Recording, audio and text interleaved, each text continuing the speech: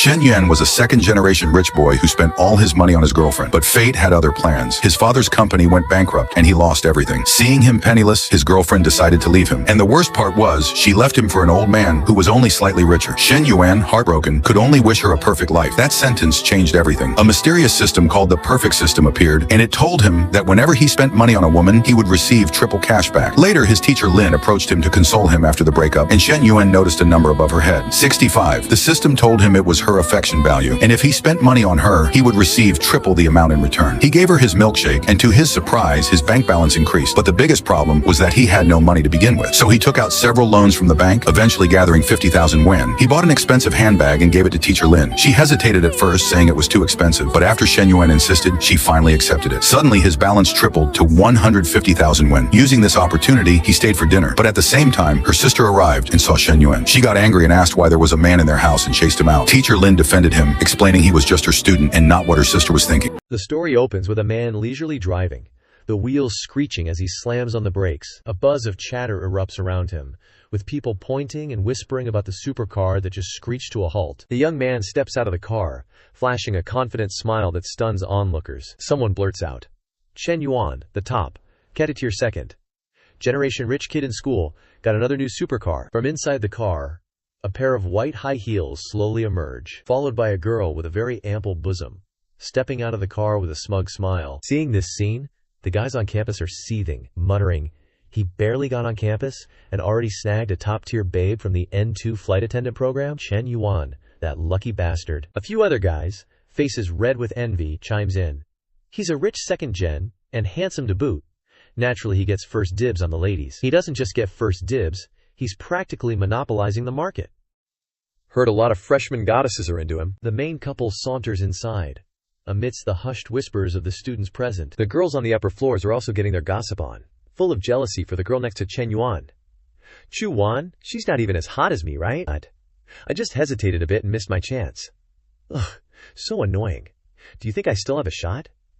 The girl next to her says, "Opportunity favors the prepared, don't lose to that Chu." Shen Yuan, oozing confidence, glances up at the gossiping girls, flashing a smile that's a total babe magnet. Afterward, they happily stroll through the mall together.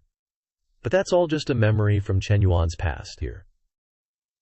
He reflects, it's a pity all that generous spending and enviable life in his third year of university was ended by a disaster. Not only did the 3 tourism companies in his family go bankrupt, but they are 100 million in debt. Back in reality, Shen Yuan walks inside and shouts, "Yo, roomies, anyone up for a late-night gaming session with Lao Zhang?" He turns around, coldly replying, "Shen Yuan, I don't think we're that close." Another guy lounged back, leisurely saying, "You think you are still the young rich man from before. If you ask, we come, and if you want us to go, we leave." Shen Yuan is speechless, swallowing his pride, and goes to the roof to take in the breeze. He thought to himself, all his old friends that partied with him left one by one, avoiding him at all costs. There's no choice. His parents and little sister have to stay in a rented place. Now, he used to rent a room out every day, but now he can only live in the school dorm. Being like this, not to mention being able to be unrestrained and extravagant like before, it's uncertain whether I can even live a good life or not. Up until the next moment, Shen Yuan was asked to a corner by Chu Wanding to have a word. When he arrives, she says with disgust, "Shen Yuan, stop it, don't contact me from now on. I hope you can find a more understanding girl." He freezes, not knowing what to say, his expression darkened, unable to believe what he heard. Shen Yuan says, bewildered, "Wan, 3 years of relationship, you say stop, and you stop, are you that heartless?" Chu Wanding looks at him with a cold gaze, replying with a voice akin to a pure love soldier, "How much feelings do we have, don't you know that already?" She strokes her hair, turning toward the luxurious car that has been waiting on the roadside. Before she leaves, she reminds him, "Also, don't call me Wan, it's so country when you call me that. In the future, if we ever meet again, but preferably don't meet at all." After she spoke, she opened the car that was waiting for her. Shen Yuan's heart died when he heard this, breathing a sigh. Chu Wanting says again, "I'll leave first. My friend is here to pick me up." Shen Yuan quickly pushes open the door to block her and says, "Wait, Chu Wanting." Chu Wanting got startled. Her forehead, covered in sweat, turns her head to ask, "What else do you need?" At this point, her eyes contain no love, saying in a cold tone, "All those branded bags that you bought me? I don't think I need them in the future. Why don't you return them to me?" Chu Wanding got touched on a nerve, screaming, Chen Yuan, have some shame. I've only gotten a few torn bags from being with you for 3 years. And you want them back after breaking up? Chen Yuan's face darkened, forcing a smile and saying, if it really can't be done, I don't want the money anymore. Let me go back to that dream one last time. Her face turned red, speaking in a disgusted voice. Get lost. Quote.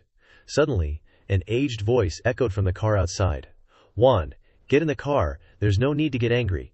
Young man, where are you planning to go now? Do you need me to give you a ride? Chen Yuan glanced at the old geezer in the car, mocking in his heart. Calling her Juan is country for me, but it's not country for him, right?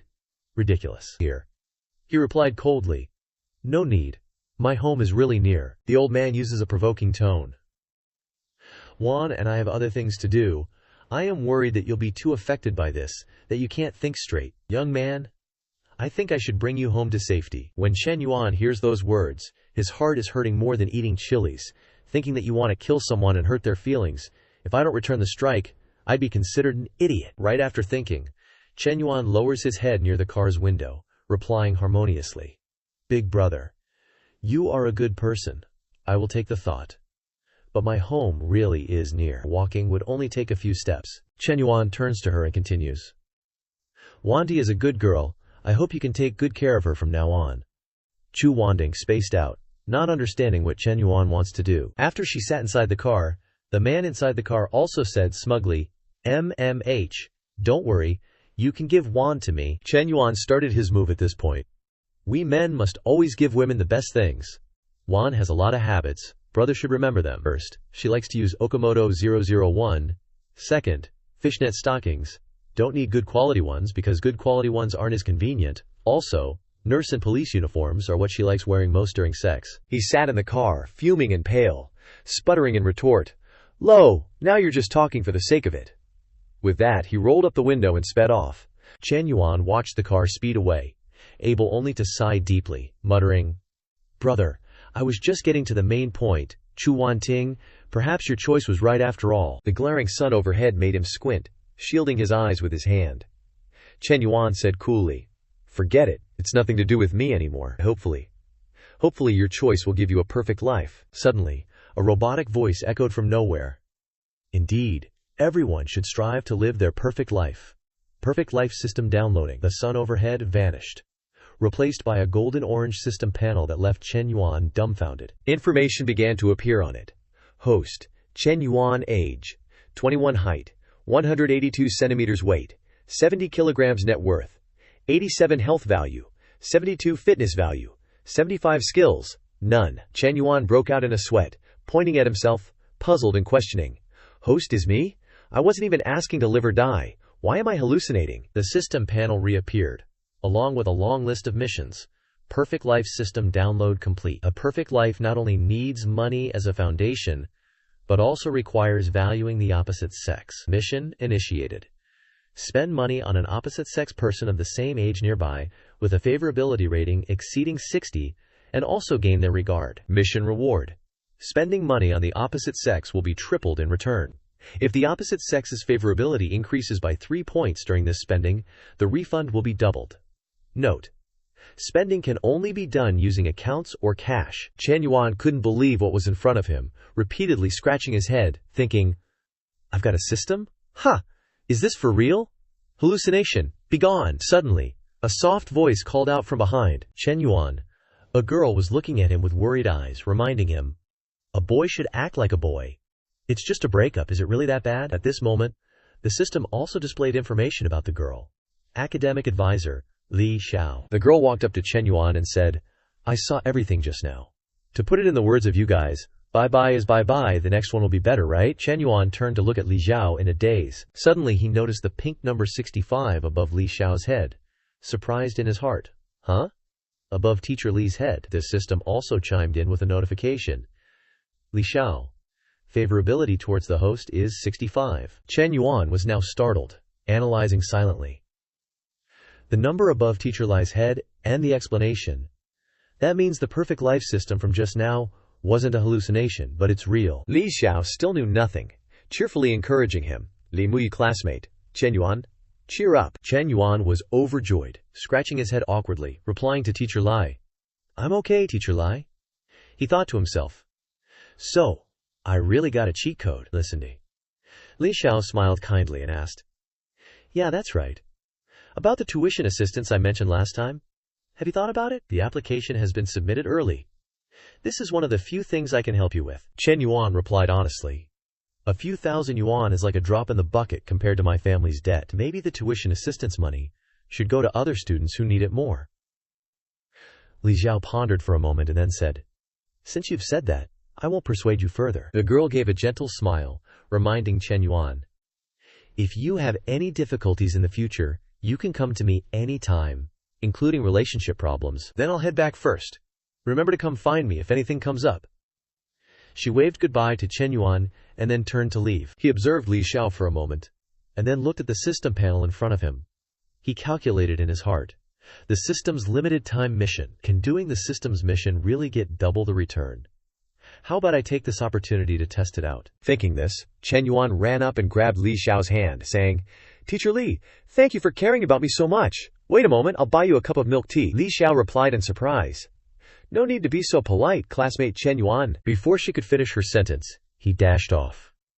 A moment later, Shen Yuan returned with a cup of milk tea in his hand, handing it to her, saying, "Teacher Li, here you go." Li Xiao reached out to take the milk tea, blushing, said, "Thank you." After this, Shen Yuan took out his phone and checked the notifications. It displayed, "Construction Bank, your card with the last 4 digits 0098, on May 10th at 1640, received 18 yuan, account balance 99 yuan. He read it over and calculated.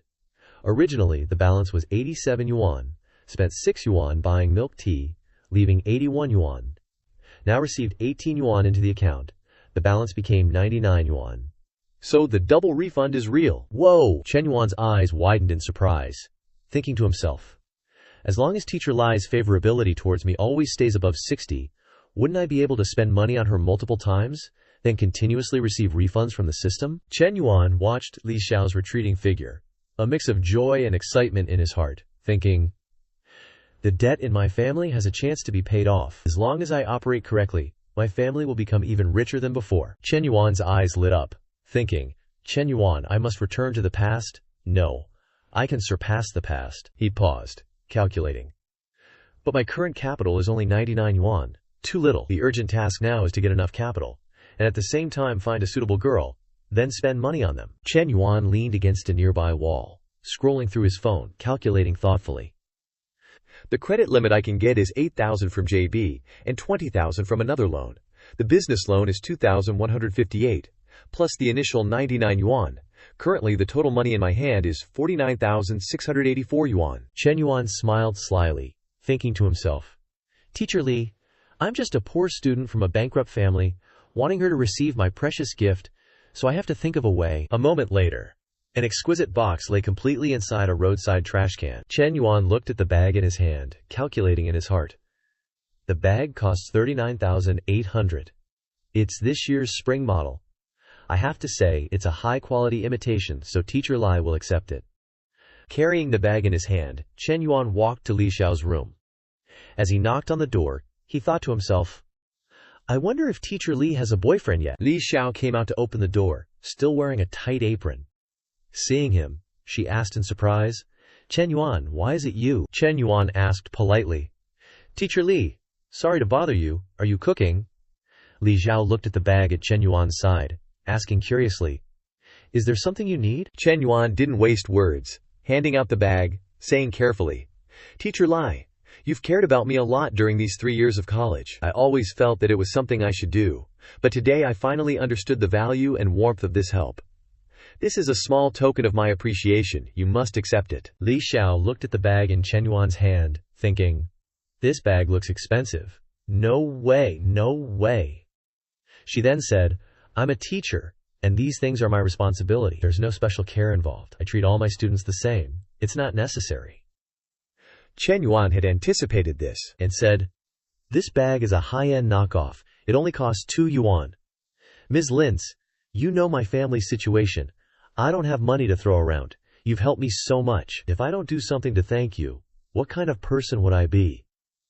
Even though this bag isn't worth much, It's a small token of my appreciation. Please accept it if you don't mind. Li Xiao looked at Shen Yuan, thinking, he's said this much. If I don't accept it, I'll be looking down on him. I can't provoke him at times like this. She then took the bag from Shen Yuan's hand and said, okay, I'll keep it for now. I'll give you a gift on your birthday or during a holiday later. While they were talking, a scent suddenly wafted out of the kitchen. Li Xiao immediately ran inside, yelling, oh no, my fried meat is burning, burning. Shen Yuan took this opportunity to slip off his shoes and go inside. Li Xiao poked her head out of the kitchen and called out, Shen Yuan, you haven't eaten, right? Stay for dinner. Shen Yuan smiled, thinking, as long as her boyfriend isn't a problem, I'm happy to stay for dinner. After all, close contact can increase favorability, which will lead to more system rewards. Speak of the devil, and he shall appear. The system notification rang. Construction Bank. Your card ending in 0098 received 119 yuan at 1845 on May 10th. Current balance, 12,200. Shen Yuan picked up his phone, thinking happily, it's in the account. The bag was 39,800. A triple rebate is 11,400. And after deducting the capital, I earned nearly 80,000. It's not like I have never spent 80,000 before, but this is my first time earning money, and I did it myself. This is youth. This is victory. He'd been lost in thought for so long that he didn't realize Li Xiao had finished cooking. She turned and called out, Shen Yuan, sit down and eat. Shen Yuan, why are you standing there like a statue? He snapped out of it and asked, yes, it's just the two of us eating?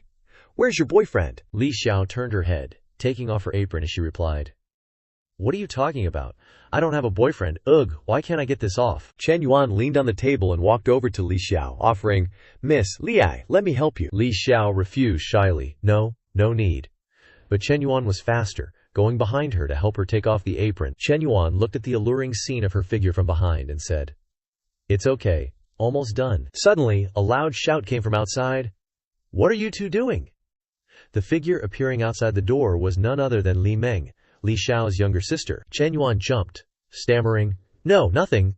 Li Xiao, on the other hand, smiled brightly and asked, why are you home so late today? Come and eat. After smiling, apron and all, Li Xiao ran to hug Li Meng's arm and introduced, this is my younger sister, Li Meng. Shen Yuan forced a smile, raised his hand, and said softly, hello.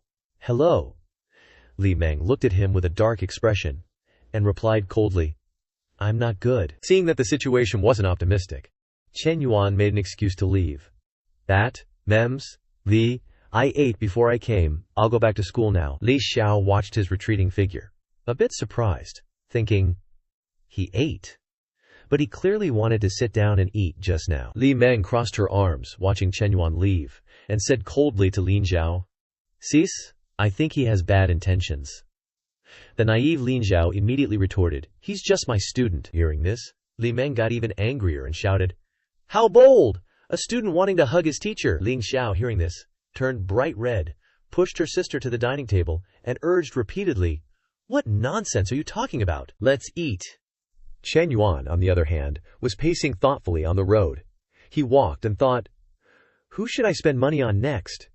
On one hand, Ms. Lini is just my teacher. On the other hand, she's not as money-grubbing as Zhu Wanting. Suddenly, a man fell straight into Shen Yuan from the front, for no apparent reason. He quickly recognized the person in front of him and asked, Lao Huang, what's wrong? The man reached out a trembling hand and a pale, lifeless face towards Shen Yuan, pleading, Yuan Ji, my goddess, Feng Minhui, went to see a movie with that damned Li Jianpeng. This withered man was none other than Shen Yuan's roommate, Huang Haibao. These words reminded Shen Yuan of Feng Minhui, the campus belle of the class of 20 in the international business program, Lao Huang's goddess. The two had never had any contact, not even a conversation.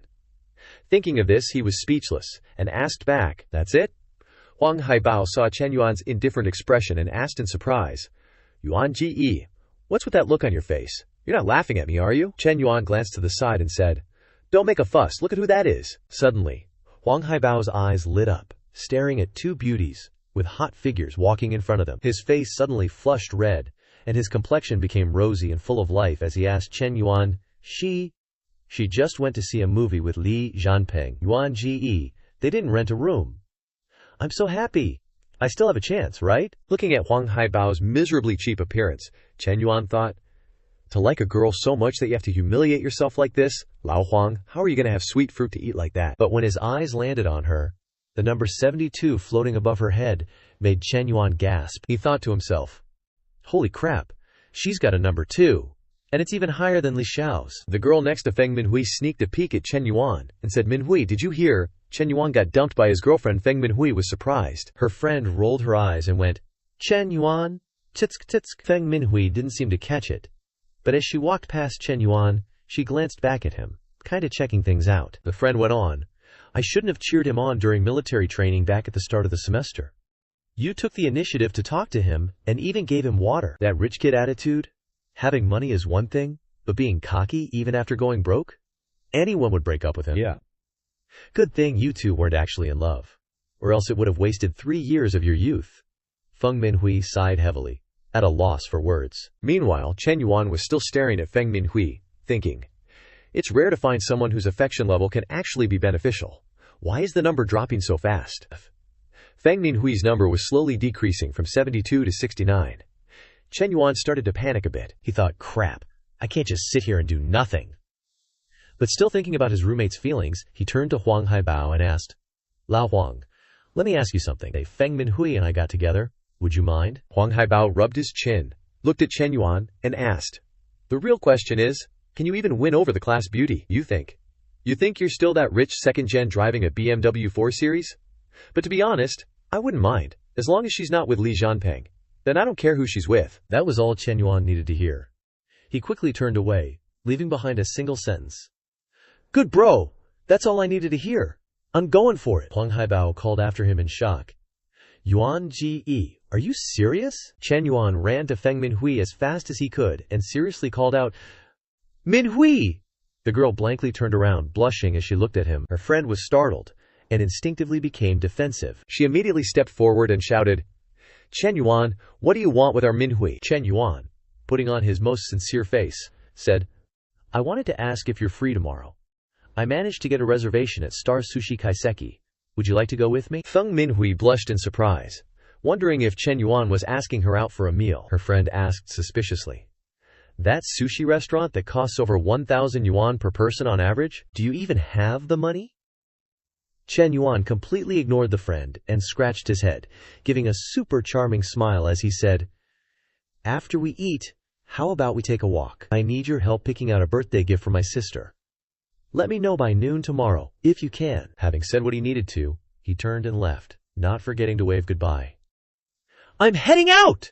I'll contact you again tomorrow. Huang Haibao watched this whole scene in shock, speechless. Feng Minhui turned to her friend, blushing, and asked, well, I just went to the movies with Li Jianping. Is it okay if I go eat with Shen Yuan? Her friend was totally supportive and said, what's not okay about it? That's a fancy Japanese restaurant. She bluntly analyzed, Shen Yuan might be a little cocky, but at least he's good looking.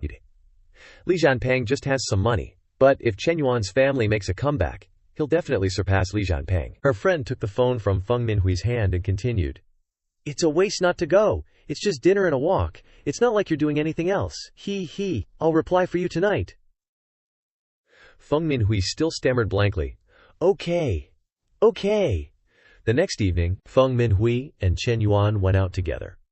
They strolled towards the restaurant that had been reserved. They sat down at the table. The server quickly brought the dishes and enthusiastically introduced them. Hello, Mr. Chen. This is the set menu for 2 that you ordered. Enjoy your meal. Feng Minhui smiled and sat down next to him, saying, Shen Yuan, I heard your family's having a hard time. You didn't need to waste so much money on this. Shen Yuan turned to reply, it's okay, the Japanese food here is super delicious.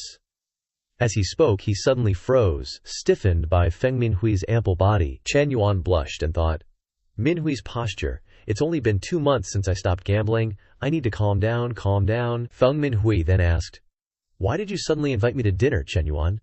Is it really just to pick out a gift for your sister? Shen Yuan, who was taking a sip of tea to calm down, honestly replied, I've always wanted to invite you to dinner, but I just couldn't find the right opportunity. Suddenly the number above Feng Minhui's head plummeted, dropping to 66. She lowered her eyes and pondered, not knowing what she was thinking, and just made a sound. Oh! Shen Yuan was shocked and thought, could it be that she's not happy with my answer?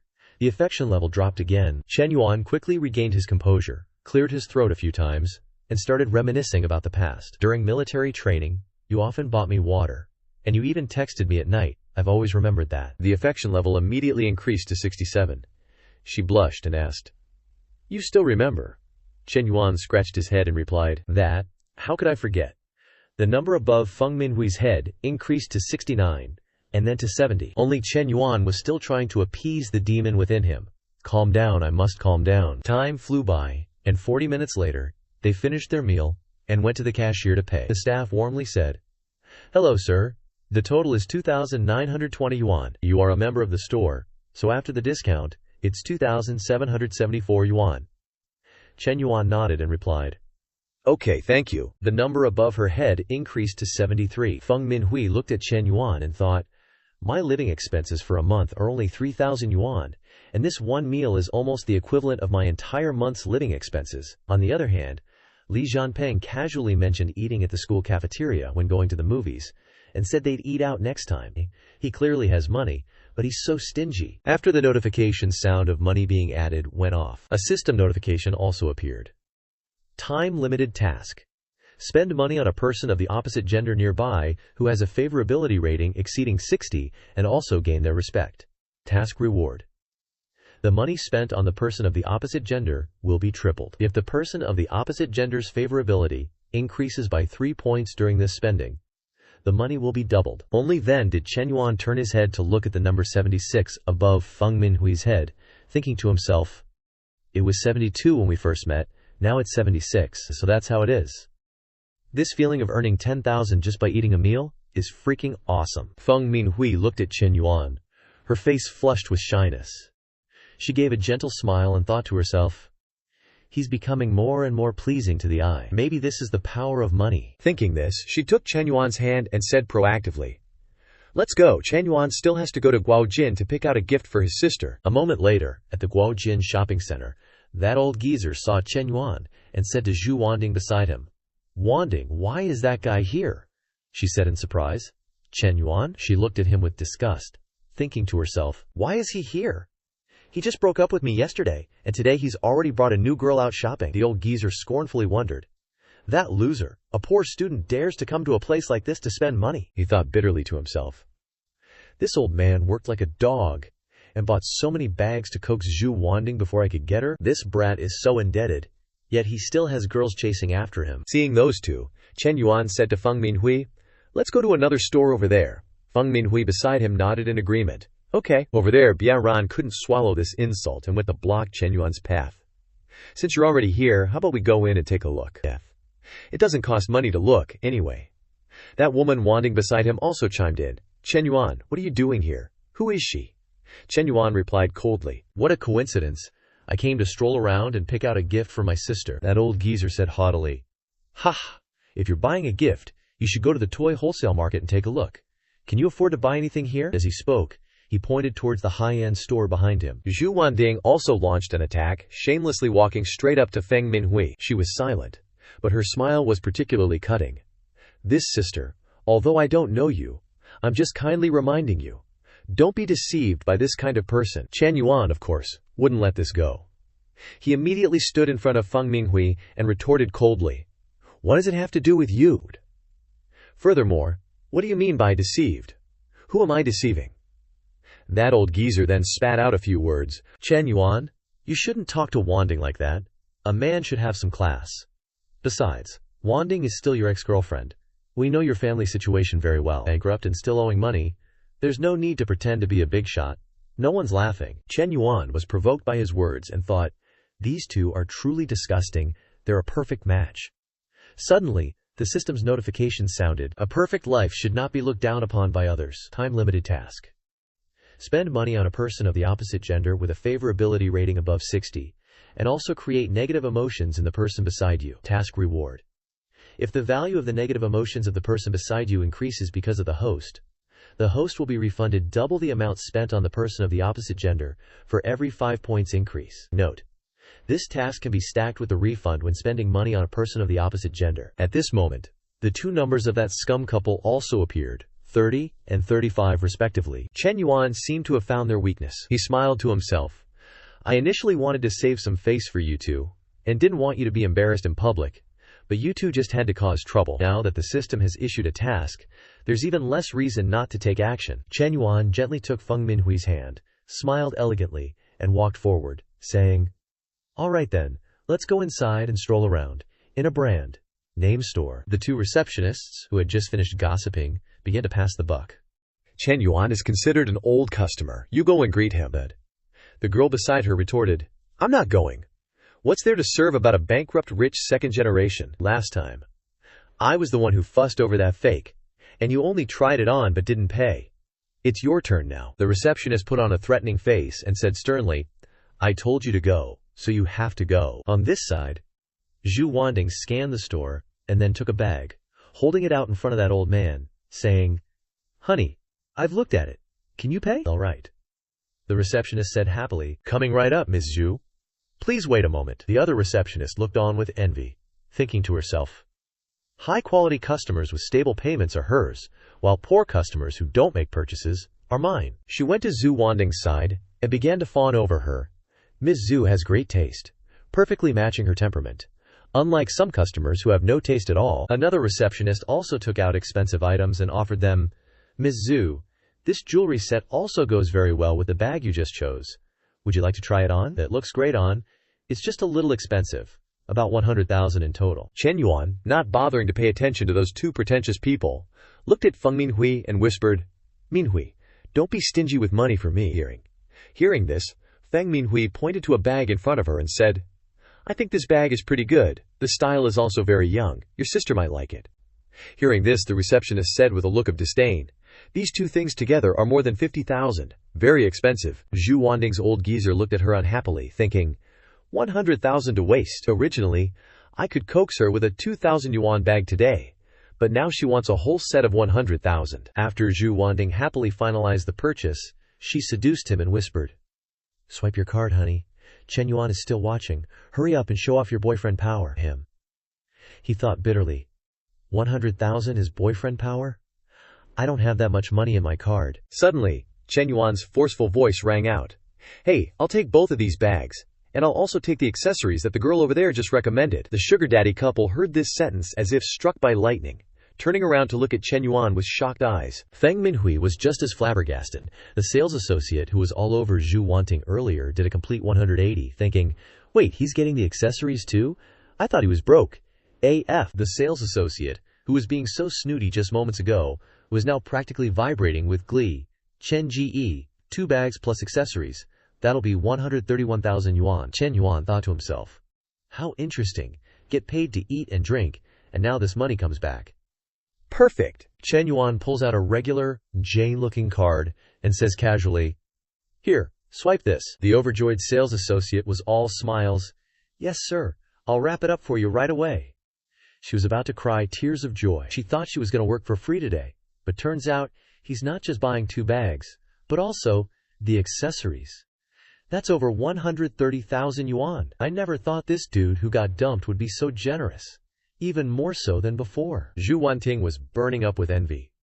She couldn't handle the truth and screamed, "Shen Yuan, didn't your family go bankrupt? Where did you get so much money?" The dude behind her chimed in, "He probably took out a loan or something, right?" Shen Yuan raises his chin, replying coolly, "Believe what you want, I'm not short on cash. How about I buy another bag for Zhu Wanting? It's just over 20,000 yuan. It's peanuts to me." That guy looked like he was about to explode. Shen Yuan wasn't done yet, he added.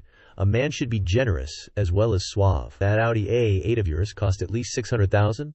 Or 700,000, you wouldn't mind this little bit of money, right?" Zhu Wanting is being so competitive. She immediately turned around and urged him, "Hao Jun, show him what you've got. Don't let him win." He was secretly fuming, thinking, that A8 is on a payment plan. I can't let Wanting know that. Ugh, this is so annoying being triggered like this. Not knowing what to do, he grabbed his phone and said, "Hold on, I need to take this call." Zhu Wanting was pissed and called out, "Hao Jun, what are you doing?" The other sales associates got a good show to gossip about. The dude walked outside, loudly faking the phone call while practically running away. "Who told you to decide that? Didn't I say any project over $1 million needs my approval?" Zhu Wanting was grinding her teeth in anger. Shen Yuan, Just you wait. Watching their pathetic figures and the increasing number on the gold diggers meter, he thought, "Oh, negative emotions. This is easier than I thought. Whatever. I'm too lazy to bother with them. Just gotta finish the mission." After paying, Shen Yuan hands the bag to Feng Minhui, saying, "Minhui, take this. It's a gift." She was shocked and waved her hands. "No, I can't, Shen Yuan. It's too expensive." Shen Yuan hands the bag to her, with the other hand taking another bag from the sales associate. "It's nothing. It's just a bag. You were laughed at and humiliated by those two jerks because of me. I'm a bit embarrassed, so consider it my apology. Just accept it. Please accept it." Feng Minhui hesitated for a moment and said, Well, okay. Thanks then." Shen Yuan continued happily. "Don't thank me so fast. And there is this, and those. All for you." Feng Minhui asked in surprise. Isn't this for your younger sister?" Shen Yuan responded casually. "I don't know if she likes them, but I know you at least like this bag." He pretended like that, but in his heart he thought, "Are you kidding? If I really buy it for that little devil Chen Xuan, she won't just scold me for wasting money, she'll rat me out to mom and dad too. From the beginning I was buying those 2 bags for you. Just take it. After you take it, I can get refunded tonight." Feng Minhui stepped back. In her heart she thought, 1 bag was already too much. But to accept all of this like this, wouldn't that make a bad impression on him? The girl blushed, embarrassed, and replied, "I can't, Shen Yuan." She didn't even have the chance to finish her sentence. He already grabbed Feng Minhui's hand. Smiling, he said, "It's okay, this is just the beginning, we still have a lot of time. Just accept it. If you keep refusing, I'll be sad." With the enthusiastic begging, the girl also accepted the remaining bag. Immediately, a system message rang. "Congratulations, host! On completing the mission, this mission got a total of 15 negative points, and a triple refund of the money that was spent, in addition to spending money for the opposite sex, for a total of 6 times the refund. Construction bank card number with tailing digits 0098, received 786000 at 21:00 on May 11th. The current balance is 786,356 yuan." Shen Yuan held Feng Minhui's hand and thought, "Right now, Minhui is my cash cow. I have to protect her well, and not let the drop in affection from just now happen again." He said gently to her, "Minhui, let's go back to school, it's getting late." In Shen Yuan's heart, he thought, "Although I really want to go a round or two, this kind of thing can't be too hasty, it's better to let it happen naturally." Feng Minhui was also moved by this action and thought, Shen Yuan is completely different from Li Jianping. He didn't mention going to a bar, if not I really wanted to. A moment later, Shen Yuan finally arrived at the south dorm. At the same time, a group of youths were coming down from upstairs, repeatedly cheering, "Jianping, so enviable, so quietly you got the class beauty. All of us are still single. That's right, I didn't expect you little punk to be a step ahead. This is worth celebrating. You have to treat us no matter what. Moreover, it has to be a grand meal." The Li Jianping guy saw Shen Yuan passing by and deliberately spoke loudly so that he could hear. At that time, call the whole class to go. Let's be lively. Shen Yuan pondered and went back to his dorm room. Inside, one roommate looked bitter and opened his receiver and spoke to him. "Did you hear everything? That damn Li Jianping just went to watch a movie with the class beauty and already can't wait for the whole school to know. It's very obvious that he's targeting our room 503. Shen Yuan knew everything and smiled to comfort him. He won't be jumping around for long. Feng Minhui won't be with him. The other side turned around and said to Shen Yuan, "Don't talk nonsense. Feng Minhui went to watch a movie with him last night. Who knows what else they did? Moreover, didn't she not agree to a date with you today? That shows that she's really with Li Jianping." Shen Yuan simply sat down on the bed, only listened, but didn't say anything else. He turned on the computer, looked at the account balance for a moment and thought, "Already have new income so fast. Maybe I'll go home tomorrow and check things out." Scene changed to Shen Yuan's house. A chubby man sits on a chair. Seeing Shen Yuan, he says, "Xiao Yuan, you're back. That man is your uncle, Chen Yaodai." Shen Yuan walks in and coldly says, "Hello, uncle," his father says softly. "We're talking here. Go back to your room first. Your uncle and I are discussing something." After Shen Yuan returns to his room, his father's voice can still be heard outside. "Brother, I understand your difficulties, but I still hope you can give me some more time. The stuff I have is almost enough to pay off the debt. I'll pay you a portion first then." Chen Yaodai says smugly, "One portion is definitely not enough. I have to hustle every day these past 2 days. You absolutely have to pay me everything at once." Shen Yuan's mother can't hold back anymore and shouts, "Chen Yaodai, no one does things like you. Who lent you 300,000 when you didn't have money for a car wash, and did they ever rush you to pay it back? Now we've only borrowed 200,000 from you, and you've come to rush us 3 or 4 times. What's your intention? Shen Yuan's father interrupts. Say less, will you? Your brother has his own difficulties. Shen Yuan's mother still hasn't stopped, and says bluntly. Whether he has difficulties or not, he knows very well in his heart. I already asked his wife. He hasn't been hustling for money these past 2 days. He is still smugly saying that debts must be paid. It is a matter of course. It's a waste that we're even family. We can still get along. If it were an outsider, you'd see what debt collection is like. Shen Yuan's mother snaps back. Haha, you still want to use violence to collect debts? Oh heavens, the Chen family are all white-eyed wolves. What was the point of treating you all so well in the beginning? Shen Yuan's father turns to say, What are you saying? Aren't there still some jewelry? Go into the room, find some, and sell it. We'll buy it back for you later when we have money. Shen Yuan's mother says irritably. Stop it. What are we buying? Let's pay off the debts in the house first. Suddenly, inside, Shen Yuan's system rings with a notification. A perfect life shouldn't carry debt. Time-limited mission. Pay off family or personal debt. Mission reward. The amount of debt paid will be doubled for the host. The first time you pay 200,000, you will get 1 million specifically for a car. Shen Yuan stares blankly at the notification in front of him, thinking to himself, this mission came at just the right time. His eyes light up, thinking to himself. Even without the mission, I was planning to help old Chen ease some of the debt today. On this side, Shen Yuan's mother takes out the jewelry box, sighs, and says, All the jewelry you've given me over the years is here. No matter how difficult things get, I can't bear to sell it. It's worth several tens of thousands of yuan. Let him take it back first. It seems like 2 gold rings were lost during the move. Hearing his mother's sigh, Shen Yuan blushes with embarrassment inside. Ertnan needed some money to buy a bag for Wan Ting, so I took my mother's 2 gold rings to sell. At that time, I was really an unfilial son. Shen Yuan thinks, and then pushes the door open forcefully, shouting clearly, Mom, Dad, I have money. Shen Yuan's father sees him and reminds him listlessly. Now is not the time to joke around. His mother also has a tired face, saying, You see the situation in the house now. You still need that little bit of money to pay for your cafeteria card, right? Don't mess around. Shen Yuan scratches his head a little embarrassedly and says to his dad, I really do have money, old Chen. Listen, can you hear the sound of receiving money? Mom and Dad quickly take out their phones to look at the numbers inside and shout, 200,000!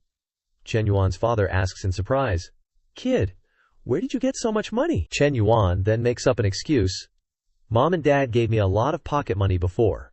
I invested some money in cryptocurrency with a friend. He didn't let me touch it, saying that the potential for increase was great.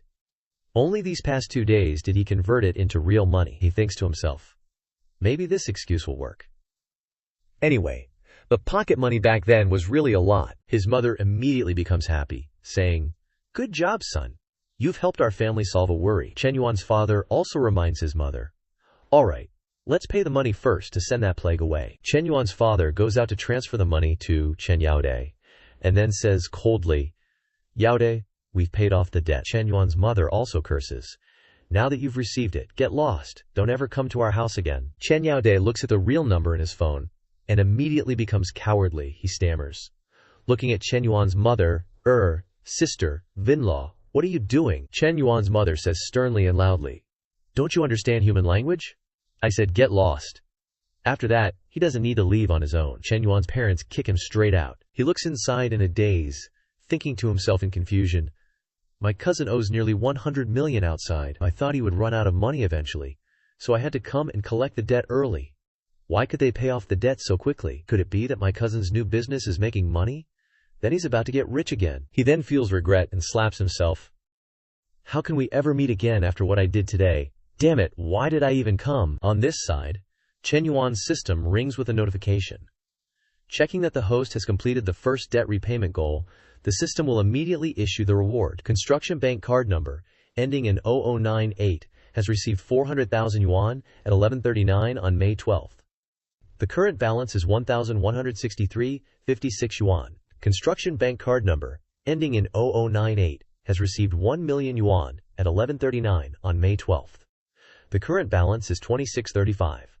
Shen Yuan looks at his phone, thinking to himself, excluding the private money to buy a car from the second message, my private account already has more than 1 million. I didn't expect that coming home would not only help my parents solve a worry, but also have such a big harvest. Shen Yuan thinks. But completely solving all the debts in the house still requires a lot. So right now, even if I give all the million in my hand to old Chen, it's useless. The most beneficial thing is to use this capital to create more money. Shen Yuan looks at his parents, who are so happy that they're crying beside him, and thinks to himself, Let's calculate. I can only give old Chen 2 more 10,000. Thinking this, he goes to his parents and says, Old Chen, I actually still have a portion that hasn't been withdrawn, about 10,000. Do you need to use it urgently now? Shen Yuan's mother waves her hand and says, Mom feels like we can keep it for now. The other debts aren't urgent for the time being. Suddenly, old Chen blushes and speaks up. Wait, give me 10,000 first. Embarrassingly says, That, Shen Yuan, give me 10,000 first. Shen Yuan responds with a smile. That's right, old Chen. This is the right feeling. He recalls himself in the past, thinking to himself, this appearance of dad is exactly like me when I asked him for money before. This thing like inheritance is really interesting. Cut to outside Li Xiao's house. Shen Yuan's standing there. He sees her, and immediately says, Teacher, you're back. Li Xiao smiles when she sees him. Yep, no classes this afternoon. Shen Yuan leans in, all eager, and says, Are you free tonight? I wanted to treat you to dinner. You bought me food last time, so it's my turn to return the favor. The moment he says that, sharp eyes flash behind her, making both Li Xiao and Shen Yuan sweat bullets. Li Meng, her face full of killer intent, appears behind her teacher, making Shen Yuan stutter. Li Meng, Shen Yuan freezes, thinking, this teacher's little sister is seriously my nemesis. Can't mess with her. These two sisters are really different. The older one is gentle, but Li Meng is tough and always on guard. She narrows her eyes at Shen Yuan. Shen Yuan gets super nervous under her gaze, then turns and stammers, Oh, teacher, I suddenly remember I still have something at school. Might be busy tonight. We'll do the treat another time, okay? I'll go now. And he bolts. Li Meng says to Li Xiao with a serious face, I told you that kid has ulterior motives. Li Xiao replies softly, Maybe he really just wants to buy me a meal. Besides, even if he does have other intentions, I wouldn't agree. Shen Yuan's already outside, thinking to himself as he walks, It's so hot. He absent-mindedly thinks back to the past, driving around in an air-conditioned car with Zhu Xiaoting that was comfortable and cool. Thinking about it still feels nice. Suddenly, he remembers something, takes out his phone, and thinks, Wait, I actually have some money set aside to buy a car right now, but I haven't used it. Am I not giving the system enough face? He thinks for a second, then texts Feng Minhui, Free this afternoon, want to go car shopping with me? Feng Minhui replies quickly, Sure, no classes this afternoon anyway. Feng Minhui's friend reads the message and squeals to her, Aya, you two lovebirds are already going to pick out a car together. That was fast. Are you not coming back to the dorm tonight? Tell me. Feng Minhui blushes and protests. Don't talk nonsense. We're not even dating yet. Her friend teases. Our Minhui is so lucky to find a rich gold, turtle, and a handsome one at that. That brat Shen Yuan got a steal. She reaches out and gives Feng Minhui's chest a playful squeeze, making her blush and exclaim, Stop it. An hour later, at a top-tier 4S dealership, an employee sees them arrive and greets them. Welcome. What can I do for you? Are you here to see cars? What kind of car are you looking for? Another guy walks over, face red and dazed, and asks, Minhui, what are you doing here? Feng Minhui turns and says softly, Oh, Senior Qin, she thinks to herself. Qin Yang, the upperclassman who used to chase me in high school. Why am I seeing him here? The guy walks up to them and asks her, Minhui, who's this? Shen Yuan steps forward and introduces himself. I'm her classmate. Xin Xiao asks, Oh, are you two here to see cars? What kind of car are you interested in? Shen Yuan points to the car next to him, without hesitation, and says, I want to learn more about this MCH model. Xin Xiao says enthusiastically, The car exhibits are over there. Feel free to look around. You can also sit inside. In his heart, he's clearly looking down on them, thinking, The lowest MCH is at least 500,000, and it's more than 600,000 on the ground. This kid is dressed so plainly. If you don't have money, you don't have money. What's the point of bringing a female student to the 4S store and pretending to buy something? He stares blankly at Feng Minhui, thinking to himself, Minhui is still so beautiful, worthy of being the goddess I pursued. I'm different from before. Salary of more than 10,000 a month, outstanding salesperson, drives a 200,000 Honda Accord to work. Girls are realistic now, guys like me are their top choice. He just stands there, thinking all sorts of nonsense. He then walks over to her side and says, Minhui, long time no see. If you're free tonight, how about we catch up? Feng Minhui replies awkwardly, sorry senior, I might not be free today, I have other plans tonight. Shen Yuan suddenly pipes up, Hey, is it possible to arrange a test drive? He gets interrupted and thinks bitterly. I'm trying to ask Minhui out, what are you interrupting for? You can't afford it, so what do you want a test drive for? Wasting my time. He suppresses his anger and replies, sorry, the test drive vehicle has already been driven out by our boss today. No test drives today. Shen Yuan, with his history of changing cars every few days, thinks he is not someone who knows nothing about cars. He already saw the MCH in the store when he came in. If you can't arrange it, then change someone else. Without saying much, he gets off the car and shouts loudly to the front desk, excuse me, could you arrange another salesperson for me? I want to test drive immediately. A girl walks out and says softly, hello, my name is Chen Na. I am the sales consultant of the store. How can I help you? Shen Yuan looked at the sweet girl in front of him and praised him. Another colleague saw this and asked the guy, isn't Xin Yang supposed to be handling that customer? Why did you let Chen Na take over? He replied annoyedly, I couldn't be bothered. Let Chen Na work for free. A student saying he wants to buy an M9 and test drive it? Isn't that just bragging? The other colleague said, what if he actually buys it? You'll regret it then. Xin Yang still scoffed, buy my ass. Just a poor guy bringing a pretty girl along to show off. I've seen this a million times. Meanwhile, Chen Na was enthusiastically introducing the car. Sir, this car mainly features intelligent driver's seat design and is equipped with a 192-line laser radar, enabling full autonomous driving. How does it feel? Shen Yuan quietly assessed the girl's efficiency. Very professional. Her looks and figure aren't any less than Feng Minhui's, he thought. It's just that you often hear stories online about female car salespersons rarely closing deals with male customers. A few impure thoughts about Chen Na popped up in his head. Over there, Chen Na asked, do you understand all the car's configurations? What's your budget? Chen Yuan casually asked, do you have a car in stock? I want to pick it up today. Chen Na's eyes lit up as she secretly thought, customers who buy our cars usually have to look at them several times before making a deal. This guy just test drove it and decided to buy it without even asking the price.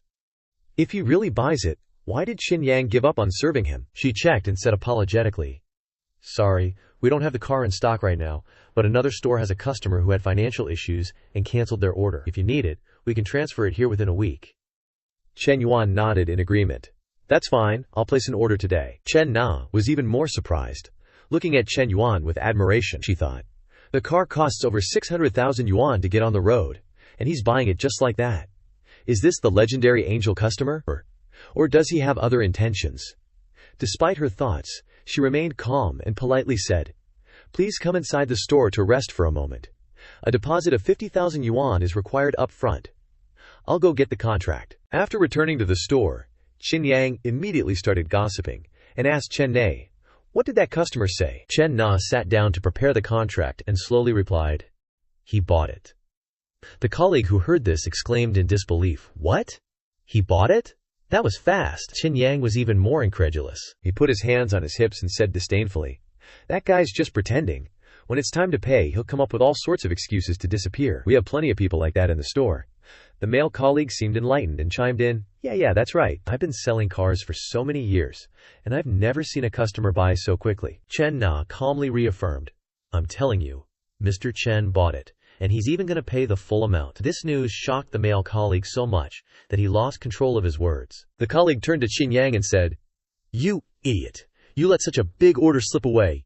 You're going to regret this. He couldn't do anything about his frustration and could only clench his fists in self-anger. After completing the paperwork, Chen Na asked with a smile, Mr. Chen, if you have any issues with the follow-up procedures, feel free to tell me at any time. Where would you like to go later? Would you like me to see you off? Feng Minhui walked over and took Chen Yuan's arm, saying, no need. We'll call a car ourselves. Seeing her attitude, Chen Na felt a little embarrassed and thought guiltily, I was too eager to protect the customer and made his girlfriend unhappy. I'm screwed. Making this, she stood in place and politely said, all right then, I won't see you off any further. The two continued to stroll down the street. Chen Yuan looked at his phone and asked, Hui, let's go eat now, okay? She suddenly pouted and said, "Oh," which sounded ominous. Shen Yuan immediately realized something was up. He turned to her and asked, "Feng Minhui's unhappy. Are you jealous?" She blushed and looked away, saying, "No, I'm not." Shen Yuan smiled indulgently and said to her, "You say you're not? Your expression says otherwise. I and she are only the business relationship between a salesperson and a customer, nothing more." Feng Minhui blushed, her voice a little sulky as she replied, "Who knows? You were talking to her so happily, and you were scrolling through her moments, for so long too." Shen Yuan scratched his cheek and explained embarrassedly, "Haha, it's actually just a habit. I always scroll through people's moments whenever I add them as friends."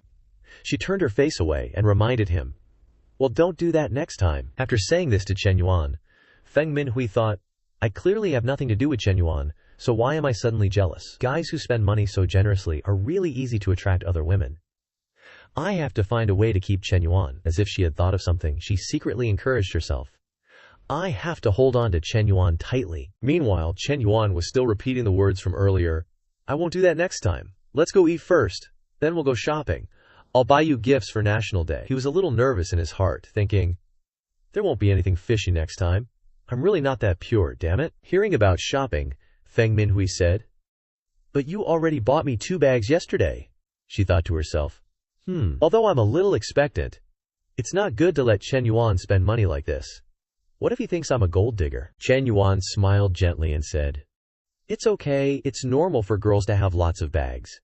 Anyway, there are 7 days in a week, so you won't be repeating them every day." He thought to himself, "Anyway, spending money on girls can get me a 3. The more she buys the better, so I can earn more." The two went into a cafe.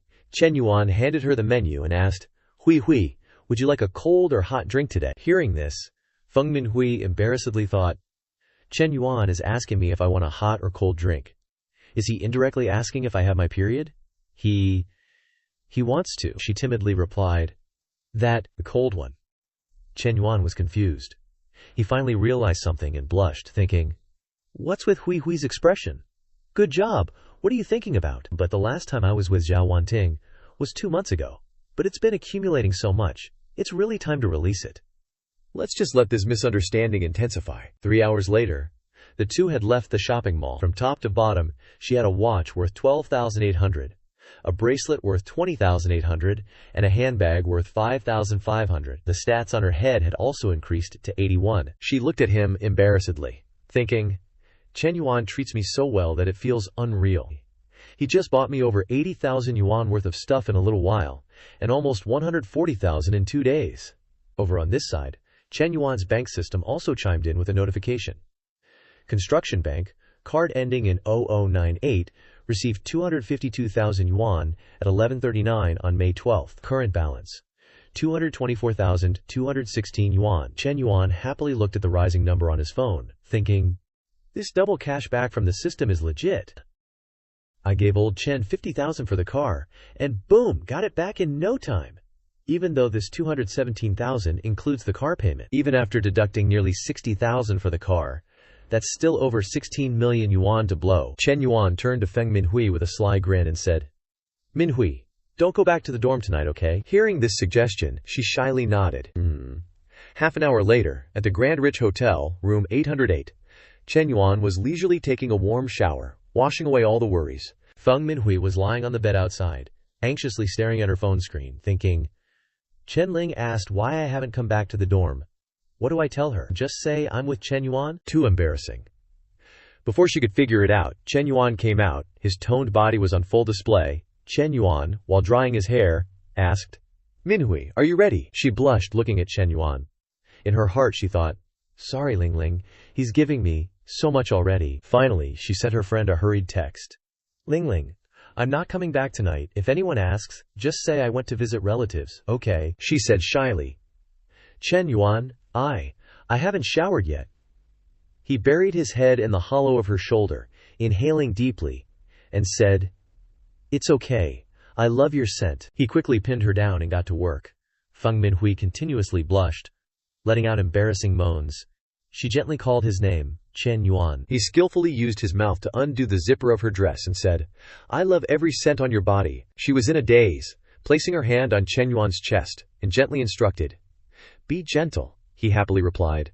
The two of them dove into each other, lost in the moment, forgetting the world. Half an hour later, they were resting. She lay in Shen Yuan's arms, thinking, this kind of thing is really not as scary as Chen Ling said. Shen Yuan, on the other hand, looked gloomy, thinking, I didn't expect Minhui to be. This feels great, but also exhausting. Looks like I haven't been working out enough.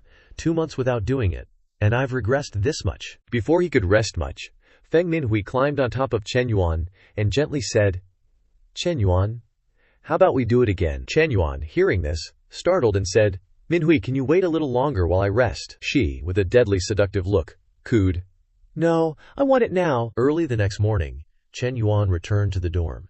He got out of bed with a refreshed spirit, thinking, the system even gives cash back on loan repayments. All my loans plus credit card debt add up to 52,000.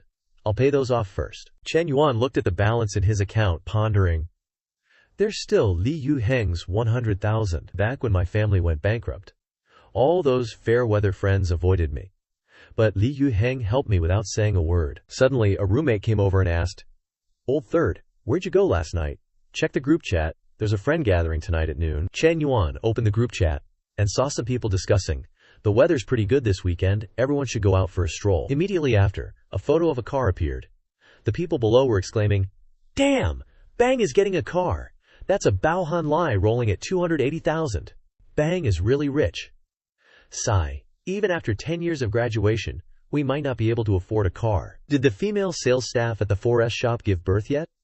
I suggest everyone get together and have a good time tonight, the roommate said again. That dog Li Zhanpeng ordered a car. I suspect he asked the class president to arrange this, so he can show off. It's freaking disgusting. It left. If we don't go, we lose 200 yuan from the class fund. Chen Yuan said, disgusted. Li Zhanpeng's pretending is really adorable. You guys go, I'm not going. Before he could finish, a message arrived. Yuan, long time no see. Hen Yuan's. Come over for a meal tonight. Relax a little. Suddenly, the system chimed in with a notification. Perfect life mission. It's not just about the opposite sex's favor, but also a career foundation limited time mission. The host will receive 1 million yuan dedicated to investment within 1 week. Invest all 1 million. Mission reward. Any income earned from business activities will be doubled. Chen Yuan read the mission and happily thought, this time, it's a career-related mission? Right on time. I was thinking I needed a reasonable source of income for all this money in my account. Li Yuheng's acoustic bar is under renovation.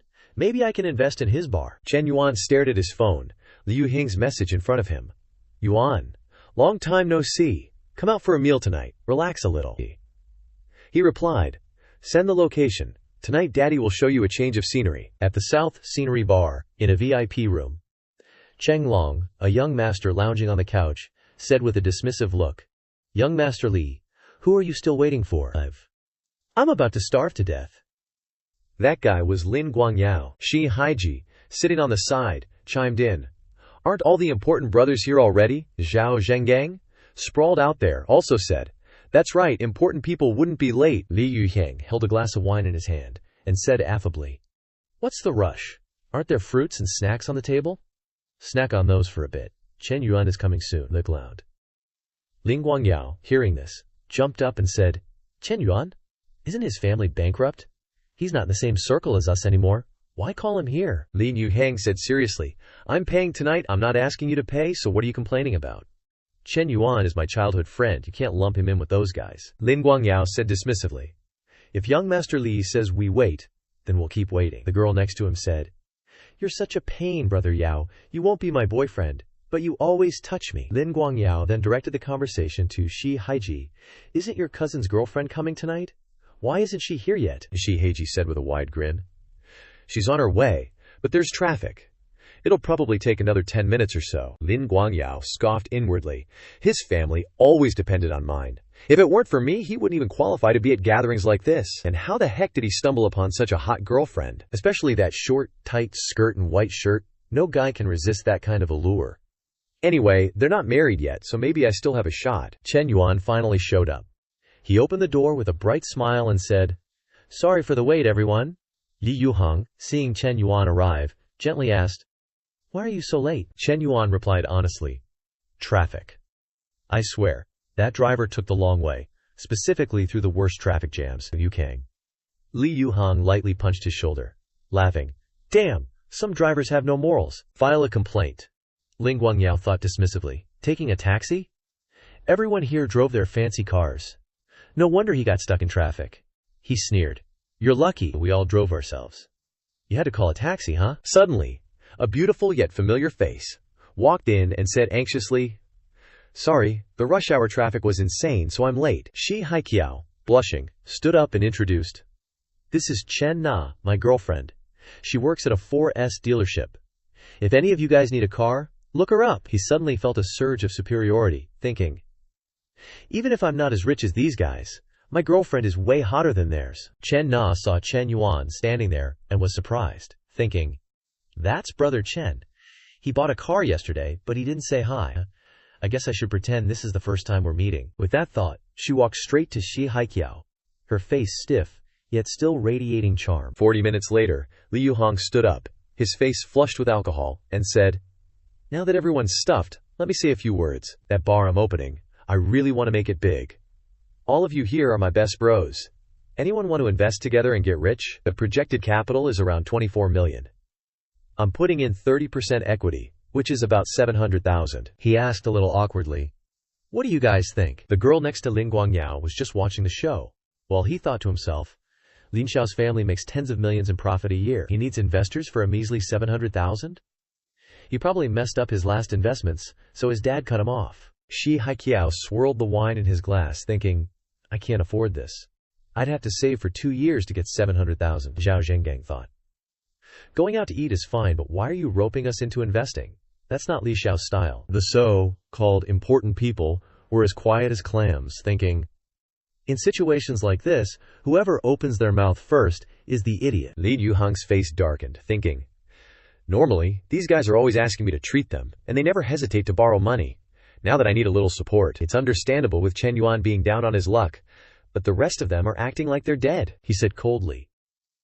What's going on, cat? Got your tongues now that you're full, you guys should say something. Lin Guangyao finally spoke up. It's like this, Li Xiao. I don't think it's at the point where you need investment. If you're just short on working capital, we can each chip in a few thousand to get the bar going. And you can pay us back later when you make money. Shi Haiqiao chimed in. Yeah. After all, we'd be adding shares halfway through, which wouldn't be fair to you. If you do it that way, you won't lose money later. Right, guys? Zhao Zhengang thought to himself. Everyone knows Li Xiao's investment skills. Remember that hot pot restaurant with the technicians? It was a disaster. Now he's opening a bar? That's like throwing money into the ocean. The nosy people around glared at Lin Guangyao, thinking, this guy could lend money privately. Why does he have to drag everyone into it? Shit, we all rely on our families. And our allowance isn't even enough. Li Yuhang was silent, thinking, I wanted to get everyone together to make money, but now it's turned into begging for loans? I overestimated these guys, especially Lin Guangyao, who never does anything right. I clearly said it was about investing and joining as partners, but he keeps bringing up borrowing money. Li Yuhang put down his glass and said sourly, we'll talk about borrowing money later. If you guys aren't interested, then forget it. Hearing that, Lin Guangyao eagerly raised his glass and said, that's the way. It's no fun when Li Xiao's trying to get us to invest. Everyone, eat and drink up. Let's keep the party going. Chen Yuan was still deep in thought. These guys disappeared when I went bankrupt. Why does Lian Yuhang still think he can count on them? These guys are all useless leeches, relying on their families for money. Lian Yuhang said disappointedly. You guys can keep partying. I'm heading out. Chen Yuan finally spoke up. How about I invest that 700,000? The whole room went silent. Li Yuhang turned around in shock. Lin Guangyao burst out laughing. Chen Yuan, stop joking around. It's not like we just met. Yeah? Another guy echoed. Yeah, talking big doesn't mean anything. A guy sitting next to Chen Yuan patted his shoulder, advising, why don't you go wash your face in the bathroom to sober up? Li Xiao's not in a good mood right now. He doesn't have time for your BS. Shi Haiqiao added a reminder. Brother, I'm a few years older than you, and I've experienced more. You have to know your limits. This isn't just about knowing your limits. It's about bragging shamelessly. Lin Guangyao chimed in mockingly. That's right, Chen Yuan. How did you even get here, don't you know? Should I pay for a taxi for you? Chen Na, watching the mockery, was confused, thinking, Brother Chen wants to invest 30% equity. Why do they think he's talking big? He just bought a 600,000 car yesterday.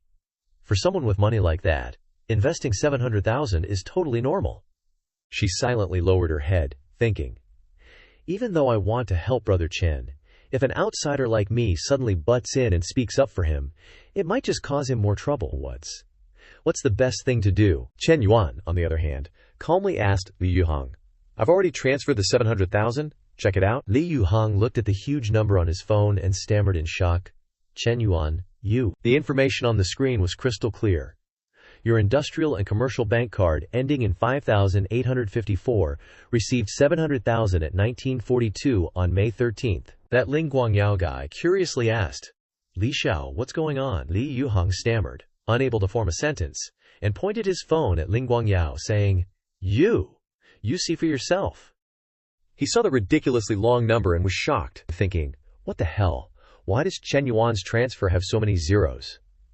Let me count them again carefully. 1, 2, 3, 4, 5. Holy crap, it's 700,000. Chen Na, who was sitting next to him, was also surprised, and turned to look at Shen Yuan, thinking, the wind has changed so quickly. One of the guys, seeing Ling Guangyao jump up, curiously asked, Lin Xiao, what's in the message? He trembled as he replied, something came up at my house. This cow. I can't drink with you guys anymore. See you another time. Xing Haiqiao, seeing this, also stood up and asked, Aren't you my cousin? What's going on? He angrily retorted. Don't ask. You go too. Your aunt and uncle are looking for you. Shi Haiqiao blankly replied, No way, they didn't call me. Lin Guangyao bitterly glared at Chen Yuan and thought, this cousin of mine can't read the room. Whatever, I'm too lazy to argue with him. It's that bastard Chen Yuan though. If he had this much money, why was he pretending to be a taxi driver? He stole all the attention tonight, damn it. That noob was so confused when he questioned him earlier. He thought, why did Lin Xiao have such a strong reaction? He went over to Li Yuhang and said, Li Xiao, what was that message? Let me see. As soon as he saw it, he opened the door and stepped outside, leaving behind only one sentence. Something came up at my house, I gotta go. The others immediately understood and stood up, saying, Me too, Li Xiao. Let's hang out next time. Xie Haiqiao turned around, confused. Aren't you guys? What's going on? Why is everyone leaving? Chen Na next to him said, Let's go too. Xie Haiqiao followed Chen Na, still puzzled, and asked, What did you say? How did you know they were looking at a transfer message? You didn't even see the message. Chen Na finally revealed, Chen Yuan ordered a McLaren from me yesterday and paid for it in full. He was shocked when he heard this. Grabbing her hand and saying, Really? Is that true? Chen Na coldly said. Why would I lie to you? I still have his car purchase contract. He got annoyed when he heard this and scolded her. Nah, I'm not blaming you, but if you know a rich young master like that, you should tell me immediately. It's your fault for not handling this properly. Next time. Chen Na coldly shook off his hand and sharply said, Next time what? Shi Haiji? I just realized what kind of person you are. Consider me having met the wrong person. Don't contact me anymore. Scene changed to inside the VIP room. Li Yuhang sat down, put his arm around Chen Yuan's shoulder and said, If I'd known you were this rich, I wouldn't have organized this gathering today.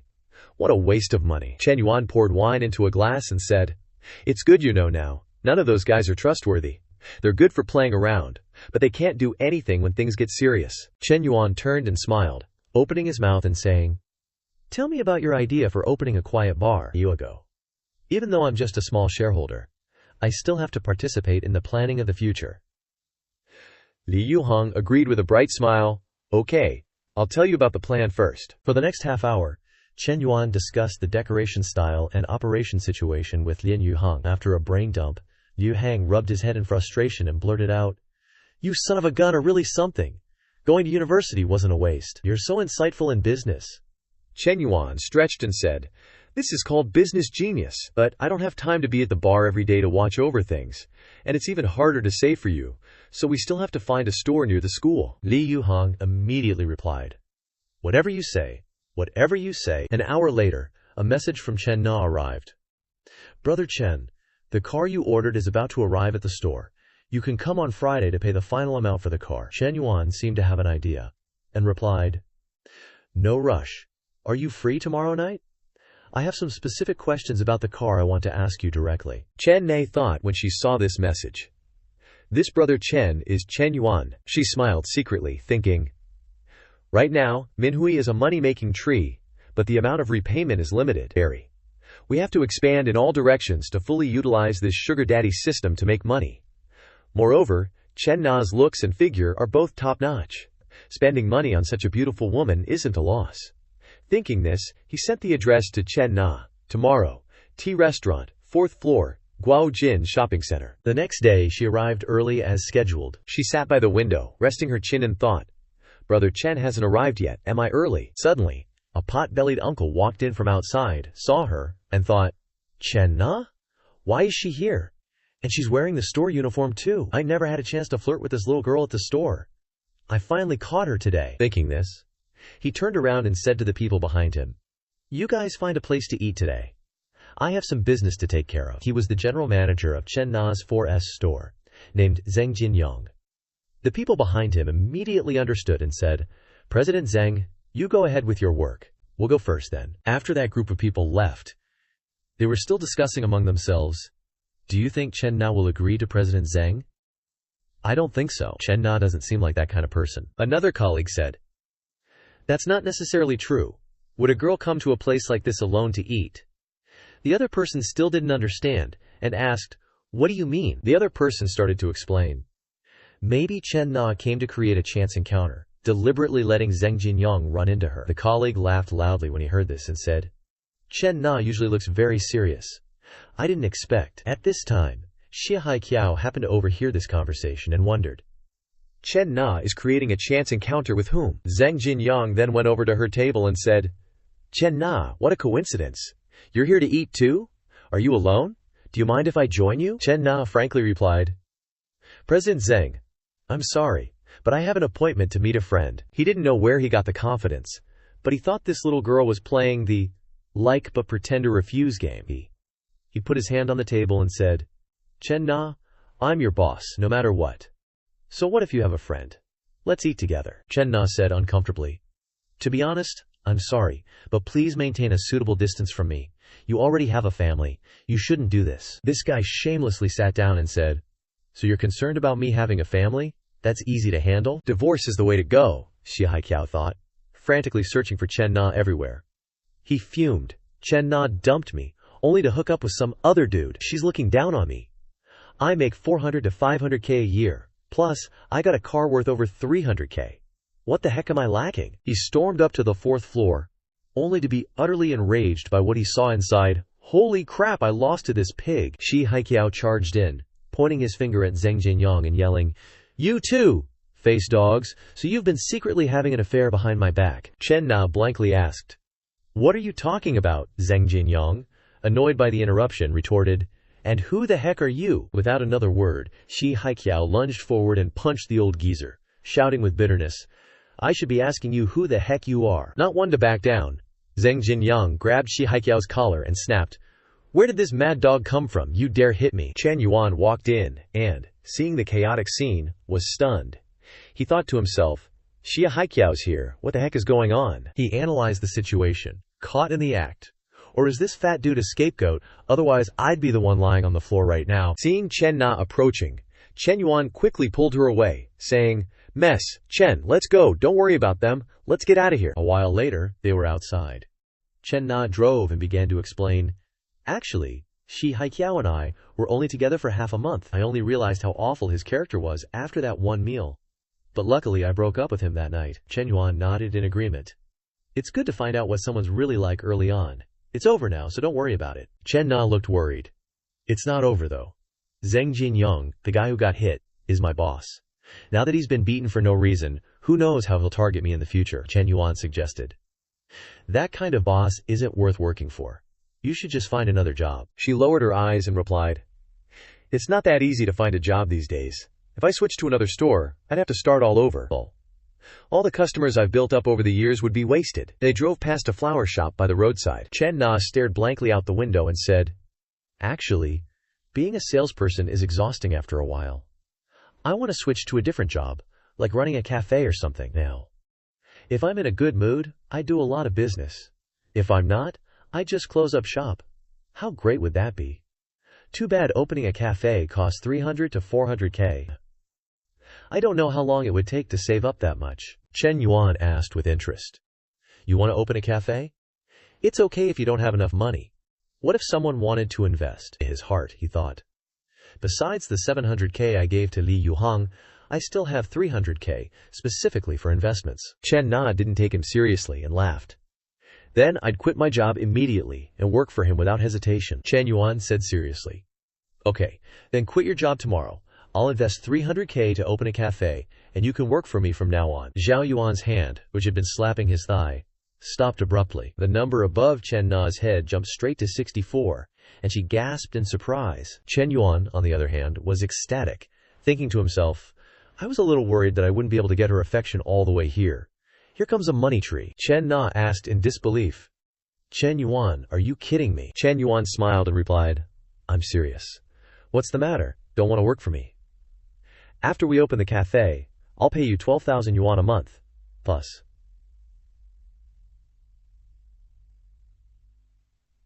there's commission. If we're open for 3 consecutive months, I'll give you a car worth 200k. Your car is old, so you should get a new one. Her eyes lit up, thinking in disbelief. No pressure to meet sales targets, and I get a car after working for 3 months. That would make my annual salary exceed 300k. She suddenly remembered something and thought, wait a minute, is Chen Yuan planning to keep me as his mistress? Chen Na remembered the girl who went to buy a car with him last time, and said, Chen Yuan, you don't have to do this for me, she thought honestly. Even though this offer is very tempting, I don't want to be someone's caged canary, especially as a mistress. Chen Yuan crossed his arms and said, don't overthink it. I just plan to open a chain of cafes. The first one is to operate as a pilot project for TH. So we'll just be in a simple boss-employee relationship. Chen Na turned her face away, saying shyly, is that so? Then let me think about it. Suddenly, a message from Feng Minhui arrived. Chen Yuan, do you have time tonight? If you're free, let's go grab some cold drinks. Chen Yuan looked at the message and thought, cold drinks? Minhui's needs are so high. He quickly replied, those kinds of drinks are okay, but we need to moderate the frequency. After that, he said to Chen Na, Miss Chen, I have something to take care of, so I'll head out first. Think it over carefully and get back to me soon. Chen Yuan quickly went to the Dafu Hao Hotel, room 808. He went inside and quickly closed the door. Feng Minhui had been waiting for a long time. She rushed over and hugged Chen Yuan tightly, saying, Chen Yuan, I missed you. He softened and replied, Hui, I. Before he could finish, Feng Minhui spoke with suspicion. Wait, Chen Yuan, you smell like another woman's perfume. Chen Yuan was surprised. He sniffed himself and said, huh? No way. In his heart, he thought, could it be because I rode in Na's car that I picked up her perfume? Feng Minhui pushed Chen Yuan away and angrily questioned, tell me, have you been seeing another woman behind my back? Chen Yuan quickly went over and hugged her, then explained in a low voice, how could that be? I only have you. It's just that I went to the 4S store to handle the car paperwork today, so I picked up the perfume smell from those girls. You know, the female staff at the 4S store all wear pretty strong perfume. Feng Minhui was finally manipulated by his sweet talk and said, okay, but if you go looking for other women next time, you have to tell me in advance. Also, you have to keep your distance from that female employee, got it? Chen Yuan laughed it off and said, of course. He smiled inwardly. This really wasn't about cheating or not. The system's mission was to spend money on the opposite sex and rely on rebates to make money. There's no way I can just stick to one tree. After giving her instructions, she turned and left, saying seductively, okay, I'm going to take a shower first. Chen Yuan grabbed her arm and said suggestively, shower later. She said in a sultry tone, can't shower, I'm wearing clothes. She was quickly stripped bare. Chen Yuan said in a perverted way, I like the smell of not showering. Feng Minhui sat on the bed, blushing, and said, then we're the same, Chen Yuan. Actually, I also like your scent. Chen Yuan also quickly took off his clothes and threw them in some corner. He pounced on the bed, greedily inhaling her scent, and said, isn't that my line, Hui? You've really completely ignited the intense fire in my heart. The two of them wrestled with each other once again. She was brought to a state of ecstasy and said, Chen Yuan, I like you so much. 2 hours later, just as the two were about to stop, Feng Minhui spoke up again. Chen Yuan, I still want more. Chen Yuan said, a little scared, let me take a shower first. I'm all sweaty and sticky, it's uncomfortable. He walked into the bathroom with weak legs, thinking to himself, Hui's needs are even greater than Wan Ting's. She's having a great time, but I'm being drained dry. He glanced at the number 90 above her head and thought, Isn't this kind of exercise increasing Hui Hui's favorability so quickly? Last time it only took one night to increase to 86, and today, 2 times has already reached 90.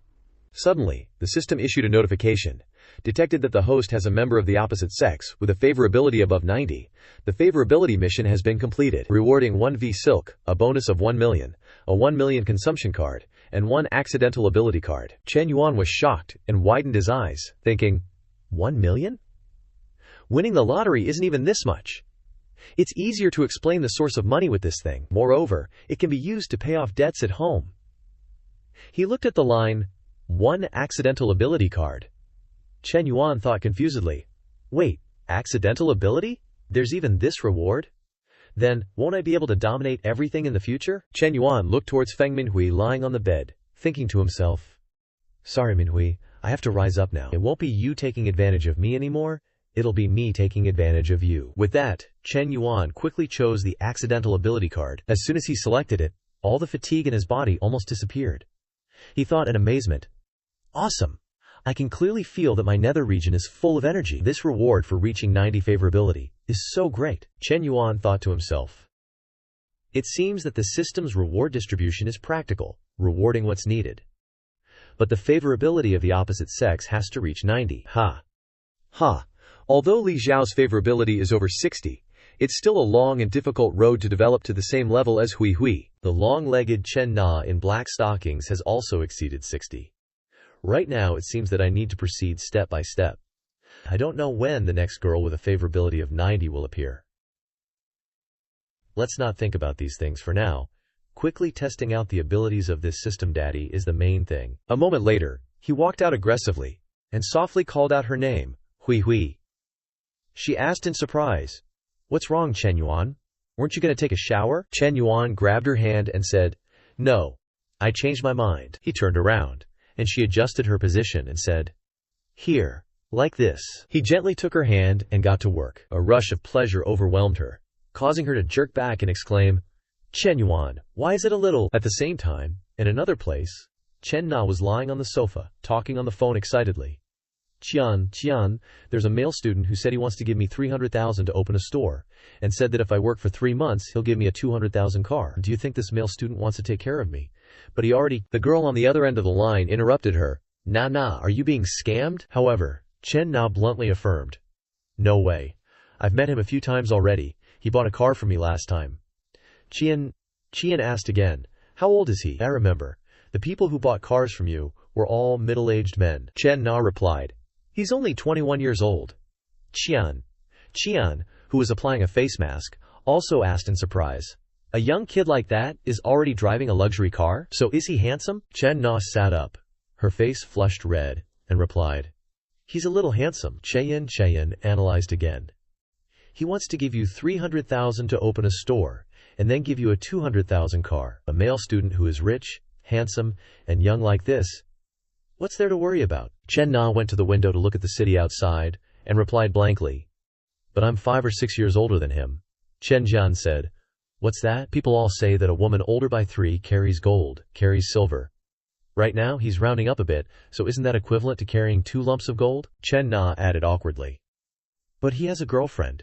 Qian, who was cutting her nails on the other side, explained, girlfriend, not a married wife. Nah, are you stupid? This kind of condition is fine even if he has a wife. Moreover, with the current situation, you can completely snatch him. Chen Na was shocked by her friend's words and exclaimed, what are you saying, Qian?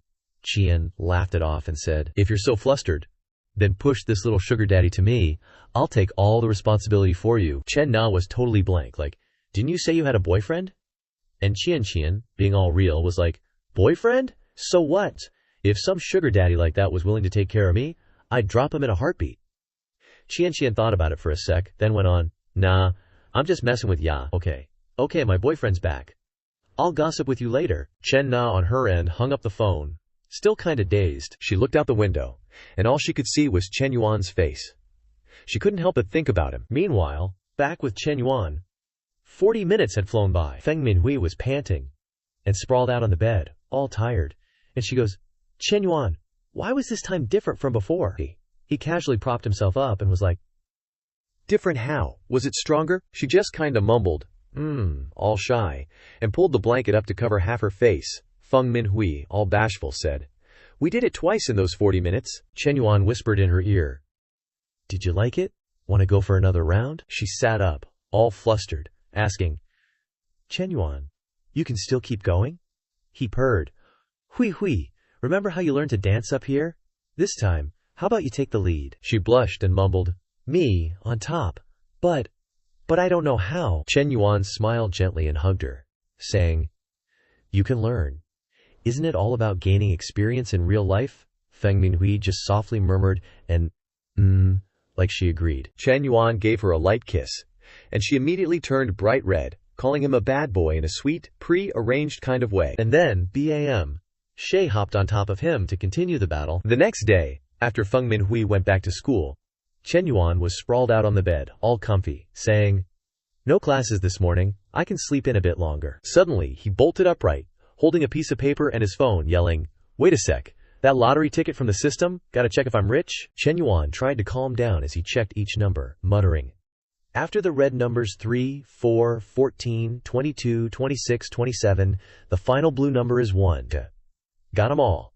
Then he screamed, "Holy crap, 68 million!" Chen Yuan jumped out of bed. He threw the blankets in the air, shouting, "I won! 68 million! Gotta tell Dad and Mom the good news ASAP. They've been living the poor life for way too long since the company went bust." A little later, Chen Yuan was back home, excitedly yelling, "Mom, I'm home!" Mom Chen Yuan, with her hands on her hips, said, You're home! Don't shout so loud! Don't disturb the neighbors!" He asked excitedly, "Where's Dad?" "Babers. Get him out here quick, Mom! I've got something important to say." Mom Chen Yuan came out too, asking him suspiciously, "What's so important that it can't wait for your dad? You little rascal, did you get into trouble again?" Chen Yuan dragged a chair over for his mom, grinning from ear to ear. "What are you thinking, Mom? It's good news. Come on, you two sit down first." Once everyone was settled, he held out the lottery ticket and announced, "We're rich. I 6 million won." Mom Chen Yuan's face went blank as she asked, "Son, have you been under too much pressure at school lately?" Dad Chen Yuan chimed in, "Kid, just focus on your studies. I'll take care of the family's debts. Don't worry too much, and go thinking about weird stuff." Chen Yuan shoved the lottery ticket and his phone in front of his dad, saying, "Dad, take a good look before you say anything else." He quickly muttered and checked each red number on the lottery ticket and on his phone. His eyes lit up as he stared at the ticket, and he yelled, "Honey, we really won!" Mom Chen Yuan gasped. "Really? Seriously?" Dad Chen Yuan, super excited, confirmed, "It really is 68 million. Chen Yuan added, "Even after taking out 20% for taxes, we'll still get over 5 million. With this money, we can not only pay off all our debts, but our family's life will be so much better." Mom Chen Yuan exclaimed happily, "Son, your contribution will be written in our family's history books. No lunch today. Let's go out and celebrate our lottery win." Chen Yuan scratched his head, looking a bit shy, and said, "Oh yeah, I'm a junior now, and I'll graduate in a year. I want to go out and start my own business to get some experience." Dad Chen Yuan was happy to hear that and said, "Starting a business isn't easy these days, but it's great that you have this ambition. Young people need to hustle. The prize money is yours anyway, so it's best if you spend it yourself. But my personal suggestion is that your mother and I keep some of this money to help you when you fail." Chen Yuan said awkwardly, "Mom, Dad, I'll only take 1 million. The rest is for you to keep. Do whatever you want with it." Dad Chen Yuan chuckled and nodded. "Okay then," Mom Chen Yuan added. "Son, go for it. Your mother and I support you." Scene changed to that dude Zheng Jinyong. After the brawl the other day, he pointed to his bruised face and said, "Chen Na, you probably know why I called you up here, right? Take a good look. This is your boyfriend's masterpiece." Chen Na replied coldly, "Director, I've already broken up with him. We don't have any relationship. You should go find him for your injuries." He was obviously not having it, saying, "Chen Na, that's not right. The debt has to be repaid to the right person. If it weren't for you, would I have been beaten up for no reason?" Zheng Jinyang looked at her body and couldn't help but have dirty thoughts, like, "This woman is so smooth, I can definitely get her by using this incident." Chen Na was still tough, responding, "What does your fight have to do with me? Besides, yesterday, I said that I had an appointment with someone else. You were the one who insisted on sitting there." He said with a dark face, "Enough with the excuses. Yesterday afternoon you left your post without permission, which meant no one was there to greet the customers in the lobby. As punishment, you're suspended from greeting customers for this month. Wait until you figure things out, then come see me. Feeling wronged, Chen Na argued to the end. Based on what? I already asked for leave yesterday. Hearing this, he burst out laughing. Ha ha ha, good question. Based on what, you ask? Is this your first day working in society? It's based on the fact that I'm the general manager of this store. Everything in this store is up to me. This capitalist logic made her furious but helpless. Zheng Jinyang, on the other hand, smugly thought. Suspending her from greeting customers is the same as cutting off her commissions. If she only gets her base salary for a month, that's only 1,200 yuan. Not even enough to pay for her rent. Chen Na finally saw through it all. She resolutely turned around, leaving behind only the words, acting all high and mighty just because you're a lousy general manager? It's just a job. At worst, I just won't do it anymore. Hearing this, he panicked so much that he jumped up and called out, Chen Na, don't leave so quickly. I advise you to think it over carefully. Chen Na was thinking too, but she was thinking about something else. Chen Yuan doesn't look that old, but he doesn't seem like a normal person, and he gets things done now. Not to mention what Chen Yuan wants to do, but just working part-time for him is a way out for me now. This time, she made up her mind. She said bluntly, no need to think anymore. Not doing it means not doing it. Half an hour later, Chen Na's message rang. I've prepared in advance. Do you still mean what you said yesterday? Shen Yuan quickly replied. Congratulations on escaping the sea of suffering and choosing a bright path. You can go take a look at the shops whenever you have time. If there's a suitable location, we'll lock it down. On the other side, Chen Yuan was strutting down the street, and seeing the message, he happily thought, great. It seems that the remaining 30,000 from the investment mission don't need to find another project anymore. He also arrived at the place he needed to go. As soon as he entered, he politely greeted, Hi Li Xiao, I'm here. Li Xiao was still carrying several boxes on the ground. She turned her head and said, Chen Yuan, sorry to bother you. I have to move my office, but there are too many things. I can't move them all myself. I originally wanted to call the class monitor, but she had something to do, so she took leave. Chen Yuan looked up at the shelf and replied, It's okay. I don't have classes this morning. My family doesn't have anything going on right now. Do all of these things need to be moved? Lin Xiao wiped her sweat and said with a smile, Yeah, if it was just moving books and documents I could do it, but this table and the filing cabinet are too heavy. She walked to a cabinet. But I can't reach it, she said as she worked. Let's take all the books off the shelf first, otherwise they'll fall when we move it. With her limited height, she had no choice but to stand on tiptoe. But then, a strong hand appeared behind her to help. Chen Yuan took the stack of paper from up there. The close distance made her butt touch Chen Yuan's little bird. The two rubbed against each other, causing Li Xiao to blush shyly. Her heart thumped wildly. She thought, Chen Yuan right now. She remembered the previous incident and reasoned. This time is even closer than last time. Chen Yuan really has intentions towards me. Li Xiao's face turned red, and she asked hesitantly, Is it done? Chen Yuan honestly took down the pile of documents and replied with a smile, Yes, it's done. Suddenly, a lively voice sounded from outside. Teacher, we're here to help you. The group went in and caught sight of the scene, and thought, Hey, why is Teacher Li Xiao's face so red? Chen Yuan went over to urge the kids. Come over here and move things. You guys move this filing cabinet to the next room. The group quickly rolled up their sleeves, each doing their part. Li Xiao walked to a corner, gently brushing her smooth hair. In her heart, she thought, It's a good thing these two students came a few seconds late, or they would have seen it. That would have been really embarrassing. Chen Yuan is getting bolder and bolder. It's fine at home, but he dares to mess around in the office too. Li Xiao put her hand on her chest, blushing as she thought, But what the heck? I felt a little stimulated just now. No way, no way. Chen Yuan is my student. Absolutely not. On the other side, Chen Yuan looked at the teacher and said in surprise, Why did the teacher's favorability increase to 71? Could it be that the slight touch just now increased the favorability? He smiled and rubbed his chin, recalling, It's not that I'm too long, it's that the teacher's butt is too big. If it were a thinner girl, it wouldn't be possible. But I didn't expect the teacher's favorability to increase. Maybe I can go to her place more often to cultivate our relationship. Cut to Saturday. 800 meters from the south gate of the school, in a dreamy pink cafe, several beautiful girls inside excitedly asked, Zanpeng, I heard that you paid 280,000 for that car all at once? You're driving a BBA before you even graduated. You've surpassed 9,999 of your classmates. Li Jianpeng, acting all high and mighty, thought, screw it. Feng Minhui is pretending to be pure and rejecting me. With my conditions, I don't lack women kneeling down to lick my balls. He burst out laughing and said, ha ha, some people even look down on BBA. The long-haired girl heard that and said, no way, you're still complaining? Look at how well off your family is. The girl next to her chimed in, right, some people don't know the situation. Even if they work for 3 to 5 years, they probably still can't afford this car. Li Jianpeng was feeling himself. Then he looked outside and froze. His face flushed red, and he even spat out his tea. In his heart he blurted, holy crap, that girl is gorgeous. That girl was none other than Chen Na, and she was leisurely sitting outside. Li Jianpeng kept looking at her from inside and commenting, those legs are amazing now. I'd give up 10 years of my life for them. I wonder what kind of person could get a perfect girl like that. Suddenly, a girl looked down at a car below and couldn't help but exclaim, look, that driverless car is so high, penned. What kind of car is that?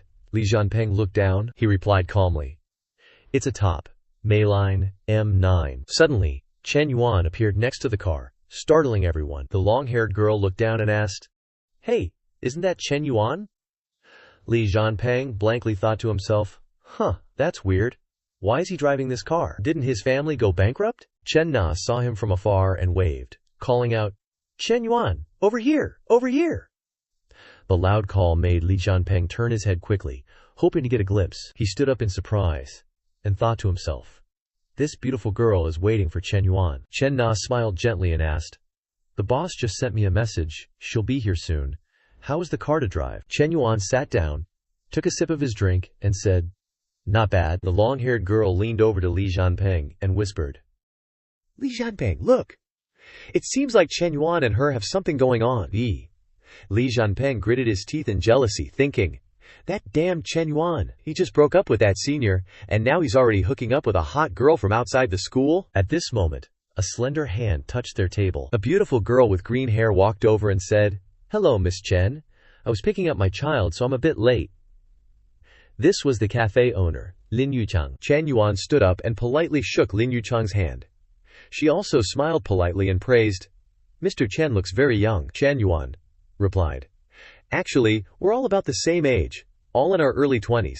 Miss Lin, let's sit down and talk. Lin Yuchang calmly sat down and got straight to the point. I'll keep it brief. My cafe is doing okay and it's pretty good for catering to the students from the school. But mainly, my family has too much going on right now. Too many things to handle. There's no other way, so I can only transfer the shop. The transfer fee is 300,000. Chen Yuan smiled as he listened, calculating in his mind. Although I have 300,000 for investment, after deducting the transfer fee, I still need to keep 50,000 as initial funding, and Chen Na's first month's salary. More. Chen Yuan smiled and said, how about this? I won't haggle with you anymore. Let's settle at 250,000. Lin Yuchang pondered. The price he offered was indeed a bit lower than her expected 270,000. But if she didn't transfer at this time, there might not be someone so decisive again. All right. She thought for a moment and asked, if it's this price, can we sign the contract and pay the transfer fee today? Chen Yuan smiled and said, yes, we can. After signing the contract, I'll transfer 250,000 to you. After receiving a definite confirmation, Lin Yuchang called the staff member next to her, Xiao Chua. From now on, this Mr. Chen is your new boss. Later, take him around to get familiar with the situation in the shop. Xiao Chua quickly walked up to him and bowed politely. Boss, hello. Chen Yuan pointed to Chen Na and said to the employee, just take Miss Chen Na around to get acquainted. I don't come to the shop often, so she's in charge of everything in the shop. The blonde girl at Li Jianpeng's table overheard the whole conversation and said to her friend, did you hear that? This is so unbelievable. In just a few minutes, a 250,000 deal was directly settled. Her friend added, moreover, it's obvious that Chen Yuan is buying this shop for the girl next to him. Li Jianpeng felt jealous when he heard this, but there was nothing he could do. Suddenly, Lin Yuchang's phone rang. She said apologetically as she took her phone and walked away. Miss Chen, I'm sorry, I'll take this call outside. Chen Na leaned over to Chen Yuan and whispered, it seems like this Ms. Lin is Zheng Xiang's wife. Zheng Xianyong is the guy who fought with She Haiji at the Guojin shopping center, the boss of the 4S store. Chen Yuan was surprised to learn this and asked, what a coincidence. he thought to himself. With such a beautiful wife at home, and he still wants to use his power to cheat, using the unspoken rules on female employees? How despicable. Shen Yuan is the first to disagree, Chen Na said quietly. I still have Zheng Xianyong's conversations harassing and threatening me. I want to use my salary to expose him, to let people in the car industry see his true colors. Should Chen Yuan tell Miss Lin? Miss Lin is also a very good person. I'm afraid it will hurt her, Chen Yuan said nonchalantly. I don't think it's appropriate, Chen Na asked in surprise. Why? Chen Yuan analyzed cleverly. Once the chat history is posted, Zheng Xianyong will know who did it. A middle-aged man in his 40s, after losing his job, still has a wife and children to support. I'm afraid he will do something detrimental to you. How about this? Leave this matter to me. I promise to bring him down, and it won't affect you. Chen Na felt relieved when she heard this, and said, Chen Yuan, thank you. Chen Yuan took out his phone and said, I've already transferred 250,000 to Ms. Lin, and I've also transferred 50,000 to you, including 24,000 as your first 2 months' salary, and the rest is capital to run the shop. At the same time, the system rang with a notification. Detected that the host has used up all 1 million dedicated investment funds, completed the investment task, investment level upgraded from novice to primary investor, activating a serial task, a perfect life should have more assets, the host will obtain 10 million dedicated investment funds to continue expanding investment. Mission 1. The income from investments will all be tripled as a Mission 2 reward. After completing the investment, you will acquire a mysterious property. Chen Yuan, staring at each line of the notification, thought in surprise. Didn't expect the system to give me another surprise. This time, the investment principal is directly 10 times. I can use 10 million to invest. And there is also a mysterious property. I'm already getting curious.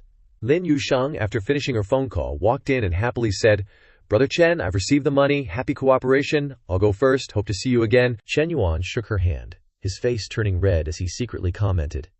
Miss Lin's hand is so soft, boneless even, and doesn't lose any of the charm. This is the allure of another man's wife, huh? Suddenly, an inappropriate thought flashed across his mind. Chen Yuan smiled gently and affirmed, Sure, we'll meet again. Half an hour later, at a high-end restaurant, Chen Na sat opposite him, hesitatingly asking, Chen Yuan, this restaurant is so expensive. Do you come here often? Chen Yuan calmly replied, Not that often. Today is a good day, celebrating our happy cooperation. The girl over there was already flushed red, secretly reassuring herself, Chen Na, this is really a tough nut to crack. For sure an upright man wouldn't be able to handle it. Chen Yuan then finally spoke up. Chen Na, how about you sit next to me? She let out an O and obediently went over. As soon as she sat down, Chen Yuan wrapped his arm around her waist and said, Scoots over a little closer. In his heart, he thought, closing down the cafe costs 300K, and then every month I have to pay 12K in salary. Time to recoup some of that investment. Chen Na blushed and thought to herself, in this world there isn't love and giving without a reason. Could it be that he plans to make money from the cafe? Lin Yusheng has said, maintaining a break-even is already good, and the only thing I have to offer him is this. Chen Yuan's arm kept groping and kneading her full breasts. Chen Na shyly reminded him, the waiter is about to come in. Chen Yuan, don't be like this. Chen Yuan smiled slyly and said, the food here takes a long time to arrive. Just like that, Chen Yuan began to caress her all over, causing Chen Na to involuntarily let out moans full of ambiguity. Only 10 minutes later did someone knock and announce, Mr. Chen, the food is ready to be served. Chen Na startled and whispered to him, someone's coming. Chen Yuan and both separated at this moment. Chen Yuan happily called out, come in. After the dishes were served, Chen Yuan picked up a piece of food for her and said, try this, it's the restaurant's specialty. Watching him diligently picking up food, Chen Na thought, actually, Chen Yuan is very handsome. The only flaw is that he's a bit bad. Clearly he already has such a beautiful girl by his side, yet he's still messing around outside like this. She sighed, her face red, thinking, too bad, I'm already on the pirate ship now. Thinking about these things is useless. Time flew by. 40 minutes later they had both finished eating. The cashier announced, Mr. Chen, the total is 2,652 yuan. Please scan the code here. Chen Yuan, while scanning the code, thought, although this meal costs 2,652 yuan, but the system triples the refund, equivalent to earning 5,304 yuan, making money is as easy as flipping your hand. Chen Na, on the other hand, thought, one meal is equal to the commission from selling a car. People with money spend 2,000 yuan like I spend 20 yuan. The two strolled along the road, when she suddenly opened up to him. Shen Yuan, I want to go back to the cafe to understand the situation with Xiao Chuo. I'll go there to work tomorrow. I want to understand the situation as soon as possible. Shen Yuan turned around and said, It's already 8:30. Xiao Chu gets off work at 9. If you go, you'll miss her quitting time. She'll hold a grudge. Go home and rest and recharge. Go tomorrow instead. The girl, hearing this, blushed shyly and said, All right, then sorry to trouble you a bit more. Take me home. Shen Yuan once again happily smiled brightly and agreed. After arriving, Chen Na got out of the car, smiling and saying, You worked hard today. After I go to work tomorrow, I'll report the work to you. Goodbye. Shen Yuan then also got out and asked, I'm a little thirsty. Would it be a problem to go upstairs for a glass of water? The girl shyly responded, It's not really convenient. Chen Na was a little nervous in her heart. Is this progressing too fast? What happened in the private room just now was already my limit. Shen Yuan then rubbed his chin and said, Oh, is there another man in the house? The girl immediately turned around to correct him. How is that possible? I and Shi Heiji have already broken up. Shen Yuan, hearing this, smiled and said, Then no more beating around the bush. I'm just going up for a glass of water. What's not convenient? Chen Na was still doubtful and asked, You really will just drink water and leave? Shen Yuan smiled brightly and said, Of course. But if you want to keep me overnight, that's fine too, hee hee. Chen Na looked at him, her face clearly writing the words, You wish on it. A moment later, as soon as the door was opened, Chen Yuan had already wrapped an arm around her waist and braced a hand against the door, taking the upper hand. The girl, her face red, pushed him away with her weak arm and said, Didn't you say you were just drinking water? Chen Yuan's mischievous hand lifted her skirt and said with delight, Indeed, drinking water, but not the water you're thinking about. The two quickly began a passionate foreplay. At this time, downstairs, a black car was parked in front of the door. The person in the car thought to himself, Nana must have resigned because of me. I have to get her forgiveness first, even if it's just to be normal friends, and then try to pursue Nana again. Standing below the building, Shi Haiqiao looked up and thought, Nana's lights off. She's probably not home. I'll leave the flowers by her door then. Those roses mean I'll love you forever. My feelings won't change. She's so smart, she'll definitely know they're from me. But as soon as he got to her door, he froze, hearing those, intimate sounds. Shi Haiqiao stammered in disbelief. This is Nana's voice. The actual F? She said she had nothing going on with Zheng Xianyang. But she's literally doing him? Meh? He totally lost it. He pounded on the door and yelled, Zheng Xianyang, get your ass out here. Chen Yuan, currently busy enjoying himself, heard the yelling and thought, Sounds like Shi Haiqiao, that idiot. He's already been dumped. Why is he being such a busybody? Is he nuts? Chen Na also heard the noise and said, I think I hear something outside. Who's knocking? Chen Yuan didn't want to stop, so he said, You're hearing things. It's just someone knocking on the next door. He picked Chen Na up, saying as he walked, Come on, let's go into the bedroom. In his arms, Chen Na whispered, Chen Yuan, I'm still not really ready. Be gentle, okay? Chen Yuan responded tenderly. Shi Haiqiao's bouquet of roses finally fell to the ground, crushed. Shi Haiqiao slumped down in front of Chen Na's door, thinking, Looks like Nana's been completely devoured. I've totally missed my chance. He sobbed quietly. Wah. Make sure he uses protection. An hour later, inside Chen Na's room, the labor was still going strong. She gasped. Huff, this kind of thing is comfy, but it's also kind of tiring. Suddenly, Chen Yuan flipped her over, making Chen Na yelp. What are you doing? He answered softly. If you lie still like this, it won't be tiring anymore. Chen Yuan happily thought, maybe I can accidentally use a little bit of my overflowing stellar energy, but Chen Na looks outgoing but is so conservative in reality, which makes me like her even more. After the passionate night, Chen Yuan finally woke up groggily. He inhaled deeply, thinking, Smells amazing. It's the smell of toast and fried eggs from outside. Chen Na was leisurely making breakfast for the two of them, the morning sun shining in, creating a warm scene. Chen Yuan sat in the room, looking out, thinking, Chen Na is so thoughtful. It's completely different from the feeling of being in a hotel with Hui Hui. This kind of thing can only happen at home. Hotels don't have this warmth. Just as the thought flashed through his mind, the system's voice echoed. A perfect life should have its own home to create favorable conditions for oneself and the girls. Time limited mission. Buy a house of no less than 100 square meters for Chen members. Mission reward 1. The money for the house can be doubled as a refund. Mission reward 2. After purchasing the house, the host will receive a secret house. Note: the mission reward one can have its refund stacked based on the level of favorability. Shen Yuan exclaimed in his mind. Damn! One thought just popped into my head, and the system lord has already arranged it. The system's generosity. This house definitely won't be bad. Grandiose thoughts began to form in his head. Maybe the mysterious house is a huge villa, and there will be frequent pool parties. Looks like I'll still have to find some high-quality girls in the future. This surprise rate will be even higher. At this moment, Chen Na turned her head to look at Shen Yuan sitting on the bed and said, "Oh, you're awake. Breakfast will be ready in 2 minutes." Chen Yuan got up and walked outside, leaned against the wall, crossed his arms, and thought to himself, I wonder what kind of rewards I can get if Chen Na's favorability reaches 90. He smiled slyly and asked, "Could it be that today's breakfast only has breakfast?" Seeing Chen Yuan come over and start groping, Chen Na blushed and exclaimed, "Huh? It was so many times last night, isn't that enough? Moreover, it's broad daylight," Chen Yuan said with pleasure.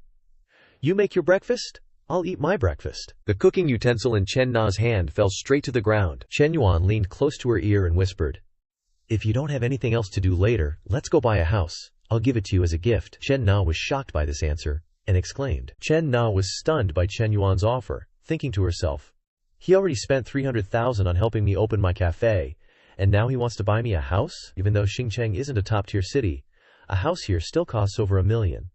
Plus, I've already given him everything. What's he planning? Maybe I made him really happy last night? Chen Yuan, still holding her close, asked, "You're not saying anything. What's wrong? You don't want it?" Chen Na stammered, "It's not that, it's just so sudden and too precious. Your money doesn't grow on trees, you know." Chen Yuan was secretly overjoyed, thinking, "Actually, it kinda does. The money in my card that I can use to buy a house is over 35 million if I use it all. The system will reward me with a cumulative 5 times cash back, and my balance will instantly exceed 17 million. He held Chen Na tighter, whispering, "Don't save money for me. What's wrong with buying a house for my woman? Choose a place that's 120 square meters or bigger.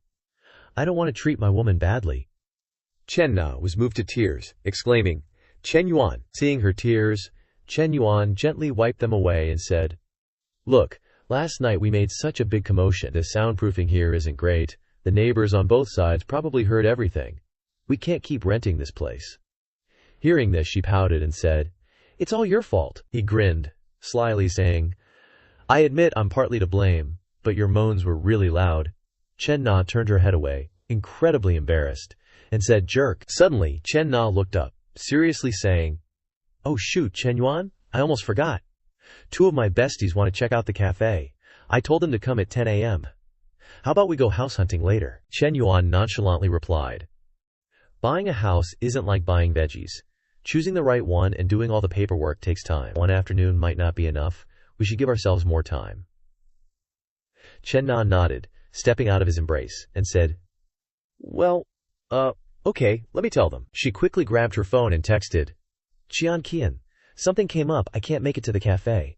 How about we reschedule for tonight? What do you think?" Qian Qian quickly replied, "What's up? Menglu and I are already at the cafe." Qian Qian, sitting in the car, read the message and said, "Lulu, Nasana said something came up, and she can't make it." Lulu asked confusedly, "Huh, why?" "This girl is Chen Na's best friend, a top fitness trainer, Liu Menglu." Qian Qian looked at her phone and said, "I feel like the cafe thing is a lie. Na is probably lying. Men aren't that easy to fool. How could he spend 300,000 on her just like that?" Lulu nonchalantly replied, Na isn't the type to blabber nonsense. I feel like she's not lying. Why don't you ask her for the reason?" She thought to herself. "It's been years since I met a man who's young and rich. I didn't expect Chen Na to get one first. No matter what, I have to meet him once." Qian Qian looked at the phone, constantly typing on the keyboard, and said, "Okay, let me ask more." Suddenly, Lulu's brake pedal was suddenly stepped on hard, followed by a loud shout of surprise. "Oh my God, is that real? He said that the man wants to take her to buy a house." Lulu's steering wheel quickly swerved. She was extremely shocked, and blurted out, "What?" Liu Menglu, with a surprised face, secretly thought, "It's not a bag or cosmetics that can be bought. It's a house. Just a 40 square meter apartment costs 50 to 60,000, plus the cafe. The man has only known each other for less than half a month, and is willing to spend 80 to 90,000 for her. I must meet this man. Even if Na follows him, there must be more than one woman for this kind of man." If it comes to the ability to make men happy, I am much better than Nana. Sisters are just stepping stones for each other, Liu Menglu thought, and then said, Qianqian, you ask them which building they are going to, and tell her that we will go there to help her. After all, we have nothing to do today. It is better for another person to help her choose than for her to choose herself. As she spoke, she thought, Nana, I'm sorry for this time. Instead of letting those female goblins outside benefit, it's better to let our sisters benefit. Qianqian quickly did the same. Okay, let me ask. 40 minutes later, at the Songhu Tiandi sales center, Liu Menglu got out of the car and was immediately surprised, secretly thinking, oh, Songhu Tiandi. The smallest house in this building costs more than 1 million. It directly gives a house of more than 1 million to keep a mistress. When will this wealth fall on my head? Qianqian looked around for a while and waved forward and said, Nana, long time no see. Chen Na quickly replied, that's right, I miss you so much. Qianqian walked over to take her hand and asked, Nana, who is the handsome guy next to you? Why don't you introduce him? Chen Na happily walked to his side and enthusiastically introduced, Shen Yuan. These are my two best friends. Her name is Liu Menglu. She is a fitness teacher. And she is Hao Qianqian, a sales clerk at Farala. Menglu, Qianqian. He is Shen Yuan. The two girls were also very enthusiastic about their friend's man. Menglu ignored her image and went over. She put her hand on Chen Yuan's chest and flirted. Hello, Chen Yuan. Your body looks a little thin. You need to gain muscle. If you have time, you can come to my GM gym to train. She secretly thought. I didn't expect that Nana's young gold owner, who looks less than 25 years old, is rich, young, and handsome. It really makes people jealous. Chen Yuan smiled and replied coldly. Forget it. I am afraid that I cannot concentrate if I practice in your GM gym. Liu Menglu sized up the situation and thought, if he doesn't resist my teasing in front of Nana, they probably aren't dating. Nana's bruised knees already tell the story. Last night must have been wild. Probably pleased his sugar mama, so she bought him a house. Hao Qianqian chimed in cheerfully. Hello, Chen Yuan. When you're thinking about getting a new car, you should check out Farala. Chen Yuan replied gently. Sure. If I want to change cars, I'll look for you. Chen Yuan glanced at the affection points above the two girls' heads. Liu Menglu's was 68, and Hao Qianqian's was 67. Chen Yuan smiled inwardly, thinking, we just met for less than 5 minutes, and these two women are already interested in me? Nana, are you sure these two are your besties? But this is only beneficial to me. The more women with affection scores above 60, the more money I can make. After a moment of thought, the group quickly went to buy a house. A middle-aged man saw Chen Yuan and thought jealously. Buying a house with 3 top tier beauties, HMPH. Showing off to who? The saleswoman came out from inside, introducing enthusiastically. This gentleman, we're selling Building 3 and Building 9, with an average price of around 105,000. Would you like to see the model first? Chen Yuan said bluntly. No need. My budget is 3 million. Just introduce me to an apartment and floor that fits that amount. The saleswoman said cheerfully. Oh, is that so? Then please come into the negotiation room, sir. I'll give you a more detailed introduction. Liu Menglu was shocked by the money display and thought, OMG, what kind of big shot is Chen Yuan? Just casually waving his hand is 3 million gone. I have to find a way to cling to such a big sugar daddy, she thought as she followed behind Chen Yuan. The staff member sat down and reported enthusiastically. Based on your budget, I recommend this 165 square meter apartment, facing south with a northern aspect. The whole building is priced at a preferential rate of 2,840,000. Chen Nana, with a worried face, nudged Chen Yuan's waist and whispered, Chen Yuan, it's too expensive. Chen Yuan put his hand on her thigh, smiling. It's okay, don't feel bad about the money. A bigger house is more comfortable to live in. Liu Menglu and Hao Qianqian were speechless at the scene, thinking, she wants to save him money, but he doesn't care. He only wants to give women the best. He's really a legendary, sentimental sugar daddy. You couldn't find a man like this even with a lantern. Chen Yuan thought to himself, I still have to negotiate the price, or people will think I'm an idiot. Then he said, give me the best deal, beautiful. I know you guys can still lower the price. The saleswoman said enthusiastically, can you make a decision today? If you can, I'll immediately help you apply for a bigger discount. Chen Yuan said generously. We don't need the other discounts. Just change it to 2 parking spaces. Actually, the price is about the same anyway. This lavish shopping spree made Liu Menglu secretly determined. I must get this man, she thought, gently flicking her hair. Chen Yuan looked at the showing off and wondered, What the heck is Liu Menglu doing? He looked around and thought, seriously, if you look closely, this girl is really top. Courtier, if something could really happen with her, the feeling of bliss would be unimaginable. The more he thought, the redder his face became. The seductive image of Liu Menglu appeared in his mind. Shen Yuan covered his face and muttered to himself, now's not the time to get distracted. I should still focus on finishing the house thing first. Cut to half an hour later, the salesperson handed Shen Yuan a pen and paper, saying, all the discounts have been applied. Mr. Chen, the total payment is 298 million. This is the contract. Please sign. He casually picked up the pen and signed decisively. Liu Menglu was shocked and thought to herself, casually buying Chen Na a 3 million house, and more importantly, writing it solely in Chen Na's name? When will this kind of wealth ever come my way? Just as he finished paying, a notification popped up on Chen Yuan's phone from Construction Bank. Card ending in 0098 received 149 million yuan at 11:40 on May 22nd. Errand. Current balance is 153 million yuan. He smiled to himself thinking, the money in my card has exceeded 150 million. Even when old Chen was at his peak, the family's wealth never reached this number. System Daddy is really the best. If it weren't for Nana triggering the mission, there's no way I could have jumped straight to being a rich dude. Looks like expanding the NPC wifus is the way to go. The system chimed in again. Preparing reward 2, congratulations host, on acquiring a green bamboo lake villa in Lu City. Please go to the real estate office at 9 a.m. tomorrow to collect. Chen Yuan was surprised and expectant, thinking, holy crap, a huge villa, and one of the top houses in Xing City. Awesome. The real estate agent was now looking at Chen Yuan like he was a god of wealth, thinking, the real estate market is down right now, yet Mr. Chen can buy a house, pay in full, and gift it to Miss Chen. Plus, they're not even married, maybe not even boyfriend and girlfriend. I gotta latch onto this golden goose. She adjusted her glasses slightly and said, Mr. Chen, the contract has been signed.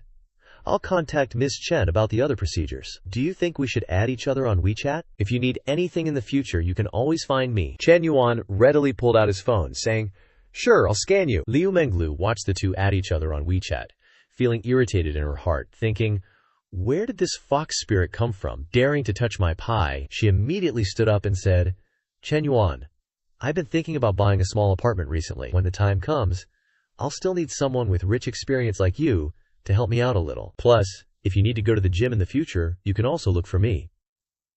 She happily brought her phone over to Chen Yuan.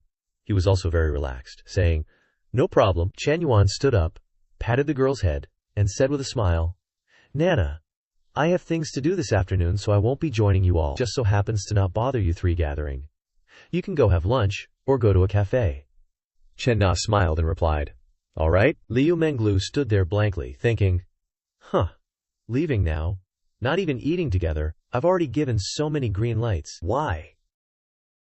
Chen Na turned to her two scheming friends and said, Menglu, Tianqian, let's find a place to eat first. Then I'll take you to a cafe. How? Tianqian said excitedly. We have to treat you to a meal today. Your net worth is 3 million now. We're both so envious. Liu Menglu echoed, that's right, that's right. Cut to half an hour later, at the school cafeteria, Chen Yuan was carrying a plate of rice, looking for a seat, when he saw Li Xiao's figure in the distance. He thought to himself, the teacher is alone today. Other female students passing by were all secretly looking at her and whispering. Li Xiao picked up her phone and said softly, I understand. I'll prepare the documents later. I can probably finish the report tomorrow. Of course. I've already inquired. The University of Science, the Agricultural University, and the Business School all have this base now. Tomorrow evening? I don't have time tomorrow evening. Secretary Liu. I'm really sorry. I really have something to do this time. Yes, goodbye. She seemed flustered, glanced at Chen Yuan who was walking over. He quickly sat in front of Li Xiao and asked curiously, what's wrong, teacher? She calmly replied, our school is about to establish a startup base for students. Yuan replied, I'm a member of the group, and I was just talking about this. Chen Yuan asked curiously, startup base, Li Xiao enthusiastically explained. The school plans to provide support for students with startup ideas, which can provide investment, locations, and startup guidance. But there are some difficulties at present. The investment funds are not enough, and we must cooperate with other enterprises outside the school. Chen Yuan sensed an opportunity and asked, what conditions can our school offer to the enterprise?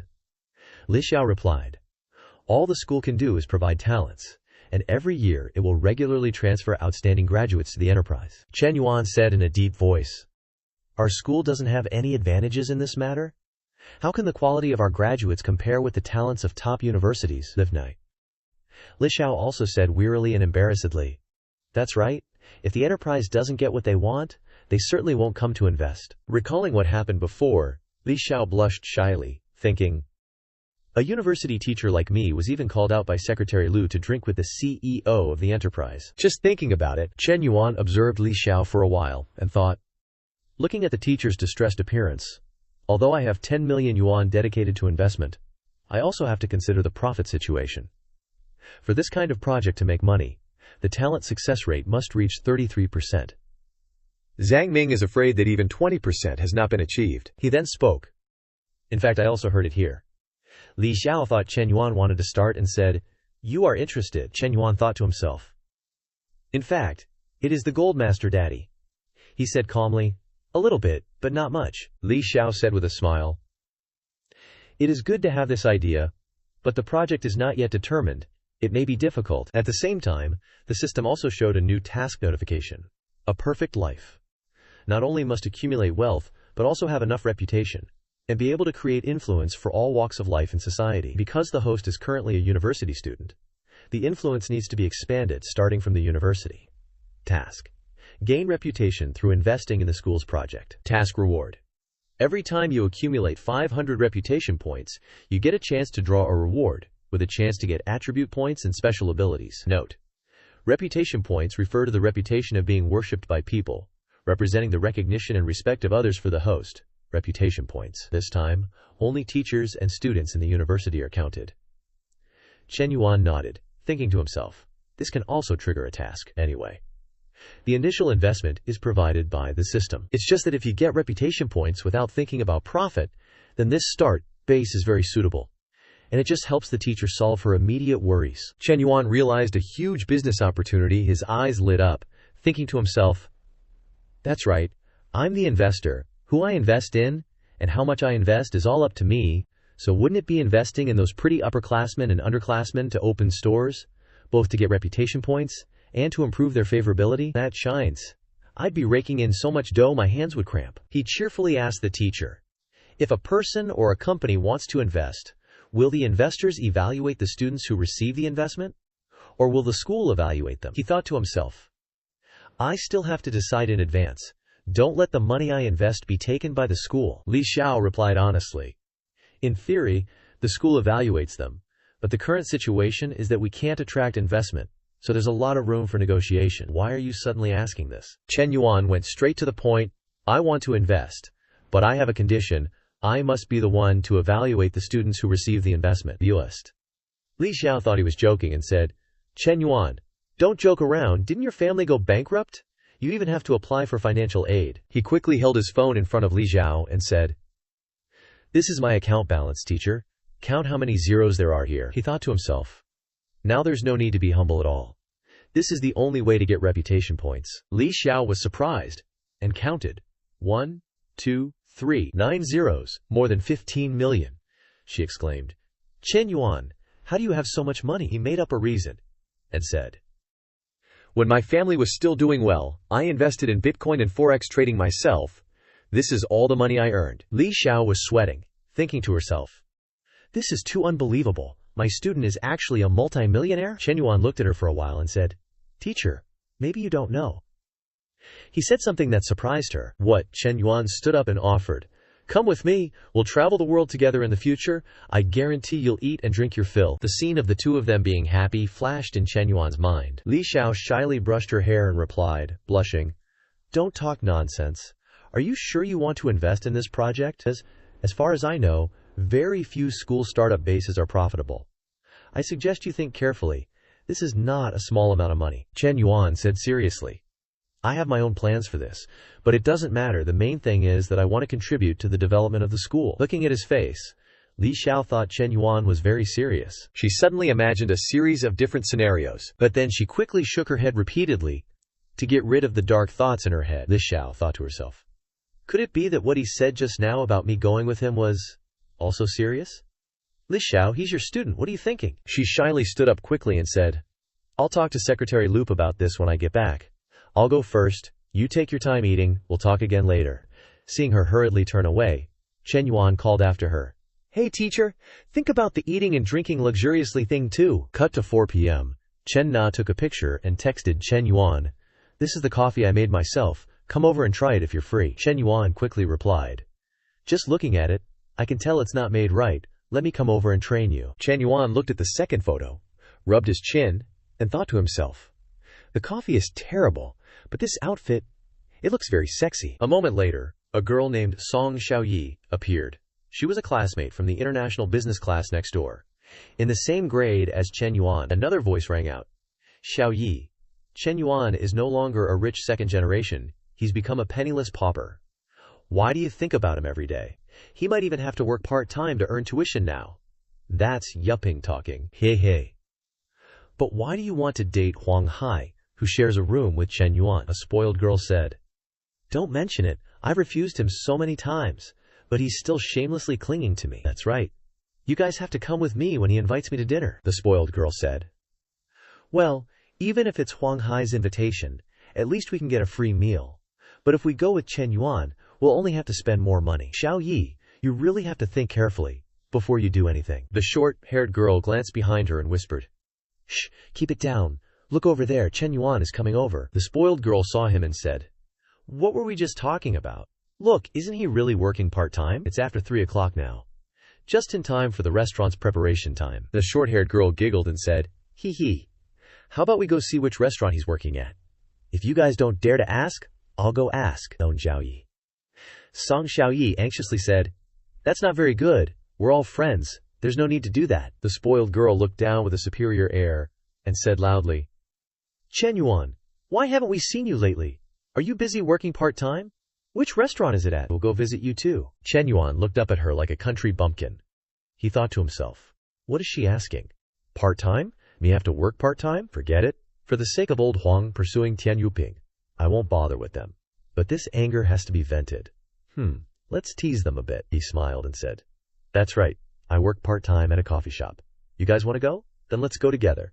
I'll make coffee for you. The group quickly went to the coffee shop near Chen Na's school. Liu Menglu was also talking happily with her at this time. The spoiled girl was stunned when she saw this scene and thought to herself, Wow, that tall, flaxen-haired girl in the short skirt, is it really possible for someone to have legs like in a manga? Is that a bit too much?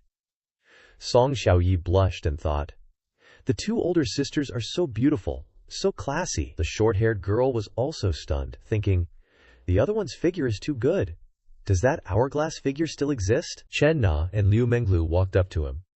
Chen Na cheerfully said, Chen Yuan is here. Liu Menglu also spoke. Didn't Chen Yuan say he had something to do in the afternoon? HMPH. Is it taking these 3 female friends out to play? Chen Yuan turned around to look at the girls behind him and replied to Chen Na, I just happened to run into them on the street, and they wanted to grab some coffee. Seeing this, Liu Menglu said warmly, Oh, is that so? Hello everyone. Chen Yuan walked inside and said to the server, Xiao Chuai, ask what these 3 ladies would like. It's on me. The server responded enthusiastically, Yes, boss. Xiao Qiu quickly approached Zheng Xiaoyi's group and said politely, Beautiful ladies, please have a seat. There's a QR code on the table.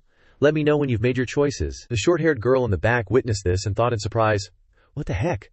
She called Chen Yuan boss. The spoiled miss was equally surprised and wondered, Could it be that Chen Yuan isn't an employee but the owner of this cafe? Zheng Xiaoyi, standing behind, said awkwardly, Maybe we shouldn't drink anything.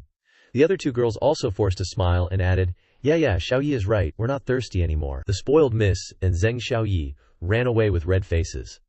I thought to myself, Chen Yuan is really something. He clearly has so much money and even runs a cafe with such hot girls. Yet he says he's just working a side job. It's so embarrassing. Liu Menglu went to his side, puzzled, and asked, Why did your classmates leave? Chen Yuan tilted his head and replied, Maybe they were too intimidated by how beautiful you 2 are. Hearing this, Liu Menglu started striking some suggestive poses and said, Of course I'm beautiful. You need to try your best to resist the temptation. Don't get any funny ideas, okay? Chen Yuan didn't respond but just looked at her with a very critical gaze. A moment later, Chen Na came out with a cup of coffee and said, "The coffee is ready. I didn't know how sweet you like it, so I made it half sweet for you, okay?" Shen Yuan grinned and replied, "Anything you make is sweet." Liu Menglu covered her mouth and chuckled. Who still uses such cheesy pickup lines in this day and age? She rested her chin on her hand, looking at Chen Yuan intently, thinking, but cheesy pickup lines coming from the mouth of a rich hottie sound pretty sweet. Liu Menglu obviously didn't come here just for fun. She moved closer to him and started chatting him up. "How tall are you and how much do you weigh? I'll calculate your BMI for you." He leisurely replied, 182 centimeters, 72 kilograms. "But I think I've lost a bit of weight lately." Liu Menglu was puzzled and pretended to be innocent and asked, why are you losing weight?" Chen Yuan looked toward Chen Na and said with a meaningful tone, "Too much consumption." The girl immediately blushed shyly, thinking, "Oh my, what is Chen Yuan doing? How dare he say that in front of my best friend?" Liu Menglu rested her chin on her hand as if watching a play and said, "Oh, no wonder." She took out her phone and started typing, saying, "Then you need to exercise more. Your body has too little fat, you need to bulk up, at least gain 7 to 10 kilos. Chen Yuan said frankly. "To put it bluntly, you just want to persuade me to get a membership at your gym." Liu Menglu leaned close to Chen Yuan and said playfully, Hey, it's the end of the month and I need to meet my KPI. I won't let you suffer any losses." He took a sip of coffee and said, "Let me think about it." Suddenly, Liu Menglu stood up and said to Chen Na, "Oh dear, it's already past 4, Na. I have to go. I have a class at 5. Let's hang out again next time." Before leaving, she didn't forget to strike a pose and wink at Chen Yuan, which he found amusing, thinking, "You're so bold in front of your best friend. Sooner or later, I'm going to teach you a lesson, you little minx." Chen Yuan took Chen Na's hand and said, "Let's go, Na. I'll teach you upstairs." The girl asked blankly, "Huh? Teach me what?" Chen Yuan softly replied, "You'll know when we get up there." After going upstairs, Chen Yuan placed Chen Na on the table, gently lifted her chin, and said in an ambiguous tone, "Your business skills aren't very good. You need some training." Chen Na shyly reminded him in a low voice, "We can't do it here. Xiao Qi is still here." Chen Yuan gently lifted Chen Na's leg and said ambiguously, "Telling a man that you can't do it here will only speed up his attack." With that, he tore open Chen Na's thin stockings, and so they began their battle. Xiao Qi, who was sitting downstairs, was startled by the noise upstairs and looked up, wondering, what's going on? Listening closely, the ambiguous sounds made Xiao Qi blush. She thought to herself, "Boss, I'm an understanding employee." Xiao Qi quickly closed the door and waited. Just then, Liu Menglu rushed in from outside, anxiously saying, "Xiao Qi, why is the door closed?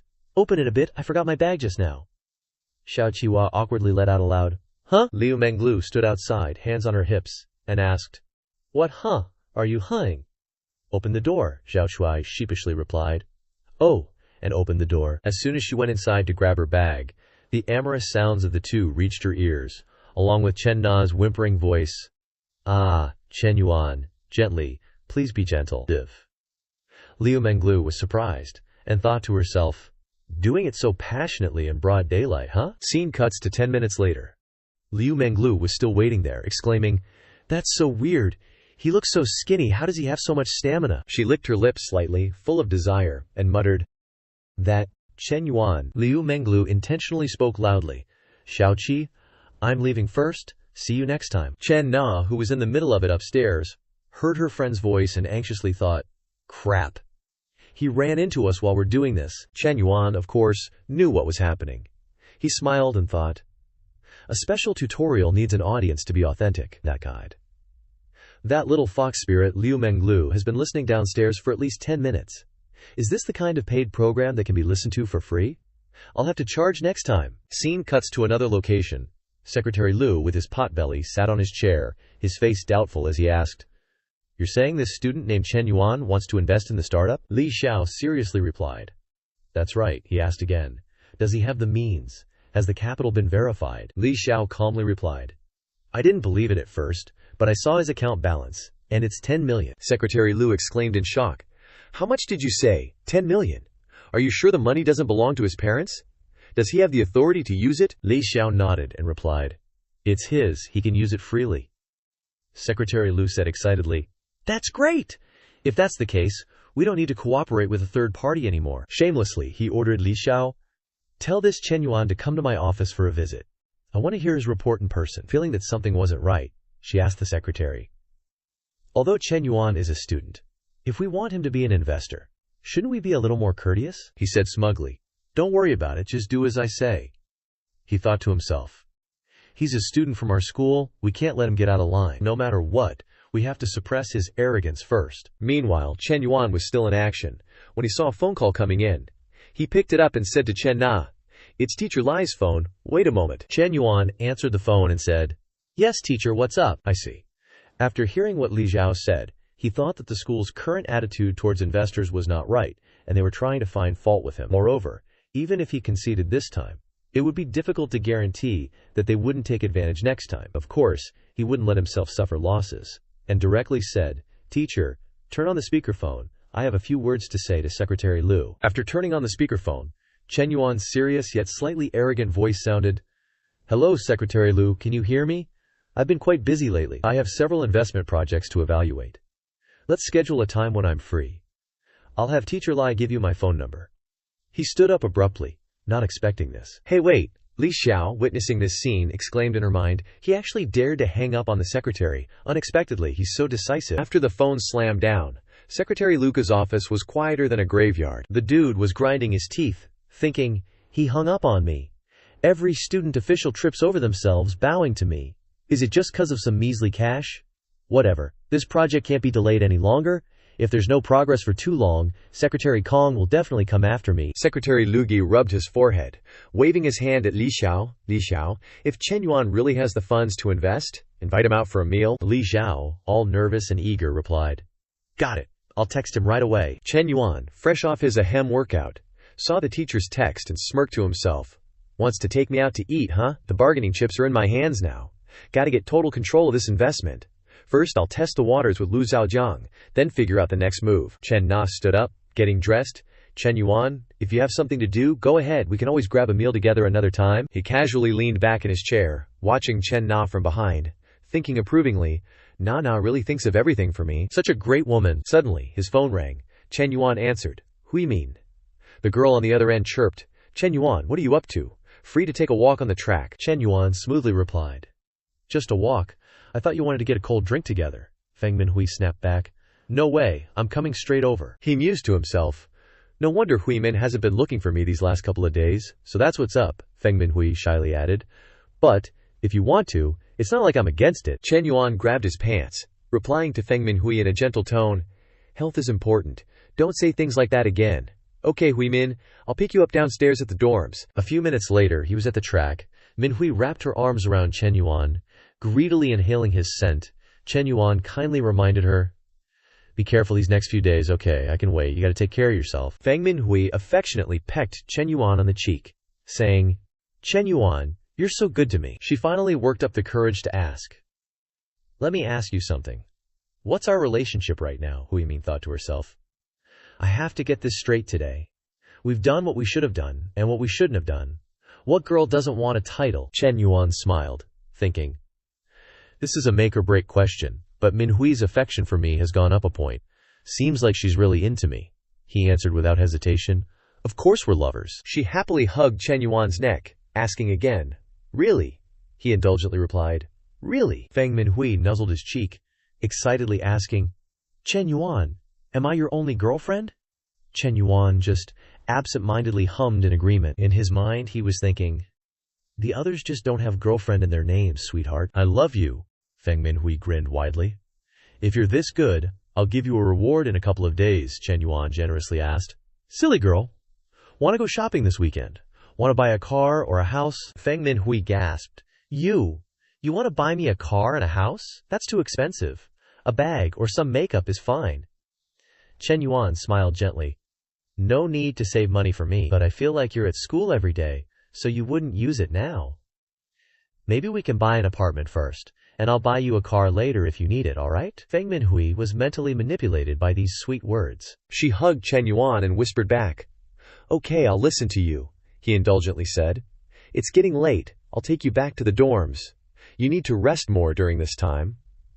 In his mind, he thought, "Tomorrow, I still have to go to Green Bamboo Lake to pick up the house. Scene changed to the next day. Liu Menglu video called Shen Yuan and said, "Little brat, are you up yet? Come to the gym if you're free." Shen Yuan frowned and asked her, "When was I ever scrawny? Is this video of yours appropriate?" Liu Menglu on the other end replied, "HMPH, only indecent men think this is indecent. Tell me, are you having indecent thoughts?" She looked at the phone, thinking to herself, "This tone of his, it doesn't sound like he's treating me like an outsider. Let's see how many more days you can hold out." Suddenly, a voice pipes up from behind. "Hey, Miss Liu Menglu." Turns around and smiles at the girl with the red hair walking up to her. "Hey, Zhao Zhu, you're here." Zhu Wanding, being all nosy, asks, "What's got you so smiley this early in the morning?" Liu Menglu just giggles. "Nothing much, just thinking about a really interesting friend." Zhu Wanding plops down in a chair, drawling, "Spill the tea. Class hasn't started yet anyway." So Liu Menglu starts her story. "I have this girlfriend, right? She managed to snag herself a sugar daddy. And get this, the guy's a total baller. Bought her a 3 million yuan house." Zhu Wanding gasps. 3 million? Just like that, her. A mahem? Price tag must be at least tens of millions. Then, Liu Menglu rests her chin on her hand, sighing, "Totally. That's why I'm so jealous." Zhu Wanding starts scheming, "Someone with that kind of cash, the sugar daddy must be ancient, right?" Thinking to herself, "Even an old geezer is better than that cheapskate Hao Jun. He wants the benefits without the spending. Time to find myself a better sugar daddy." Liu Menglu shakes her head. "Nope. He's in his early 20s, even younger than my girlfriend." Zhu Wanding is even more curious now. "So what does he look like? Gotta be ugly, right?" Liu Menglu gets all excited. "He's super handsome. Tall too," Zhu Wanding exclaims. "Damn, Liu, so your girlfriend must be drop-dead gorgeous to snag a guy like that. She must be an absolute goddess." Images of two hot girls instantly flash through Liu Menglu's mind. After a beat, she says, "Actually, we're pretty similar, just different advantages, you know." Zhu Wanding nods thoughtfully. To be on par with McCann's, Liu, no wonder she can make men fall head over heels. Shen Yuan on the other side also sends a text. "No more small talk, I have to go to Green Bamboo Lake to pick up the house." Liu Menglu asked immediately, "So you go alone? Do you need a little sister to accompany you?" Shen Yuan replied bluntly, "I'm going alone. If you're free, you can come along." She texted back, "Well then you have to pick me up. I'm at the training room now. I've sent you the location. I'll wait for you." She just couldn't stop smiling while texting. Zhu Wanding sees her acting all weird and asks, "Girl, what's got you so giddy? You're grinning like a Cheshire cat." Liu Menglu jumps up, "Sorry, Zhao Zhu. Gotta ditch you today. I'll double your lesson fee, okay? My, sugar daddy is going to Green Bamboo Lake in Lu City to pick up a house and wants me to go with him. So sorry." Zhu Wanding thinks, Green Bamboo Lake. That's like super fancy. One of the top rich people neighborhoods. Wait a minute, isn't that supposed to be her friend's sugar daddy? Why is she going to pick up his house? Watching Liu Menglu walk away, Zhu Wanding thinks, I get it now. Leave it to Mez, Liu, to be so ruthless, stealing your friend's man. But if I met a guy like that, I don't know if I'd hesitate either. Suddenly, a young guy comes up to Liu Menglu, looking all excited. "Menglu, where are you going? Aren't you supposed to have class soon?" This dude is Han Lihai, the fitness instructor. Liu Menglu just rolls her eyes, doesn't even acknowledge him, and keeps walking. 10 minutes later, Shen Yuan arrives, and Liu Menglu is already outside waiting. Han Lihai watches from the training room, muttering, "Can driving an M9 get you, Menglu? Even that last member who drove a Mercedes didn't get her." Zhu Wanding, standing next to him, says, "Don't just look at the car, honey. The guy can casually buy his girlfriend a 3 million yuan house." Han Lihai is shocked. 3 million? How many years would I have to grind to make 3 million? Zhu Wanding suddenly gasps, "Wait a sec, that guy looks familiar." Watching the young man get out of the car, she exclaims in disbelief, "Shen Yuan. It really is Shen Yuan." She can't believe it, thinking, the tall, handsome sugar daddy that Maxi, Liu, was talking about is Shen Yuan. Watching the two of them being all lovey-dovey, she's stunned, realizing her ex-boyfriend is a millionaire and she dumped him just 2 weeks ago. She just stands there, frozen, unable to process what's happening. Chen Wanting clutched her head, face darkening, and thought to herself, I actually dumped Chen Yuan for Hao Jun. Was I out of my mind? Han Lihai, clueless as ever, asked, "Miss Chen, why are you crying? Is everything all right?"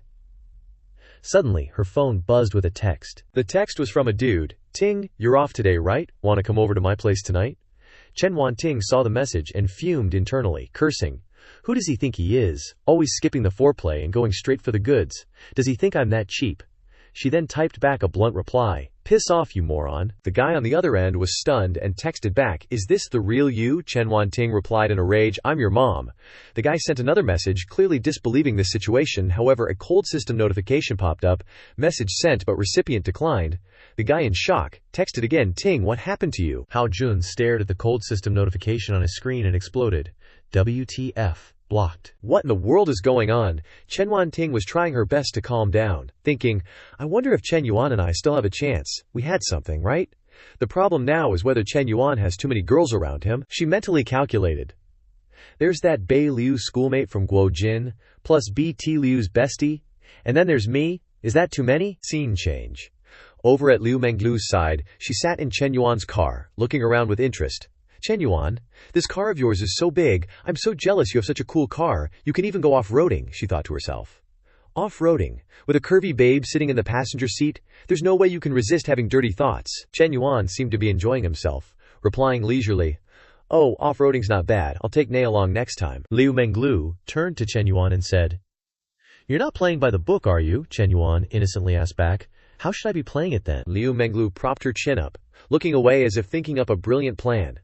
Suddenly, Chen Yuan spoke up. How about this? He looked over, grinned, and said with a hint of teasing, BT Liu, I want to polish you up. Liu Menglu smiled widely, playfully slapped Chen Yuan's shoulder, and said, Aya, you're such a tease. 30 minutes later, Chen Yuan and Liu Menglu finally arrived. As soon as he entered, Chen Yuan politely greeted, Hello, I'm here to pick up my house. I'm Chen Yuan.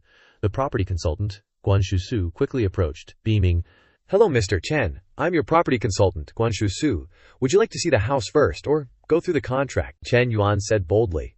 Let's just sign the contract. We'll check out the house after that. Guan Shusu replied with a bright smile. Okay. After signing the contract, Guan Shusu sat in the back of Chen Yuan's car on the way to see the house. She glanced at Liu Menglu in the passenger seat, mentally observing and judging. Mr. Chen and this girl definitely aren't dating, but this girl's figure is seriously unfair. Indeed. Liu Menglu's body was smoking hot, with curves in all the right places. Guan Shusu lowered her head, anxiously thinking, Why are women so different? These kinds of women don't need skills, they can just rely on their face and sexy body to make men obsessed and willing to buy them houses. So envious. Too bad I'm just ordinary, with no such luck. A while later, the three of them arrived at the house that Li Mu had won as a system reward. Liu Menglu exclaimed as soon as she got out of the car, Wow, Chen Yuan, this place is amazing. She walked behind Chen Yuan, thinking to herself, The life of a rich person is just too good. If only I could live in a place like this too. That's why I have to get my hands on Chen Yuan. Guan Shusu began to introduce. Mr. Chen. The ownership area of this villa is 610 square meters, but with the garden, the actual usable area can reach up to 2,000 square meters. It's currently an unfinished product, so you can design and renovate it as you like. Liu Menglu kept gushing in the back. It's so huge. At that moment, Chen Yuan's system chimed, Congratulations to the host on acquiring his first house in life. Life is incomplete without real estate. The interior design also needs a unique style. The host will receive 20 million specifically for renovations. Chen Yuan was shocked and muttered to himself, Holy crap, you're serious, system dad. A house worth over 10 million. And you're giving me 20 million for renovations. But then he tilted his head, a satisfied smirk playing on his lips, thinking, Well, if the big boss dad's giving orders, guess I gotta follow them. He turned to ask Manager Guan, Hey Manager Guan, you know any good home renovation companies? She perked right up. Why yes, Cheng Yi. There are several high-end renovation companies in Xingcheng. They've got great reputations and designs. I'll send you their contact info when I get back. Chen Yuan waved his hand dismissively. Okay, it's just a bare shell anyway, nothing much to see, let's leave it at that. Liu Menglu, still buzzing with excitement, piped up, Chen Yuan, can I take some photos and videos to post on Douyin? Chen Yuan replied generously, Sure, just don't show my face. Liu Menglu gave him a playful wink. Like I'd dare post a Tang Sanzang like you online for all the demons out there to drool over.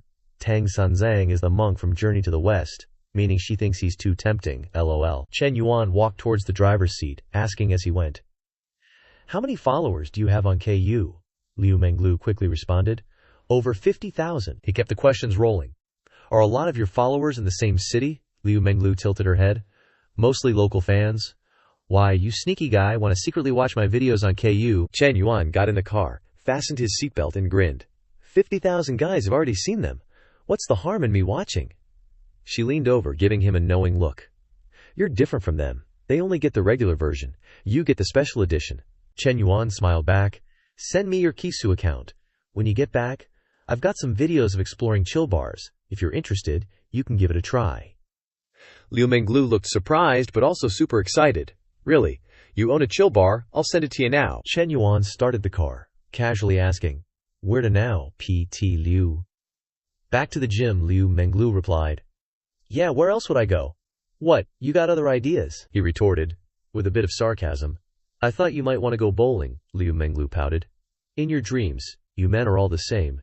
You bullied my friend there yesterday.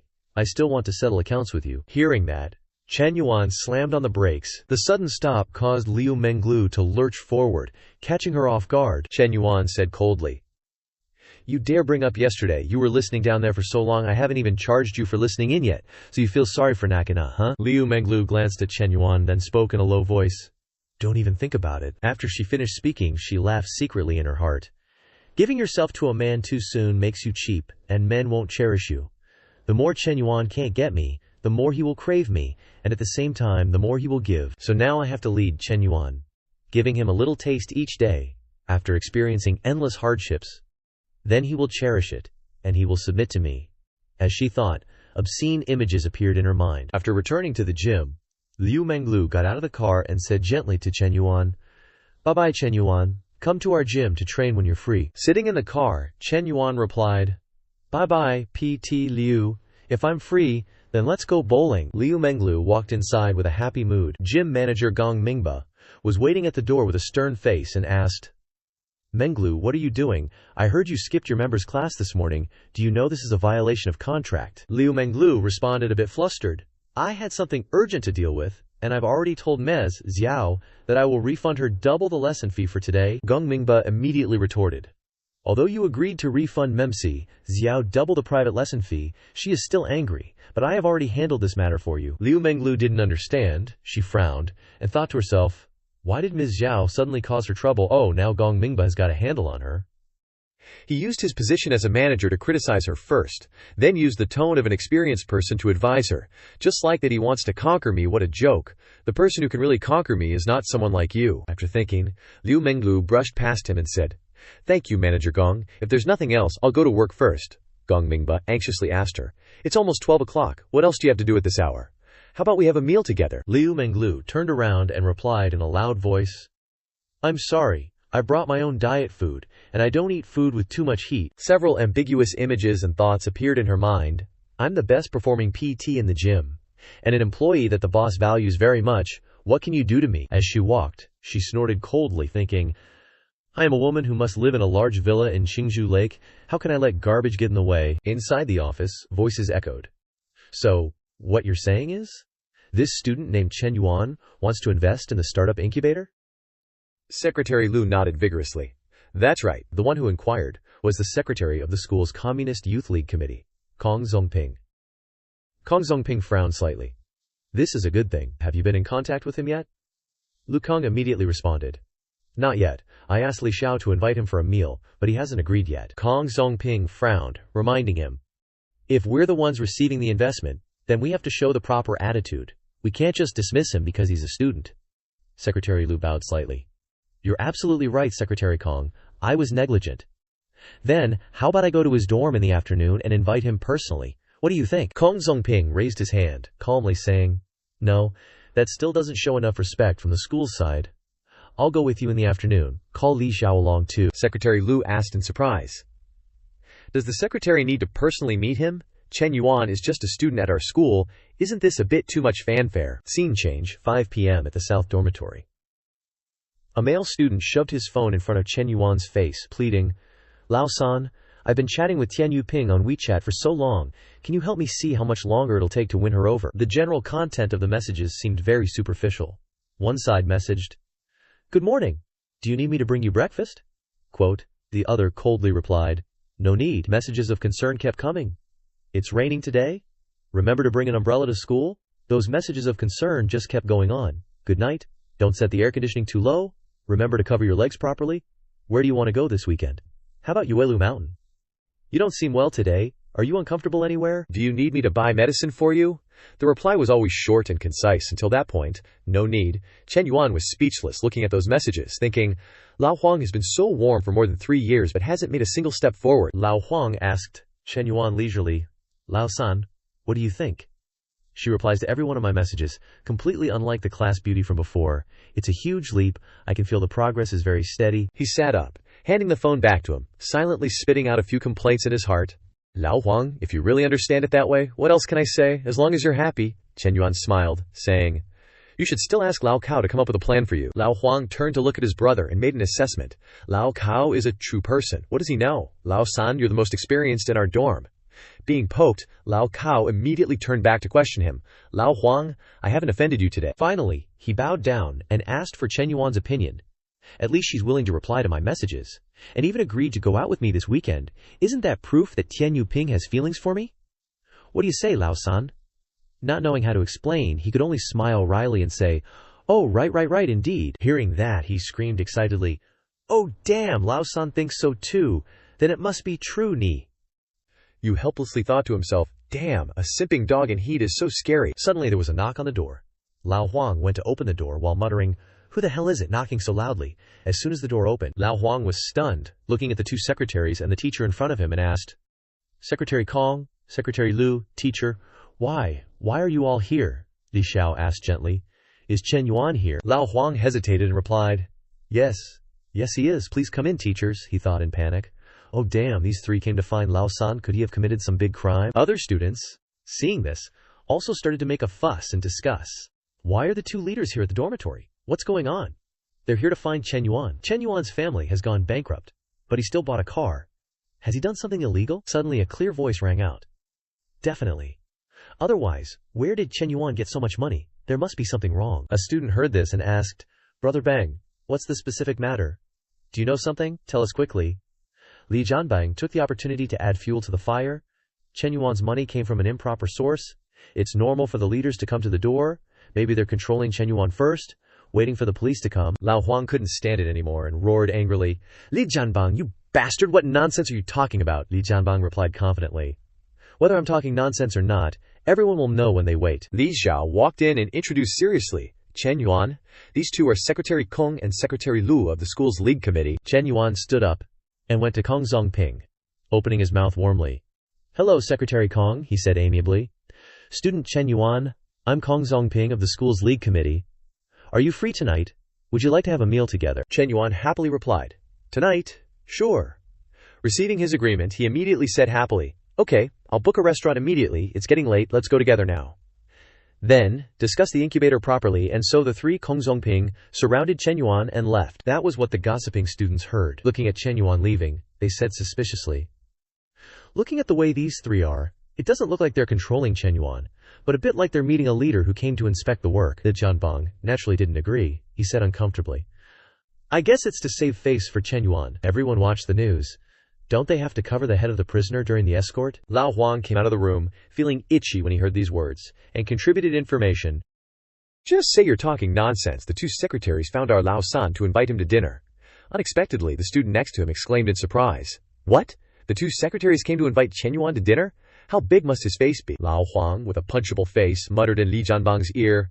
That's right. What big thing did Shen Yuan do? The school leaders have to lower themselves to invite him like that. He couldn't say anything. Those curious students couldn't help but exclaim, Shen Yuan is too scary. He's not in the same class as us anymore. Scene change. A restaurant named Nanjing. Kong Zongping spoke first. Shen Yuan, what requirements do you have for your plan? Tell me. I want to fully understand your expectations. Shen Yuan calmly said, Secretary Kong wants me to invest. Then he has to meet my 2 conditions. Of course, this won't cause any loss to the school's interests, Secretary Kong heartily replied. No need to be so polite. Just speak your mind. Shen Yuan started to make his demands. Secretary, I want complete autonomy, meaning I get to decide who the startup incubator invests in and how much. The school can't interfere. Secretary Lang immediately jumped up, exclaiming, What are you saying? There's no such rule. Kong Zongping had to remind him, Lao Lang, quiet down. He turned to Shen Yuan, gently saying, Shen Yuan, the university's startup incubator involves many parties, especially the Ministry of Education, which will ask questions. If we just follow the investors' wishes, it'll be hard to explain. Besides, no matter what, the school has to consider the success rate of the students being supported. Shen Yuan remained unhurried, saying, "Secretary, without money, things like success rate are just empty words. You can think of me as the person in charge of the incubator. The success rate is whether the supported students can make money, and the money I invest definitely hopes they can make money. Our requirements are the same." Shen Yuan finished speaking and took a sip of his wine. Feeling refreshed, he thought to himself, "I'm just telling the truth. System's mission is to have me accumulate wealth and reputation, and then gradually become a tycoon. In the future, I'll definitely need a lot of professional talent to manage this matrix of industries for me. Instead of going out to find them then, I might as well use this startup incubator to try and cultivate direct relationships now. And more importantly, System's mission. A large number of female NPCs. Those women out in society aren't as easy to conquer as university girls. And the quality of the girls at our school in Xing City is the most famous." Kong Zongping raised his glass, tactfully saying, "I'll have to hold a conference with the leaders of the Ministry of Education regarding your request before I can give you an answer," Shen Yuan casually replied. "All right, Secretary." Amidst the toasting and polite conversation, the meal came to an end. Late at night, the group quickly departed. As he got into the car, Kong Zongping reminded Li Zhao, who was standing outside, "Mems, Li Zhao, Chen Yuan can't drive after drinking. You take him home. We'll head back first." Li Zhao got into Chen Yuan's car, buckling her seatbelt, and said, "Chen Yuan, this new car of yours is really spacious." Chen Yuan leisurely replied, "I was used to driving sedans before, so I wanted to try an SUV this time." Suddenly, the phone rang. Lin Zhao quickly answered, asking, "Li Meng, what's wrong?" "Oh, you switched shifts so you can't help with the move? It's okay, I'll contact a moving company myself. Okay, don't worry, I still have some things to do. I'll hang up now." Chen Yuan curiously asked, "Teacher, are you moving?" Li Zhao nodded, replying, "That's right, I'm moving in 2 days. The lease on my previous apartment is up, so I'm preparing to move in with my sister." Chen Yuan offered, "Do you need me to help you move?" She hesitated, replying, "That wouldn't be too good. Your car is newly bought. Helping me move wouldn't be appropriate. I should still call a moving company," he casually said. "It's okay, a car is just a tool, a consumable.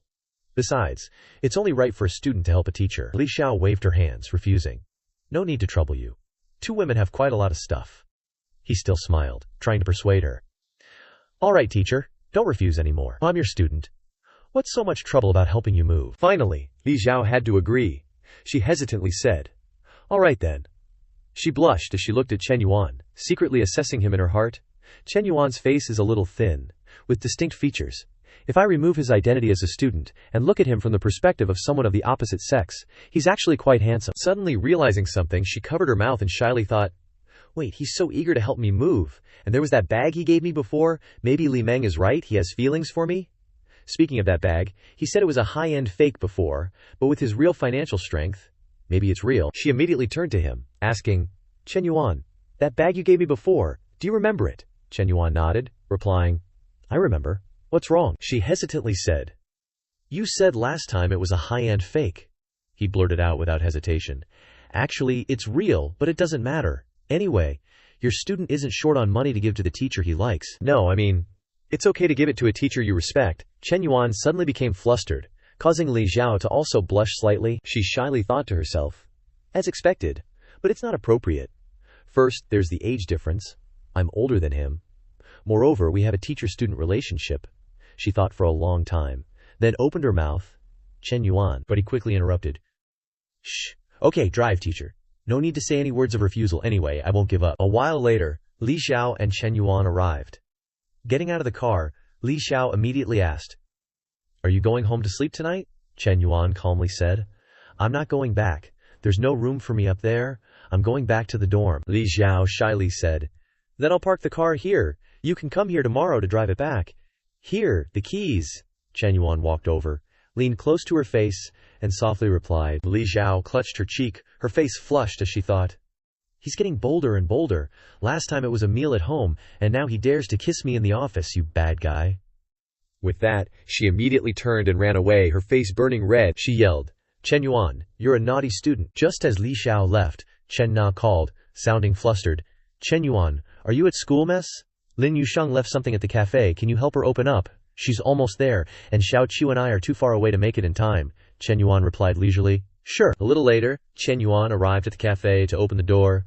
Lin Yusheng said somewhat apologetically, "Sorry, Chen Yuan, I left some kids' toys at the cafe, forgot to take them last time." Li Mu politely opened the door for her, saying, It's no problem, just a small thing. As soon as they stepped inside, Shen Yuan turned on the lights to make it easier for her to find her things. Lin Yusheng picked up toys while complaining.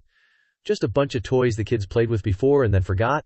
This one and that one. Standing behind her, Shen Yuan enjoyed the view of the people's police and said cheerfully, "No rush, take your time. How old is your child?" As she stuffed the toys into her bag, she replied, 3.5. Quite the little rascal. Noticing the bottle of wine in her hand, he thought in surprise, wine? Could it be that Lin Yusheng often comes to the cafe alone to get drunk? After a while, Lin Yusheng looked around and said, "All done cleaning up?" Seeing her emotional state, he asked, "What's wrong?" Feeling reluctant, Lin Yusheng glided her hand across the table, gently touching it as she replied, "It's not exactly reluctance, it's just remembering the days it was here with me, spending every night and day together." Shen Yuan shrewdly thought, this sudden reminiscing must be related to Zhang Xianyong. If she wasn't feeling down, she wouldn't be at the cafe alone, drinking and brooding like this. Shen Yuan smiled and said, "Can you visit often?" Lin Yusheng shook her head in response. "Probably won't be back." Seeing her about to leave, Shen Yuan called her back and offered, "Miss Lin, if you don't mind, would you like to have a few drinks with me?" Lin Yusheng turned her head and asked him, "Is that appropriate?" Shen Yuan replied casually, "What's not appropriate?" Receiving each other's signals, they both sat down at a nearby table and grabbed the bottle of wine she'd had earlier, pouring a glass for each of them. As Shen Yuan poured the wine, he asked, "Feeling down? I'm guessing it's related to family, right?" Lin Yusheng asked back in a low voice. "How did you know?" Shen Yuan poured wine into his glass and said leisurely, "Actually, I know your husband, Zhang Xianyong. He is the director of the 4S shop, right? I have heard about what he did before. Sister Chen Na is his employee. She left because of your husband, right?" Lin Yusheng was surprised. A trace of confusion flashed across her face, and she said, "Don't they have ever?" Shen Yuan clinked glasses with Lin Yusheng and then recounted the past. "Actually, there is nothing. Zhang Xianyong just often harasses her." Sister Chen could not bear it and left. Lin Yusheng breathed a sigh of relief and said, "That's good, otherwise he would have added another crime." The girl took a sip of wine and began to tell, "Actually, I am preparing to divorce him recently, and I have collected a lot of evidence about his cheating, and read a lot of his conversations when he forced and threatened his subordinates." Speaking of this, she hugged her head and painfully recounted, "I got married to him. I really did not expect him to be such a person. But thinking that he is the father of my child, I hesitate, worrying about how my child will develop when growing up in a single-parent family, and whether they will have any psychological problems." At this time, Shen Yuan sternly gave her advice. "When you need to make a decision, you must be decisive. Children are of course important, but if you let this situation continue in front of your children, the harm they will suffer will be even greater. Therefore, whether it is for yourself or for your children, you must make the right decision." Lin Yusheng said as if enlightened, "You are right, very reasonable." She stared blankly at Shen Yuan, thinking in her heart, "I used to think that he was young and generous, but now I think about it, he is more mature than I thought, and even exudes a special charm. These are all things that Zhang Xianyong does not have." She stared at him drinking wine in front of her, and thought comfortably in her heart, "The old saying goes that you can't just look at the appearance of a man, but being with handsome men, at least the mood is much better." Her face flushed because of the wine and shyness. Lin Yusheng said softly, "Shen Yuan, thank you." Shen Yuan humbly replied, "You're welcome." After drinking that glass of wine, Lin Yusheng stood up and said, "Let's go." Shen Yuan also stood up and said, "Okay." Suddenly, perhaps because of the alcohol, Lin Yusheng's feet did not listen to her and stumbled to one side. Shen Yuan quickly ran over to support the girl and said anxiously, "Be careful." Lin Yucheng looked up at him, shyly saying, "Sorry," Shen Yuan politely replied. "What are you apologizing for, Megas, Lin?" In his heart he felt a flutter and secretly thought, "She smells so good." Suddenly, Lin Yucheng went on her tiptoes and planted a kiss on Shen Yuan's cheek, catching him completely off guard. Afterwards, she grabbed her stuff and headed home. He just stood there dumbfounded, staring at Lin Yucheng's retreating figure, thinking, what was that kiss about? Shouldn't there have been a full-on battle? Lin Yucheng, on the other hand, was super embarrassed. She hurried along the street, patting her own cheeks, thinking, "It must be the alcohol talking. I've been such a good girl all these years, never crossed the line. The only slightly wild thing I've done is, well, you know. And it's all Zhang Xianyong's fault. What a useless weakling. But seriously, what possessed me just now?" Shen Yuan, feeling all giddy and happy, picked up his phone and called Chen Na. "Hey Nana, the dorms are locked up, can't get back in. Can I crash at your place tonight? Renting a room? No need to waste money like that. Don't worry, I won't do anything, just cuddle." 20 minutes later, Chen Na quickly opened the door in her thin pajamas, took one look at Shen Yuan's state, and exclaimed, "Oh my god, how much did you drink?" Shen Yuan leaned against the doorframe, tilting his head. Leadership banquet at school? No choice? Chen Na quickly helped Shen Yuan inside. Anxiously, she instructed. Sit and rest for 10 minutes before you shower. I'll make you some hangover tea. She barely took a few steps before Chen Yuan hugged her from behind, murmuring, Wait, let me hug you first. Want a hug? Hug? Chen Yuan's hands started getting a little too friendly, and Chen Na said shyly, Is this your just cuddling? Chen Yuan said like a rascal. I'm just cuddling, not doing anything, Na. You know my character? Old memories of them flashed back, and Chen Na thought. The first time, he used drinking water as an excuse. The second time it was training, and this time the reason is even more ridiculous. He even said that, I will just cuddle and do nothing, she said speechlessly. Your character. Do you even have any? Chen Yuan said innocently. Na. Do we not even have a little bit of trust between us? Chen Na blushed and said. You said it. Then you sleep with that blanket, even if we just cuddle. We can cuddle without sharing a blanket. Chen Yuan looked at Chen Na buried in the blanket and couldn't help but smile, thinking, even though it was a bit forced the last 2 times, I thought Na had accepted it in her heart. I didn't expect she's still keeping her distance.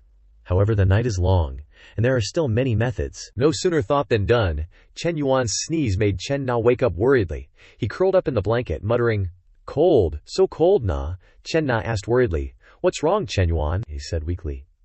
The air conditioner is too cold.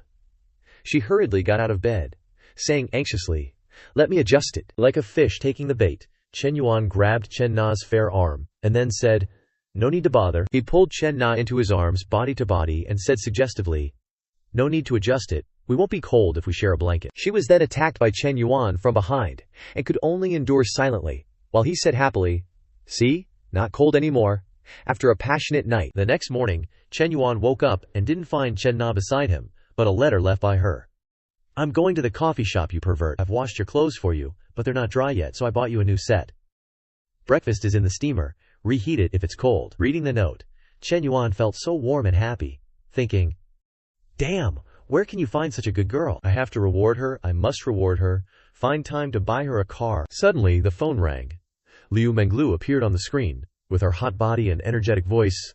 Little Yuan, when are you coming to the GM's office with me? I'm waiting for you. Chen Yuan quickly put the phone aside, closed his eyes tightly, and thought to himself, Watching this thing in the early morning, isn't this Na's bestie? No see?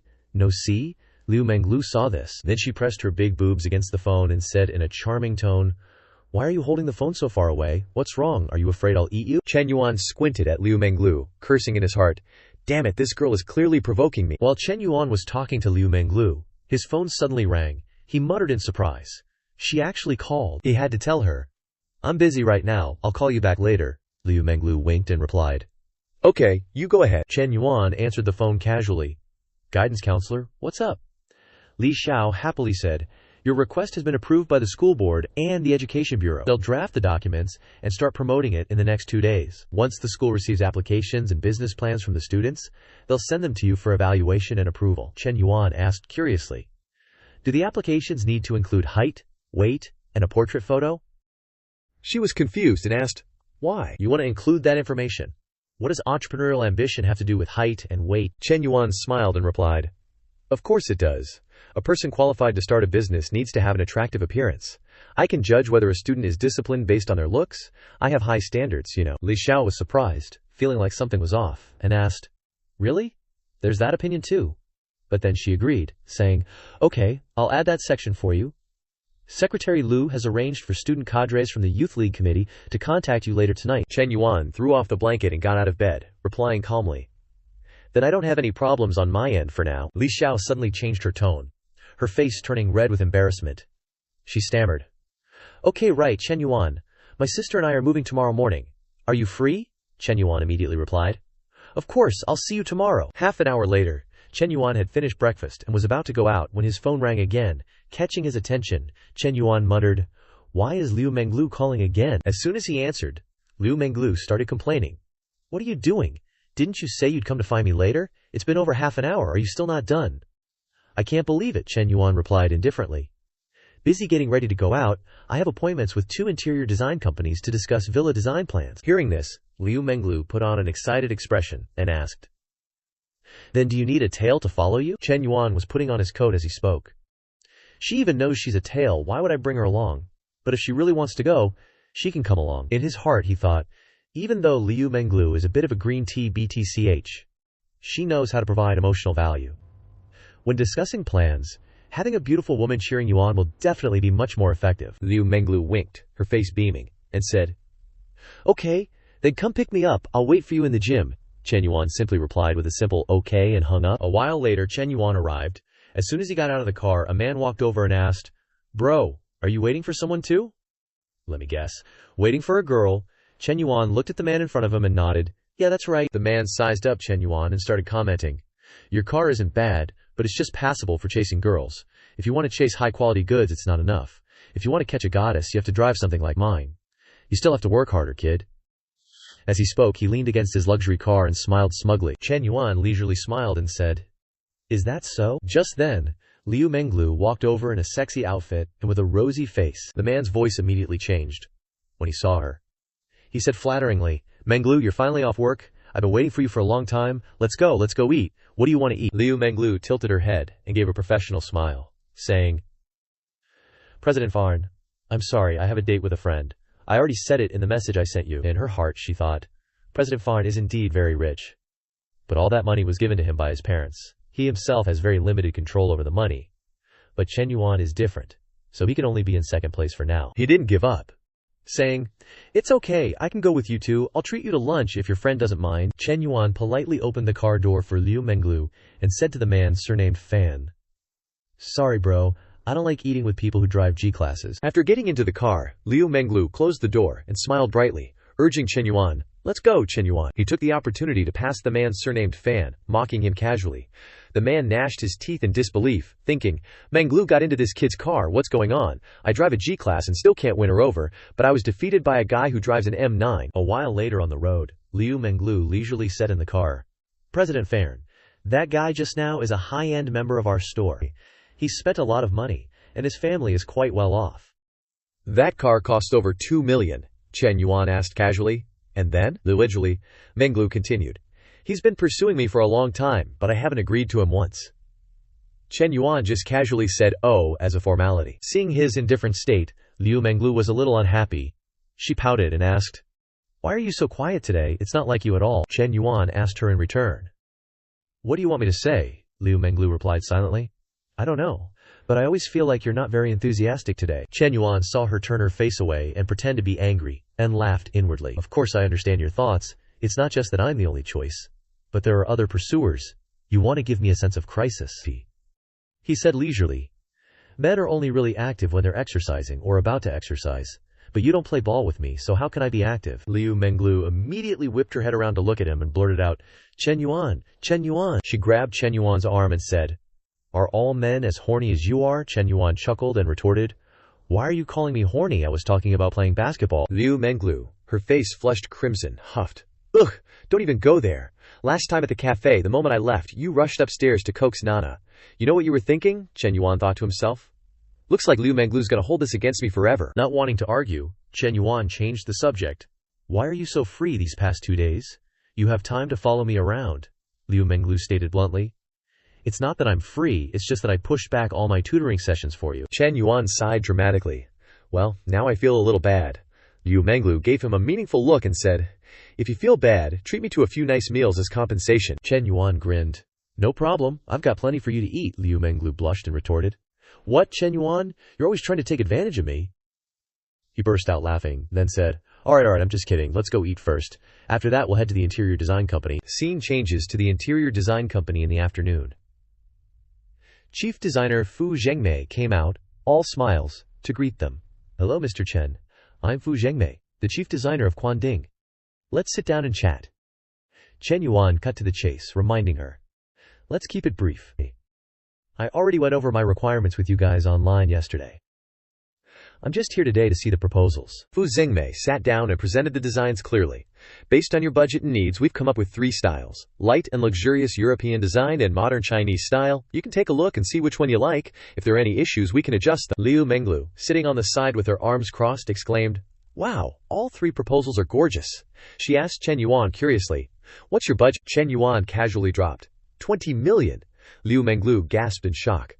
What did you say? She started calculating. A villa of over 1,000 square meters, with 20 million yuan for decoration, and he can just throw around 30 million yuan like that. Then his assets must be at least over 100 million yuan. Looks like I underestimated him. No, the previous tactics are still not enough. I have to intensify it. While thinking, she tugged on her dress, showing her curves completely. 15 minutes later, Shen Yuan stood up and said seriously, "Then let's go with the modern Chinese style, and add what I just said. Once you've made the adjustments, we can talk again. But I also have an appointment with another design company. I need to compare the final proposals from both sides before I can decide." Fu Zhengmei also stood up and said with a smile, "No problem, it doesn't hurt to compare all three." "Oh. Right, Mr. Chen, are you free tonight?" Wanzong, we would like to invite you to dinner. Whether the contract is signed or not, he just wants to get to know you. Shen Yuan took out his phone and pondered. I haven't signed a contract with you guys yet. Isn't it a little inappropriate to have dinner? Fu Zhengmei replied with a bright smile. Mr. Chen, don't worry. Wanzong simply wants to make friends with you. Shen Yuan finally agreed. Seeing this, Fu Zhengmei happily said, "Then I'll add your WeChat and send you the restaurant address so we can easily exchange ideas about the proposals later." Shen Yuan nodded. Okay, then we'll head out first. As he left, Fu Zhengmei waved goodbye with an adoring and admiring look. She thought to herself, 20 million yuan for interior decoration is even more expensive than the villa itself. This order alone is enough to support the whole company. This kind of big boss isn't your average rich kid. We have to treat him with the utmost care. After seeing Shen Yuan off, Fu Zhengmei went back inside. She stood in front of a man and announced cheerfully, "Wanzong, Mr. Chen has agreed to dinner tonight." Wanzong is the general manager of Quan Ding, named Wan Renduo.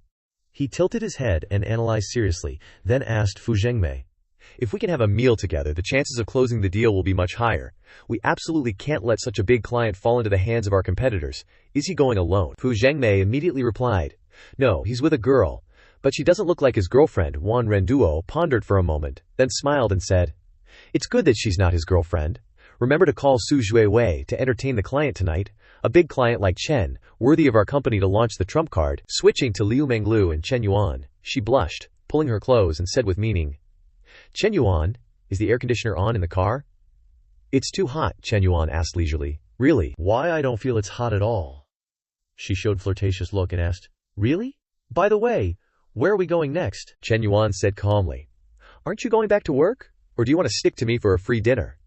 Liu Menglu leaned over to Shen Yuan and said, "Anyway, it's good to follow you and do nothing. Today I want to be your tail all day." Shen Yuan laughed and said, My tails are very well behaved. If you follow, you must follow one day and one night. How can you only follow during the day? This sentence of him made her head appear with an ambiguous scene immediately. Liu Menglu covered her face and shouted shyly, "One day and one night, what are you talking about, you pervert? I don't care, I must go with you, I won't get out of the car." The phone rang in the car, Liu Menglu answered. And the person on the other end asked cheerfully, "Lu Bao, what are you up to?" Liu Menglu replied happily, "Qianqian, I'm in the car." Hao Qianqian on the other end asked curiously, "Whose car? Is it Fanzong's glass car?" While putting on her clothes, she thought, although Fanzong isn't like Shen Yuan, spending 3 million to buy a house, it's no problem for him to buy Menglu bags and cosmetics. Liu Menglu replied calmly, "No, I'm in Shen Yuan's car." Hao Qianqian was shocked and frowned. "Who, Shen Yuan? When did you two meet?" Liu Menglu smirked and recounted, "No, I went out with him today to look at the decoration plan. You don't know, he bought a villa for over 10 million, and he's spending another 20 million on the decorations." Hao Qianqian gasped, barely able to breathe. "What? This is too extravagant. Just spent 3 million, and in the blink of an eye, another 30 million. Hao Qianqian couldn't help but think, Chen Na's luck is too good, isn't it, finding such a rich sugar daddy? We said we'd suffer together, but she secretly got ashore. No, Menglu seems to have boarded this luxury yacht too." Hao Qianqian gripped her phone and cried, "One bestie is fine, but now another one is better than me. Is it because their boobs are bigger than mine?" Scene change. Afternoon at Nanying restaurant. A young man walked over to greet. "Wan Shushu, are you eating here too?" Wanzong walked over and said warmly, "Xiao Hui. What a coincidence, I'm waiting for a guest here." Xiao Hui walked over to shake his hand and said, "I also have a dinner invitation here. I'll come over to toast you later," he thought. It seems this guest is very important, otherwise Uncle Wan wouldn't be waiting here in person. When leaving, he noticed the naive girl following behind Wanzong. He wondered, since when did Uncle Wan have such a beautiful girl by his side? If Wan Shushu wasn't my future father-in-law, I would have found a way to ask for her number. A moment later, Shen Yuan arrived. His employee came out respectfully and introduced, "Wanzong, this is Chen Xiansheng." Wanzong walked over warmly and said, Hello Chenzong, you're indeed young and promising. Shen Yuan walked over and politely shook hands with Wan Renmin, saying, Hello, Wanzong. He glanced at Liu Menglu and asked, This is probably your girlfriend. Shen Yuan quickly waved his hand and explained, Please don't misunderstand, we're just normal friends. She just happened to come with me today. Her surname is Liu. After confirming the information, he politely greeted her. Hello, Liu Xiaoji. Liu Menglu also replied. Hello, Wanzong. Liu Menglu pouted and glanced at Shen Yuan with some discomfort, thinking, Damn Shen Yuan, why so agitated? If you're not my boyfriend, what are you? No one forced you to say no. Annoying. Wan Renmin then said, Chen Sheng, please, let's go upstairs. He also said magnanimously, Please, Wanzong. A moment later they entered the private room. Wan Renmin opened his mouth and pointed to the orange-haired girl next to him and said, Chen Zong, I forgot to introduce you. This is our company's design assistant. Su Shuiwei, the girl said shyly and softly. Hello, Chen Zong. Chen Yuan reached out his hand politely and said, Hello. In his heart, he thought, her skin is so soft and full, and her jade-like hands seem boneless. Especially her pure and innocent nature. Su Shuiwei's temperament is completely different from the girls he knew. Seeing Chen Yuan's attitude, Wan Renmin raised his glass and thought, Very good, it seems. Su Shuiwei has left a good impression on Chen Zong, so the distance has been shortened. He said happily, Chen Zong, today we won't talk about business, just about making friends. I'll toast you first. Fu Zhengmei frowned and reminded Su Shuiwei, who was sitting still. What are you spacing out for? Quickly toast Chen Zong. Finally, Su Shuiwei awkwardly picked up her wineglass and said shyly, Chen Zong, I'll toast you. Chen Yuan raised his glass and happily accepted. Liu Menglu leaned close to Chen Yuan jealously and said, Little Chen Zong, let's drink together, let's have a glass too. Chen Yuan held Liu Menglu's glass and said with a smile, You still shouldn't drink, or who will drive back later? Liu Menglu felt happy all over and replied softly, Okay, I'll listen to you. In her heart she thought, I wonder if Chen Yuan will take the opportunity to take advantage of me. But this feeling of us being together is really great. Su Shuiwei walked to Chen Yuan's side and said softly, Chen Zong, I'll toast you again. Chen Yuan smiled gently and said to her, Have some tea, it's okay. His words stunned Su Shuiwei. At this time, Wan Renmin also spoke to Su Shuiwei. Listen to Chen Zong. He cares about you, so he won't let you drink. Shuiwei comes from Nanjing University. She is a senior and has not yet graduated. You are both young, you probably have similar hobbies, so please communicate more. That old fox is at it again, telling Su Shuiwei to friend Chen Zong on WeChat. A catch like him, never a bad thing to network. Liu Menglu, sitting next to her, frowned, thinking, the old fox is finally showing his tail.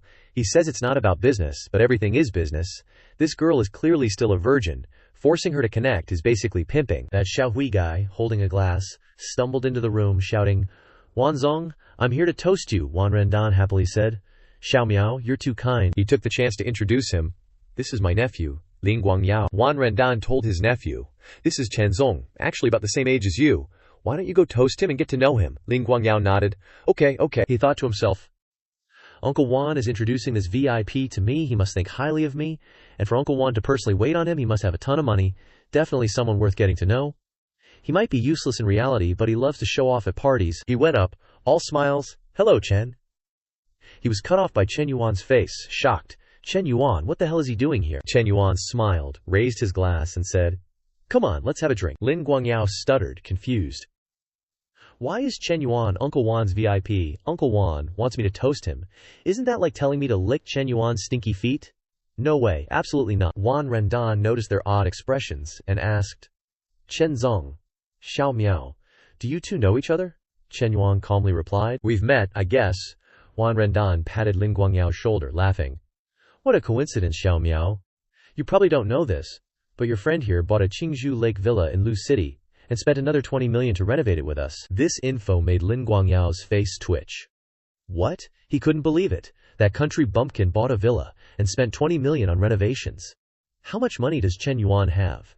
Does his family mine diamonds in Africa? Chen Yuan was now a big shot in his eyes, and he was just an ant, Lin Guangyao thought. Uncle Wan, who I'm trying so hard to please, is actually trying to please Chen Yuan. In an instant, the gap between Chen Yuan and me has become so huge. Realizing the situation, he thought, Forget it, I'll lick. If Uncle Wan wants to lick, I'll lick too. What's the big deal? With that, he bowed and said obsequiously to Chen Yuan, What a coincidence. Congrats. Oh no, I should call you Chen Zong now. 3 hours later, Wan Rendan suggested, Chen Zong, would you like to hit a bar or do some karaoke? Chen Yuan cheerfully turned to Liu Menglu and asked, Coach Liu, are you coming? Liu Menglu hesitated, thinking, I got this figure from discipline. I've never had a habit of staying up late or drinking. Seeing Liu Menglu's hesitation, Shen Yuan said, You probably shouldn't go. Early to bed, early to rise, good for your health. Liu Menglu looked at Su Shuiwei, thinking, if I don't go, Chen Yuan might get seduced by those other vixens. If more foxes come to share the meat, I'll get less to eat. After all, if she wasn't around Chen Yuan, and knowing Wanzong's personality, the next step would be to get Chen Yuan drunk, then send Su Shuiwei and Chen Yuan to a hotel. Besides, it was obvious during the meal that Chen Yuan had feelings for Su Shuiwei. In his drunken stupor, Chen Yuan definitely wouldn't be able to control himself. Amorous scenarios flashed through Liu Menglu's mind. Just thinking about it, her eyes steeled, and she thought, no way, if they go that far, I'll get nothing. With that, she stood up abruptly, raised her hand high, and declared, I'm going, I definitely have to go. After a while, at the technician's place, Wanzong had taken Chen Yuan out for a few hours of fun. Su Shuiwei sat to one side, shyly taking a glass of wine, face flushed, looking towards Chen Yuan, ready to offer a toast. As soon as Chen Yuan saw her action, he gently stopped her and said, No drinking. You've had a bit too much tonight. You don't usually come to places like this, right? If you don't want to come in the future, just don't. It's just part of the job anyway. Su Shuiwei smiled bashfully upon hearing his words and replied, Thank you, Chen Zong. Chen Yuan sensed Su Shuiwei's helplessness and offered some advice. For a girl from an ordinary family to be able to intern at a big company like Wanting is already very difficult. You can't just give up easily. Liu Menglu, sitting next to him, nudged Chen Yuan's shoulder and asked, Chen Yuan, why don't you care if I want to leave or not? Without a second thought, Chen Yuan replied, Does Coach Liu even need me to worry? You've got too many fish in your pond? Has Big Shot Fan Zong already sent you a WeChat message or something? Hearing this, Liu Menglu guiltily tucked her hair back and retorted, oblivious to the timing, she thought with some annoyance. All my usual tricks are ineffective attacks. Chen Yuan doesn't care at all. I was originally planning on catching him, but now he's caught me instead. Su Shuiwei, who was sitting next to them, also turned to him and asked, Chen Zong, what song do you want to sing?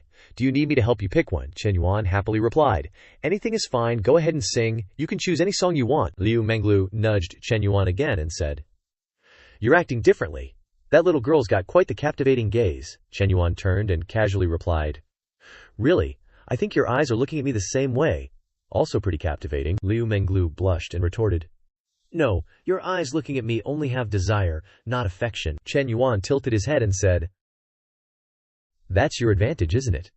No matter how women attract men, the end result is still the same. Liu Menglu asked curiously, What's the end result? Without hesitation, Chen Yuan leaned in and whispered in Liu Menglu's ear, Of course, it's getting into bed. That one sentence caused her face to turn bright red, and her favorability rating shot up to 68. Liu Menglu thought to herself, How annoying. This man always traps me whenever I talk to him. But Chen Yuan is also honest, unlike some men who clearly want my body but call it love. Having said that, Chen Yuan reached out and fondled Liu Menglu's thigh, causing her to flinch and whisper, Enough. There are people around. Wan Renmin, having finished his song, turned around and handed the microphone to Chen Yuan, saying, Chen Zong, Shuiwei has chosen another song for you. Come on up. Finally, the whole group sang until 11 o'clock. When they went outside and stood in front of the car, Wan Renmin warmly shook Chen Yuan's hand and said, Chen Zong, Chen Laodi, I never thought I could make a friend of your age. Let's get together often in the future. After a pause, he continued, That's right. Guanting's decoration will definitely be professional. I hope we can cooperate. As your older brother, I'll arrange the best service for you. Chen Yuan also replied warmly, I'm only looking at 2 companies. Your design is very professional. At the same price, I'll definitely give you priority. At the same time, Fu Zhengmei supported a tipsy Su Shuiwei as she walked over and said, Chen Zong, we'll head back first. See you next time. Chen Yuan pointed to Su Shuiwei and said. Then Fu Zhengmei gave a professional smile and replied, Shuiwei is my student. I'll take her home safely. Watching the group leave, Chen Yuan turned to Liu Menglu and asked, Should I call a car for you? She asked. What about you? Chen Yuan looked in another direction and replied, I'll rent a room here. Just get some sleep. Liu Menglu asked in surprise. Why rent a room? Don't you have a place to sleep? He tilted his head and stared at her, asking, So, are you taking me in? This question made Liu Menglu blush. She thought to herself awkwardly, I wasn't planning on giving myself away so quickly, but my intuition tells me that if I don't act, this Tang Sanzang meet Chen Yuan will be split up by everyone else. Thinking this, she took Chen Yuan's arm and said, Don't think that. I don't easily take men home. I'm a proper girl. Saying this, her favorability rating steadily rose to 75 points. Chen Yuan was surprised and exclaimed, Is that so? He thought to himself, I don't think I did anything special tonight. How did Liu Menglu's fondness for me increase so much? Shen Yuan didn't overthink it. He pulled out his phone and said, So where are you? I'll call you a ride. Li Xiao immediately protested. I don't want to go home. He frowned and asked, Not going home? Then where are you going to sleep? Li Xiao's face turned completely red as she flailed her hands around, saying, You're so dense, I've been this forward, and you're still acting like this. Shen Yuan stopped teasing her. He opened the car door, ruffled Li Xiao's hair, and said, Let's go, we'll switch to a different hotel. They both quickly got into the car. Drunk and dazed, she leaned on Shen Yuan, feeling a bit nervous, thinking to herself, I wonder if Shen Yuan will be gentler, and not as rough as he was with Nam at the cafe. The driver, seeing this scene in the rearview mirror, thought, That figure, that face, this fancy car, damn, being rich must be awesome. A while later, at the most luxurious Junyu hotel in Xincheng, Shen Yuan stood at the reception desk and calmly said, I want a presidential suite, and I'd like to book it for a month. The receptionist quickly completed the procedures and announced, Sir, the presidential suite is $368 per night, so a month will be $110,640. Li Xiao blankly tugged at Shen Yuan's sleeve and asked, Booking for a month? Shen Yuan didn't waste any time, immediately telling the receptionist, It's just $110,000, swipe the card, I want room 1 on the 52nd floor. He thought to himself, Li Xiao's affection level is over 60 now, plus there's the triple cash back, so I'm still making a profit. No loss at all. Li Xiao's face flushed when she heard the room number, thinking, 521. Shen Yuan is really something. They both quickly entered the room. She happily walked to the window, looked outside, and exclaimed, The night view is so beautiful, Shen Yuan, look. She felt nervous in her heart, secretly thinking, This situation is a bit unfair to Naba, but I genuinely hope to have a good start with Shen Yuan. He also quickly got down to business. Shen Yuan gently bit Li Xiao's neck and said, I can only see you in my eyes right now. Can we start playing badminton now? Seeing how eager he was, Li Xiao said, Shen Yuan, I haven't showered yet. Let's wait until after I shower. Before she could finish, Shen Yuan had already pulled down her panties and said, If we wait, we'll have to shower again later. Li Xiao's face turned red as she worriedly said, Shen Yuan, you haven't drawn the curtains yet. Shen Yuan started to get busy while analyzing, This is one-way glass, and it's the 52nd floor. There aren't any buildings around that are taller, so even if they see, it's fine. Let them watch. What's the big deal? In a gecko-like position against the glass, Li Xiao trembled and scolded softly, You're such a bad person. And so, the two of them went through all kinds of poses and positions in one night. The next morning, Shen Yuan opened his eyes, woke up, and looked at his phone, thinking, Damn, it's hot. I slept until 12 o'clock. He sat up, looked at the girl next to him, and thought to himself, I didn't expect Li Xiao's body to be so sensitive. I was afraid she'd get dehydrated last night. Just as Shen Yuan's arms started to wander, Li Xiao also woke up, whining, Shen Yuan, why do you want more again? We only went to sleep after 4 a.m. Don't you feel sorry for me at all? She thought to herself. Maybe I need to train more specifically in the future.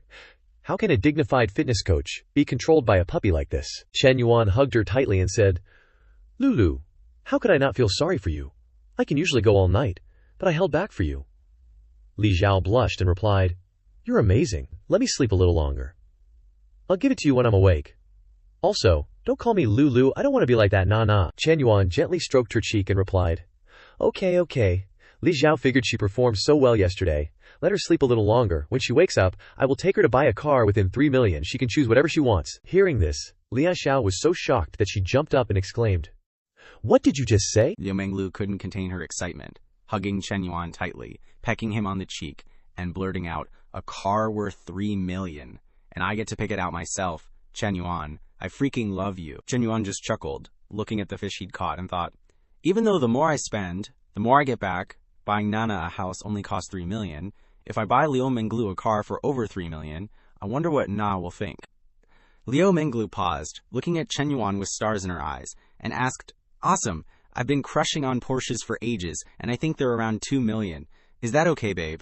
Hearing that, he said generously. Sure thing, Liu Menglu mused, recalling, I even talked about it with Nana, but she's more into Maseratis. I checked those out too, they're gorgeous.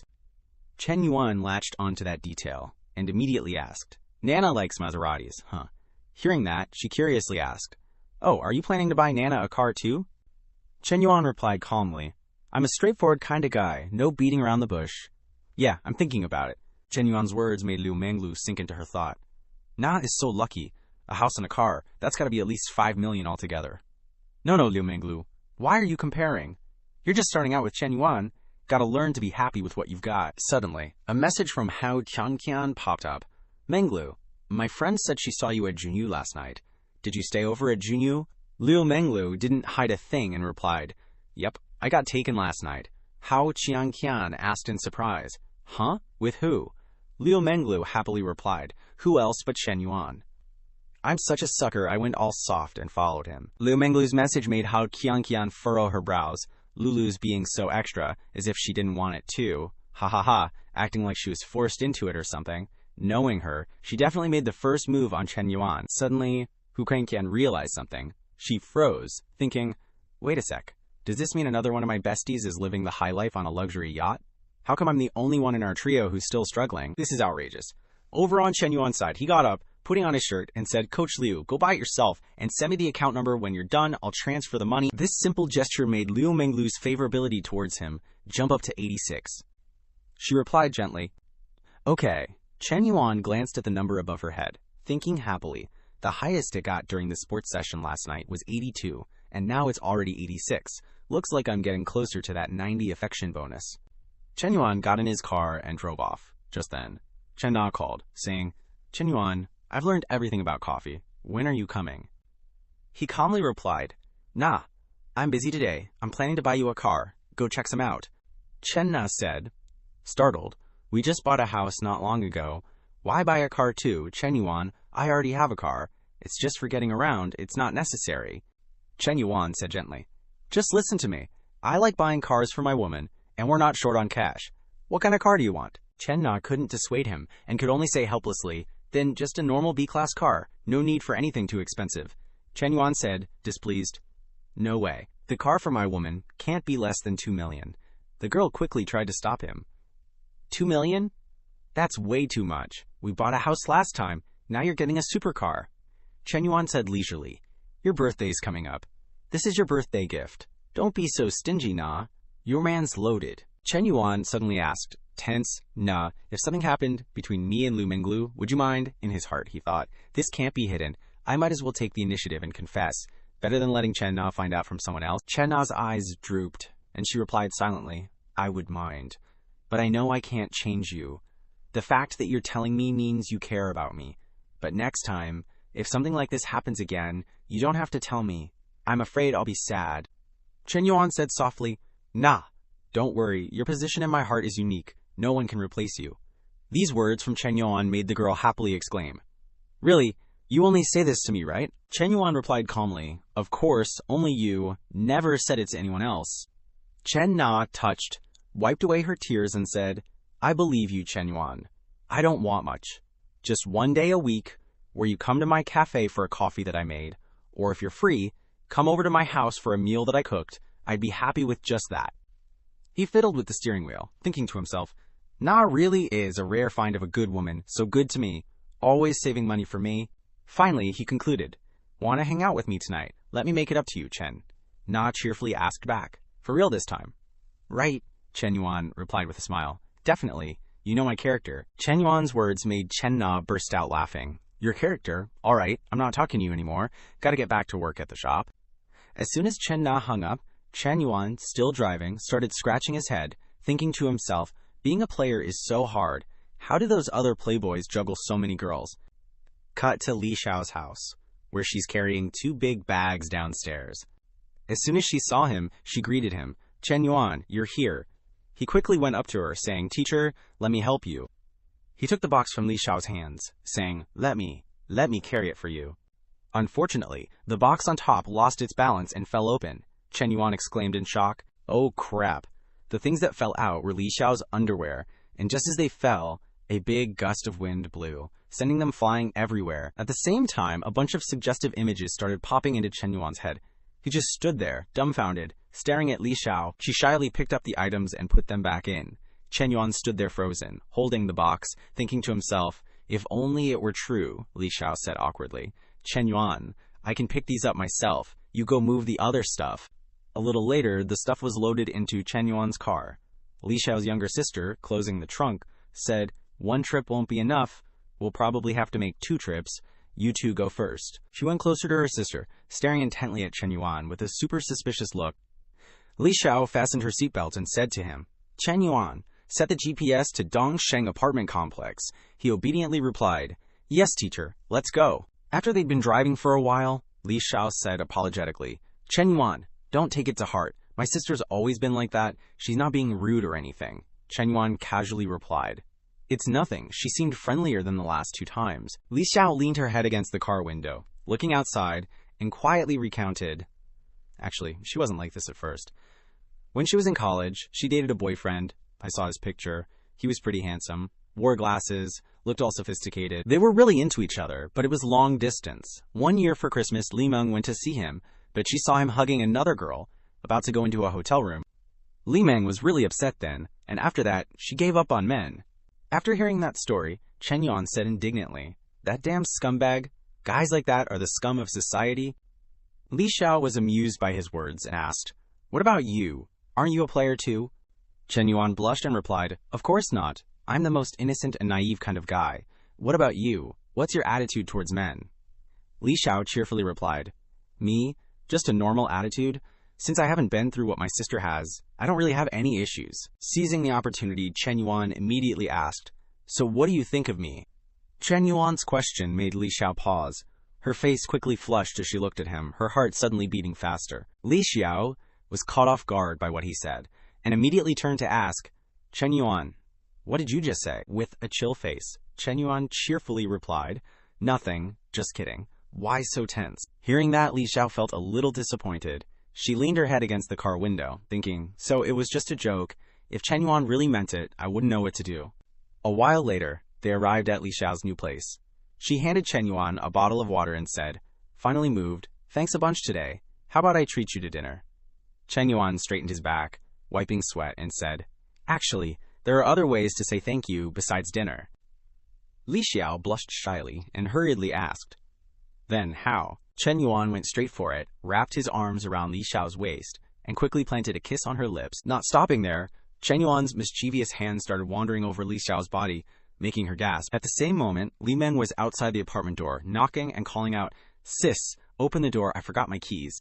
Li Xiao was startled by the call, but quickly and hesitantly replied, Coming, coming. She pushed Chen Yuan away and said, Chen Yuan, I don't think I can move. Chen Yuan hugged Li Xiao mischievously and said, It's okay, I'll help you. After Li Meng entered, she saw Li Xiao's flushed face and immediately asked with concern, Sis, why is your face so red? Are you getting heat stroke? Li Xiao reached up and lightly brushed her hair, hesitantly making excuses. I'm fine, I'll be better after a rest. She thought to herself embarrassedly, Chen Yuan is so bold. Luckily, Li Meng didn't think of it that way, or I could jump into the Yellow River and still not wash myself clean. Li Xiao stuttered, Chen Yuan, the youth league arranged for Deputy Sister Z to help me with the investment stuff, and the school is even setting up an office for me. I'll send you her WeChat ID. Remember to contact her when you get back to school. Chen Yuan went to the door and obediently replied, Okay, I'll contact her. Well, I won't bother you any longer. I'll head out first. In his heart, he thought, wanted to stay with Teacher Li a little longer, but she's probably afraid Li Meng will find out and embarrass her. After Chen Yuan left, Li Meng sorted things out and asked curiously, Sis, what do you really think of Chen Yuan? Li Xiao shyly covered her flushed face and asked back, What do you mean? Li Meng put on a serious face and said, Don't play dumb with me. Everyone can see what he's thinking. You two are so close. It's not just a normal teacher-student relationship. Seeing that she had been exposed, Li Xiao stammered, Well, actually, I don't know, I'm not so sure. Li Meng, with an experienced expression, frowned and affirmed, Oh no, I knew it, you're smitten. Actually, if you ignore his student status, his conditions are all pretty good, but I just have a feeling he's not trustworthy. These words from her sister surprised Li Xiao, who asked, You're not against it? Li Meng hugged Li Xiao and said frankly, What good would it do if I opposed it? It's your life. I'm your sister. I can only remind you to be highly vigilant, observe him more, and see if this person is worth your love. Hearing these words, Li Xiao was very thoughtful, and muttered his name in her mouth. Cut to an hour later, at the school cafeteria, a girl with a cute bow in her hair was sitting there. She was none other than Fu Yingzi, the head of the broadcasting station under the school's news center. As soon as she saw Chen Yuan approaching, she stood up and waved, calling out, Chen Yuan, over here, over here. Chen Yuan walked over and politely asked, Have you been waiting long? Fu Yingzi also politely replied, No, I just got here. He sat down and casually commented, Your voice sounds different from when you're on the radio. Fu Yingzi enthusiastically explained, When dubbing on the radio, people immerse themselves in the character. Based on the situation at the time, it's naturally different. Let's talk business. Secretary Liu instructed that someone will be assigned to help you clean up the office within the next 2 days. Shen Yuan happily replied, "Great. In the future, in addition to the work arranged by the Youth League, I'll also need your help with other things, okay?" Fu Yingzi said enthusiastically. "Of course," Shen Yuan said with satisfaction.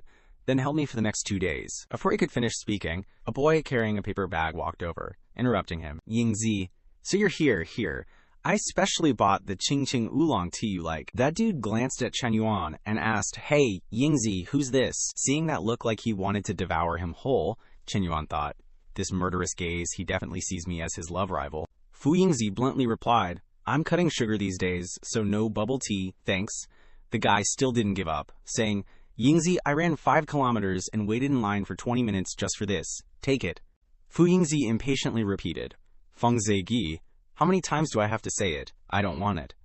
Seeing that he was rejected so harshly, he bitterly pointed at Shen Yuan and questioned, "Who the hell is he?" Fu Yingzi retorted without missing a beat, "What's it to you?" Feng Zigyi was deflated by her words and walked away dejectedly. The people around couldn't help but gossip. "OMG, did you see that? Is there real drama going on? Are Fu Yingzi and Shen Yuan dating? Are Shen Yuan and Feng Zigyi fighting over Fu Yingzi?" Oh my gosh, Feng Minhui, who was with her friend in the cafeteria, happened to hear those rumors. She frowned and said, "Shen Yuan and Fu Yingzi? No way." Her friend crossed her arms and commented, "You've only dated Shen Yuan twice?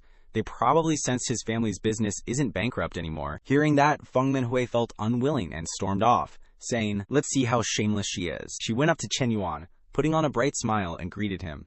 He looked over and exclaimed, Hui. Feng Minhui snuggled up to Shen Yuan and softly asked, "Shen Yuan, are you heading to class?" Shen Yuan casually replied, "Nah, I'm just discussing some stuff with Fu Yingzi from the Youth League." Feng Minhui snuggled even closer to Shen Yuan, saying in a whiny voice, "You haven't been to class in ages. Are you planning to fail all your subjects?" Fu Yingzi, who was sitting opposite them, stood up, thinking to herself, "Feng Minhui is declaring that she's Shen Yuan's girlfriend. Since when did those two get so close? Whatever. It's none of my business." She gently brushed her hair, coughed lightly, and said, "Shen Yuan, I still have work at the radio station. I'll head out first." Shen Yuan didn't try to stop her, just politely said goodbye. The male students who witnessed everything erupted in excitement, their eyes wide as they gossiped. Holy crap, this is the ultimate drama. 2 goddesses fighting over one guy. Feng Minhui looks exactly like the main wife catching a mistress. Some people have it all while others get nothing. Who is that guy? When did our school get such a top-tier senior? Feng Minhui smiled sweetly and asked, "Shen Yuan, what were you discussing with her?" In her mind, she thought, Fu Yingzi is pretty and has a nice voice. I can't let a girl like that get close to Shen Yuan. He went along with it and replied, "It's about the Youth League's entrepreneurship program. The Youth League asked her to discuss it with me." In his heart, Shen Yuan secretly thought, Hui's possessiveness is strong. How am I supposed to handle overseas work at this rate? Satisfied with his answer, Feng Minhui put her hands on her hips and said, "Really? Okay then. I really wanted to stay with you for a bit. I haven't seen you in 2 days, but I have to go to class now."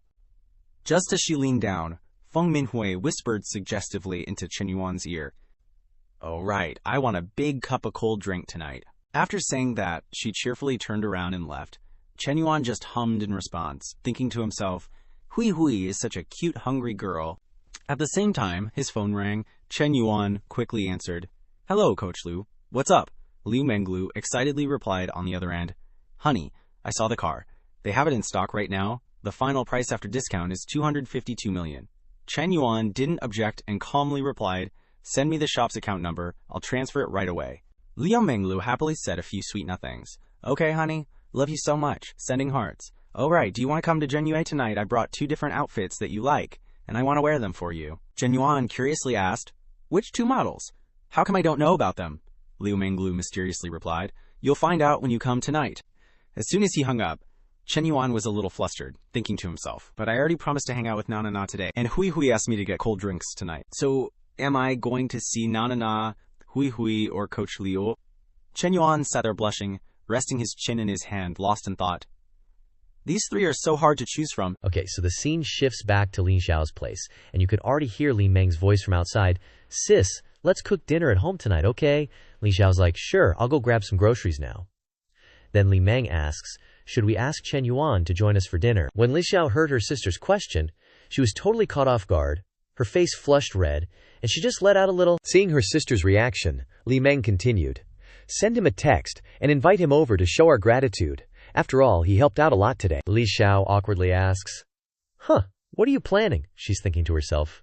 Just thinking about his sly and mischievous face makes me want to bite him. Speaking of which, Li Xiao immediately remembers what happened in the kitchen last time. Hearing her question, Li Meng stood up and replied, Sis, of course, I'm helping you test him out. What else would I be doing? Hearing this, Li Xiao took out her phone and replied, Okay, then I'll call him. Then she texted Shen Yuan. Shen Yuan, Li Meng is also very grateful for your help with cleaning the house today, so she wants to invite you over for dinner. Come over, okay? He already had plans with Chen Na, Meng Lu, and Minhui tonight. Now with the Li Xiao sisters too? Shen Yuan couldn't help but think, what kind of romantic luck did I step on today? Why are so many girls looking for me? Even a master of time management couldn't handle this. Oh well, don't bite off more than you can chew, and no need to make my little bro Peter suffer. I'll just politely decline Hui Hui and Coach Liu. Before he knew it, it was late afternoon, and Chen Yuan arrived at Li Xiao's house. As she opened the door, she blushed and said, Come in and sit down, dinner will be a while longer. With that, she hurried inside, avoiding his gaze. Seeing this, Chen Yuan smiled and said, All right, then I'll make myself at home. You just do your thing. Chen Yuan looked around the house, thinking to himself, no wonder she's a consultant. She's turned this place into such a cozy home so quickly. Then he walked into the kitchen and asked, Where's Li Meng? Li Xiao avoided his gaze and replied, She's taking a shower, Chen Yuan oed, in response, and then he started inching closer to Li Xiao. Seeing this, she blushed, and frantically waved her hands, saying, Chen Yuan, don't come over here. Chen Yuan replied with a smile, Why are you so worried? I'm just here to see if I can help with anything. Seeing him inching closer and closer, Li Xiao quickly replied, No need to come over, the food's almost ready, just go wait in the living room. Chen Yuan continued to inch closer, saying, It's all right, I'll just come to the kitchen and chat with you. Li Xiao blushed and looked away, replying, Okay, this distance is enough to talk. Chen Yuan said with a sly look, Is it really that close? We're still half a meter apart? Seeing him getting closer and closer, Li Xiao became even more flustered. Chen Yuan, what do you want to do now? Chen Yuan reached out and pulled her into his arms, grinning mischievously. Not doing anything, Li Xiao trembled, her voice faltering. My sister's here. Chen Yuan leaned in close to her ear and said, Isn't she taking a shower? Girls usually take longer showers. She won't be out anytime soon. As he spoke, Chen Yuan slipped his hand under Li Xiao's pants. His large hand squeezed her butt hard, causing her to panic. No, Chen Yuan, not there, not there. Ignoring her, Chen Yuan planted a silencing kiss on her lips, and his hand began to slip under her shirt. Li Xiao could only moan a soft, Just then, Li Meng, being the party pooper that she is, called out, Sis, I'm done showering, isn't dinner ready yet? Hearing this, Li Mengzhao panicked and pushed Chen Yuan away, her face as red as a beet. Chen Yuan smiled reassuringly. It's okay, don't worry. Li Xiao adjusted her shirt, and said with dissatisfaction, Don't do that again. If you do that again, I'll... Before she could finish, Chen Yuan interrupted. You understand my heart, consultant. A moment later, they sat down at the table to eat.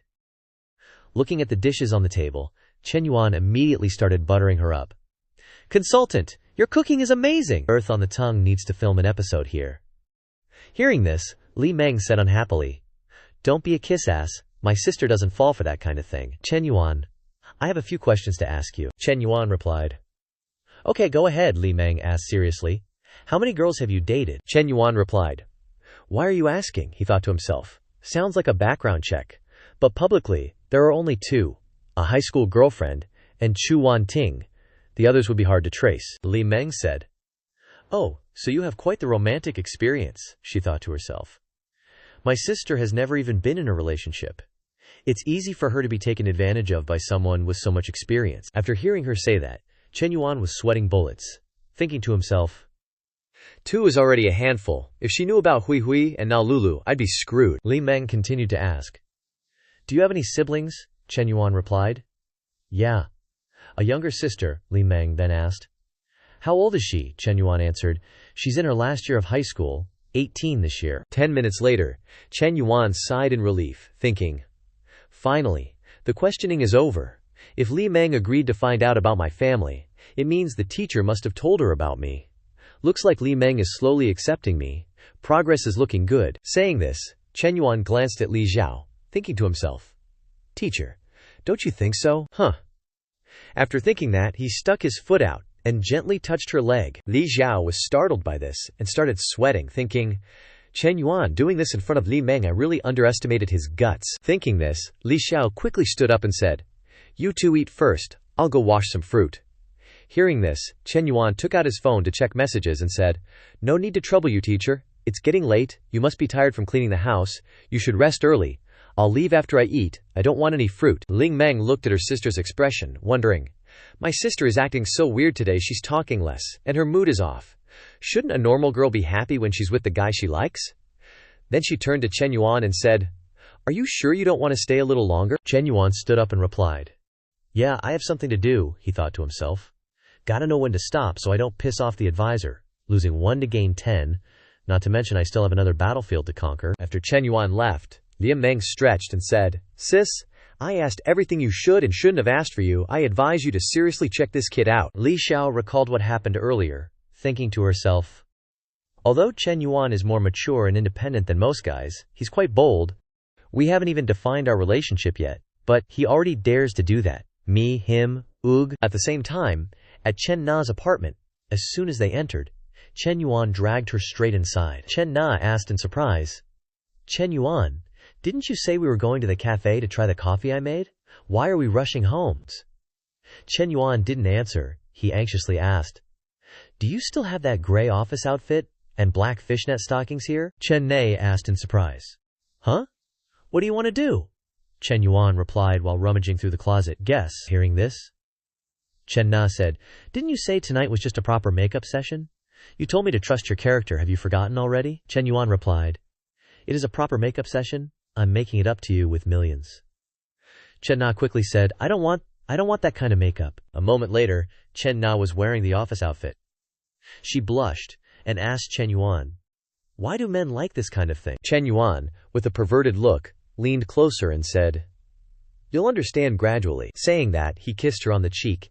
His hands also began to wander and explore. Chen Na blushed and softly moaned twice, Ugh, An hour and a half later, Chen Yuan and Chen Na practiced their martial arts, going from immortal grandpa planting radish to Luo Han pushing a cart. Tired of Luo Han pushing a cart, the two switched to the carrying a plow across the mountain pose, and just as they were about to get into position, Chen Na's favorability suddenly increased to 90. Chen Yuan was shocked. Damn, it broke through 90. So this kind of exercise really helps increase favorability. At this time, the system also popped up a notification. Detected that the host has a second girl with favorability reaching the favorability mission milestone, preparing to distribute rewards. Chen Yuan was looking forward to it, thinking to himself, Let's see what the reward is this time. As soon as he finished thinking, the system displayed a notification. Reward, Peter's length growth, 5 million yuan for car shopping, exclusive skill card X1. Seeing the rewards, Chen Yuan was shocked. Wait, is the first reward real? Damn, can you even get that? Thinking about it, he clicked open the reward, thinking to himself, Let me see what kind of divine effect this exclusive weapon card for men has. Sorry, Nay, you'll have to bear with it tonight. Immediately, inside the cave, Sun Wukong's Ruyi Jinggu Bang grew longer.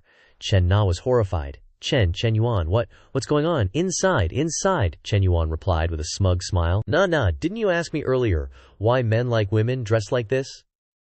This is the answer. At this point, Chen Na's face was as pale as a pangolin, and she called out his name loudly.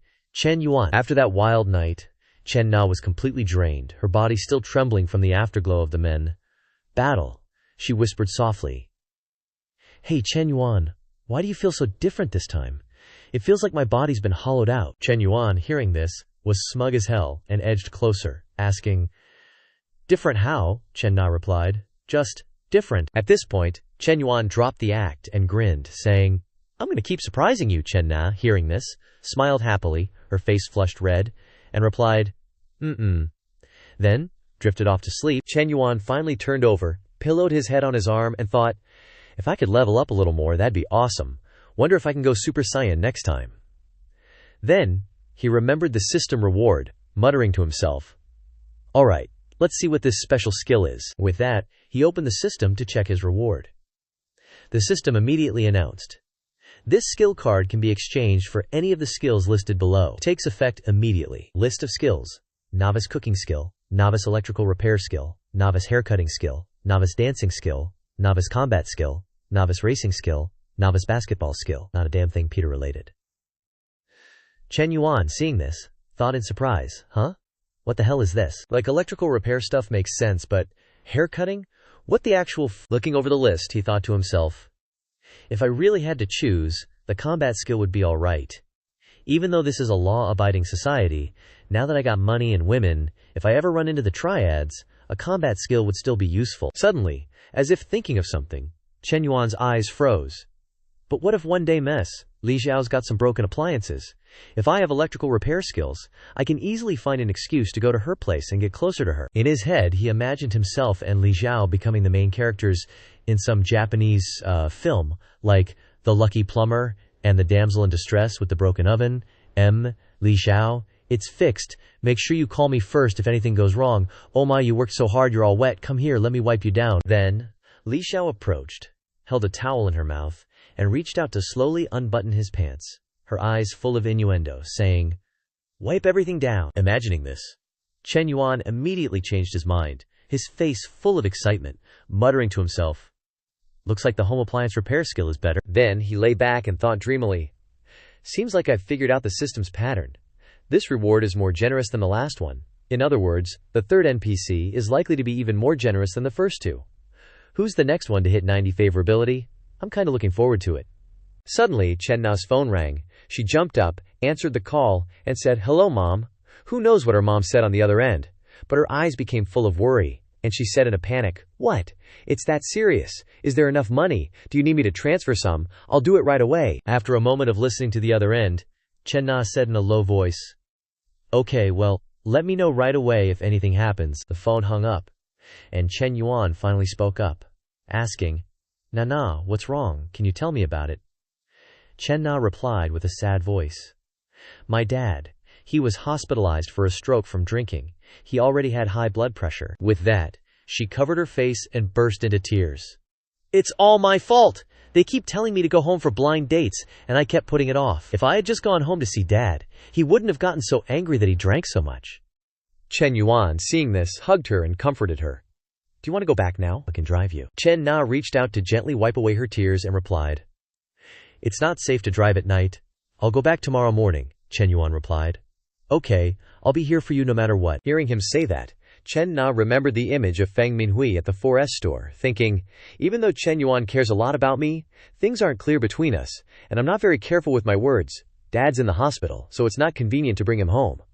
Thinking this, she replied, "It's okay, I can go back by myself." Chen Yuan didn't push it. He said softly, "Okay, if you need money or need to transfer hospitals or something, tell me, and I'll figure something out." Chen Na replied, "Thank you, Chen Yuan." Early the next morning, when Chen Yuan woke up, Chen Na was already gone. She left a note with a few hastily written words. "Breakfast is ready. I went home." After reading it, Chen Yuan smiled and muttered to himself, "She rushed home like that, and still made me breakfast. Not Nair isn't like Coach Liu, who's always asking for money. And she's not like Minhui, who's always trying to get her hands on my assets. She takes care of everything. She's really the best of the best." Suddenly, Chen Yuan's phone rang. Looking at the caller ID, he couldn't help but wonder, Fu Yingzi, what's up with her so early in the morning? As soon as he answered, Fu Yingzi on the other end rattled off, "Chen Yuan, the office has been cleaned up and I sent you a few styles of desks. Which one do you like? Once you choose, I'll go to the furniture store right away." Chen Yuan, hearing this, replied softly, "You decide. Anything's fine." Fu Yingzi, hearing this, said, "Okay, then I'll hang up now. I'll let you know when the office is set up." Chen Yuan chuckled to himself, thinking, "This girl's all right. Even if we don't talk about her workability, her positive attitude alone is already pretty good." Just after hanging up, behind Yingzi the little tail, Feng Zhaogi asked, "Yingzi, what do we do next?" She said with disgust, "What do we do? Can you stop following me? Just now too. It's not like there wasn't anyone cleaning. I told you not to do it, but you still barged in and made a mess." Feng Zhaogi, hearing this, said awkwardly, "Hey Yingzi, I just wanted to help you."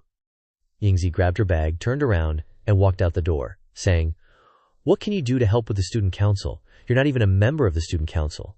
And stop following me or I'll really get angry." Looking at her retreating figure, Zhaogi couldn't help but feel dejected, thinking, "I've been chasing her for 3 years, and it's not even as good as one day with some guy she just met." On this side, Fu Yingzi didn't care at all about his feelings.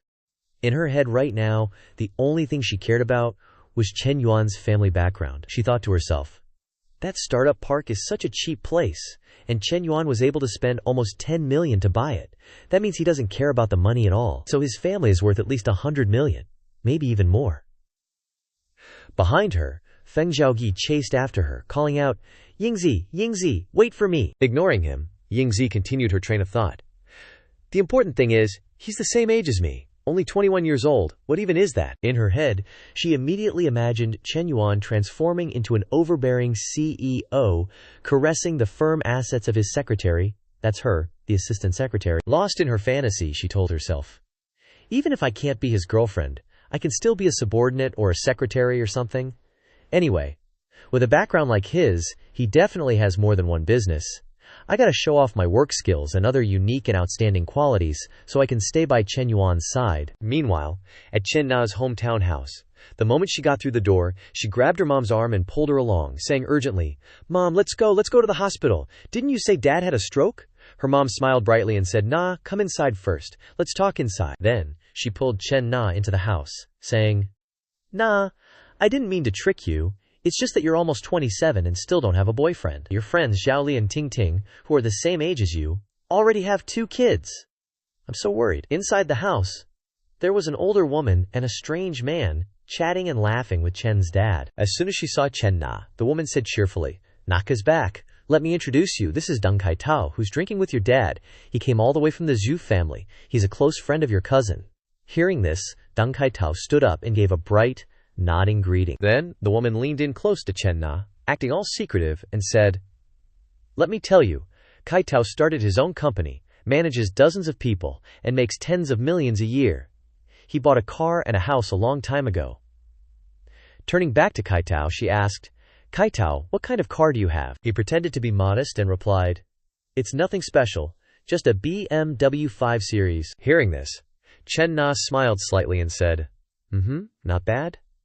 She thought to herself, good car or not, I gotta save face for the guy, at least a little. Meeting his blind date, Deng Kaitao didn't hesitate, and immediately made his move. He took out a small box and said, Auntie, besides buying cigarettes and alcohol for Uncle, I also got you a little gift. I hope you like it. Chen Na's mom looked surprised. Huh? You got me a gift too? Kaitao opened the box, revealing a glittering gold ring, and offered it to Chen Na's mom, saying, I specially picked it out for you at an old jewelry store. It's real gold. It's not expensive, just over 3,000 yuan. Chen Na's mom responded, Oh my, over 3,000? And you say it's not expensive? The auntie also chimed in, adding fuel to the fire. Look at that, Kaitao is so thoughtful, he'll definitely be a filial son-in-law in the future, right? Chen Na's mom laughed heartily, agreeing, haha, that's right. Chen Na's dad called Kaitao over, saying, Don't just stand there, come sit down. On the other side, Chen Na grabbed her mom's hand, pulling her inside, saying, Mom, let's go to the bedroom, I have something to say. As soon as they were in the room, her mom said disapprovingly, This girl, Xiaodong, is still waiting outside. Saying stuff like that, aren't you being rude to the guest? Chen Na replied, annoyed, rude. You guys used this as a trick to get me home. Did you even think about how I feel? Hearing this, Chen Na's mom said with worry and thought, Aren't your dad and I worried about you? Look at Xiao Li upstairs, she's a year younger than you, and already has 2 kids. Chen Na looked unhappy, saying wearily, Why do I have to compare myself to them? Forget it, Mom, I don't want to talk to you anymore. Then she took out her phone and texted Chen Yuan. Chen Yuan, I'm really mad at my mom. It turns out Dad didn't go to the hospital, they tricked me into coming back for a blind date. Don't worry, I'll be back this afternoon. Chen Yuan immediately replied, I'm about to get off the highway, send me your home address. Chen Na's eyes widened in surprise. Ah, Chen Yuan wants to come to my house? She wondered. What's he planning? Could it be that he wants to? Thinking this, Chen Na was instantly overjoyed, and turned back to her mom, saying, Mom, I have a friend coming over later. Her mom asked in surprise. A friend, boy or girl? The girl smiled mysteriously, revealing little.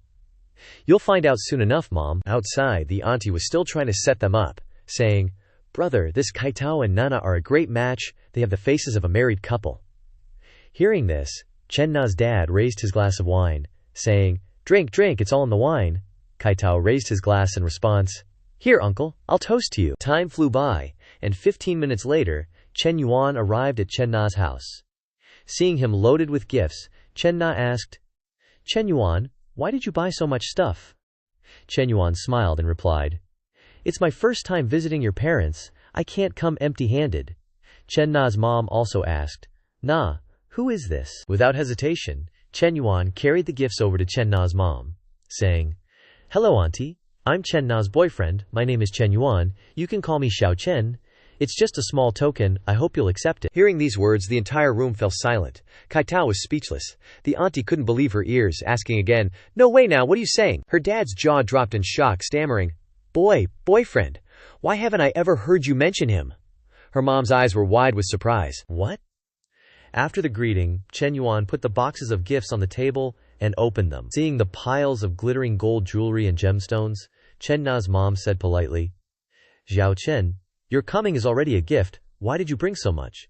You're being too kind. Chen Yuan smiled and replied, I wouldn't dare be too polite with you. Nana is my girlfriend.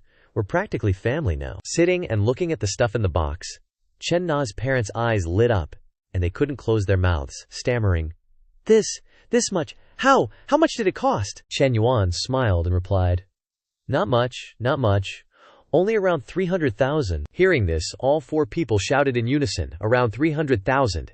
In their hearts they thought, Only, is that something a human being can say? After a brief moment of shock, Deng Kaitao finally spoke up. What? Nana has a boyfriend? Didn't you say she was single, Aunt D? Seeing his bewildered expression, replied, Kaitao, don't panic, I just found out myself. Why didn't Nana bring home such a rich boyfriend sooner? Why now of all times? Kaitao thought to himself. Bringing a gift worth over 300,000 yuan on the first visit makes me feel like a clown. Then he asked, Auntie, do you mean this boyfriend is fake? He mused. Spending so much on meeting the parents, it's too expensive if it's just an act.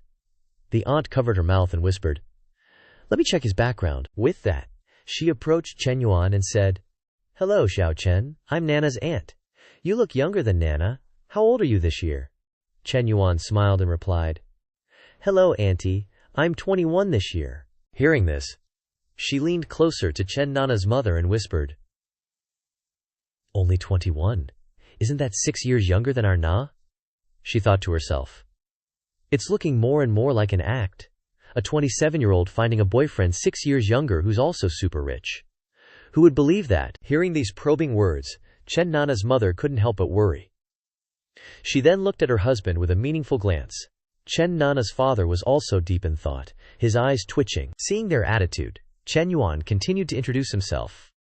I'm still in university, but I have a side hustle, investing in both finance and real businesses. Hearing this, Aunt Dai felt secretly pleased, confirming her suspicion. She thought, What a load of bull! Everyone can claim to be in finance these days. As if I believe that. Then she laughed loudly and said, I heard you say earlier that you're planning to marry Naba, right? To get married, you need to have a house at least. Have you bought one yet? Chen Yuan calmly replied, Of course. We have two. One is in my name, and one is in hers. Both are in the Star City district. Hearing these words, Deng Kaitao gritted his teeth and glared at the aunt with annoyance. I'm sick of this boasting, he's just talking without thinking. Understanding his thoughts, Aunt D glanced at him and replied, Kaitao, don't get worked up, keep your cool, I'll take care of exposing the lies. Then she covered her mouth, smiled sarcastically, and said, Xiao Chen, there's nothing wrong with having high self-esteem, but pretending to be strong when you're not capable is really unnecessary. In a relationship, the most important thing is sincerity. She confidently thought, a house in a big city costs at least over 1 million yuan, even if you have money. You definitely wouldn't buy one for Chen Nana before getting married. Hearing her probing, Chen Nana's parents continued to stand there, speechless, exchanging glances. Without wasting any time with her, Chen Nana immediately showed a photo of the property deed and said, Aunt D, Chen Yuan already bought me a house. I did the online contract signing yesterday, and I took photos of the purchase contract and the receipts. Take a look. With that, the aunt and Chen Nana's parents huddled together to look. The aunt continued to sneer, HMPH, what a good actor, you even prepared the purchase contract. If you have money, play the game like you have money. Chen Yuan didn't bother to explain further. He took out his phone and said, Nana, you should be receiving the house soon, right? I'll transfer you 1 million yuan for the interior decoration. Let me know if it's not enough, he thought to himself. She probably thinks I'm a con artist, but they're Nana's family after all, so it's best to put their minds at ease. Chen Nana was surprised to hear this and asked, 1 million yuan. But do we really need that much for soft furnishings?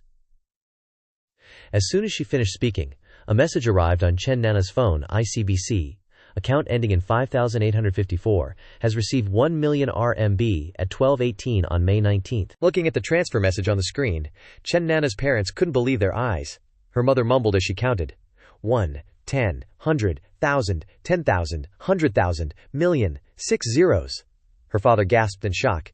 It really is 1 million. Hearing them, the aunt quickly chimed in, no way, let me see. As soon as she saw the number on the screen, her face turned pale. Oh my God, it really is 1 million, and he transferred it in front of everyone. How could I have doubted him? To be able to casually transfer 1 million yuan to your girlfriend for interior decoration.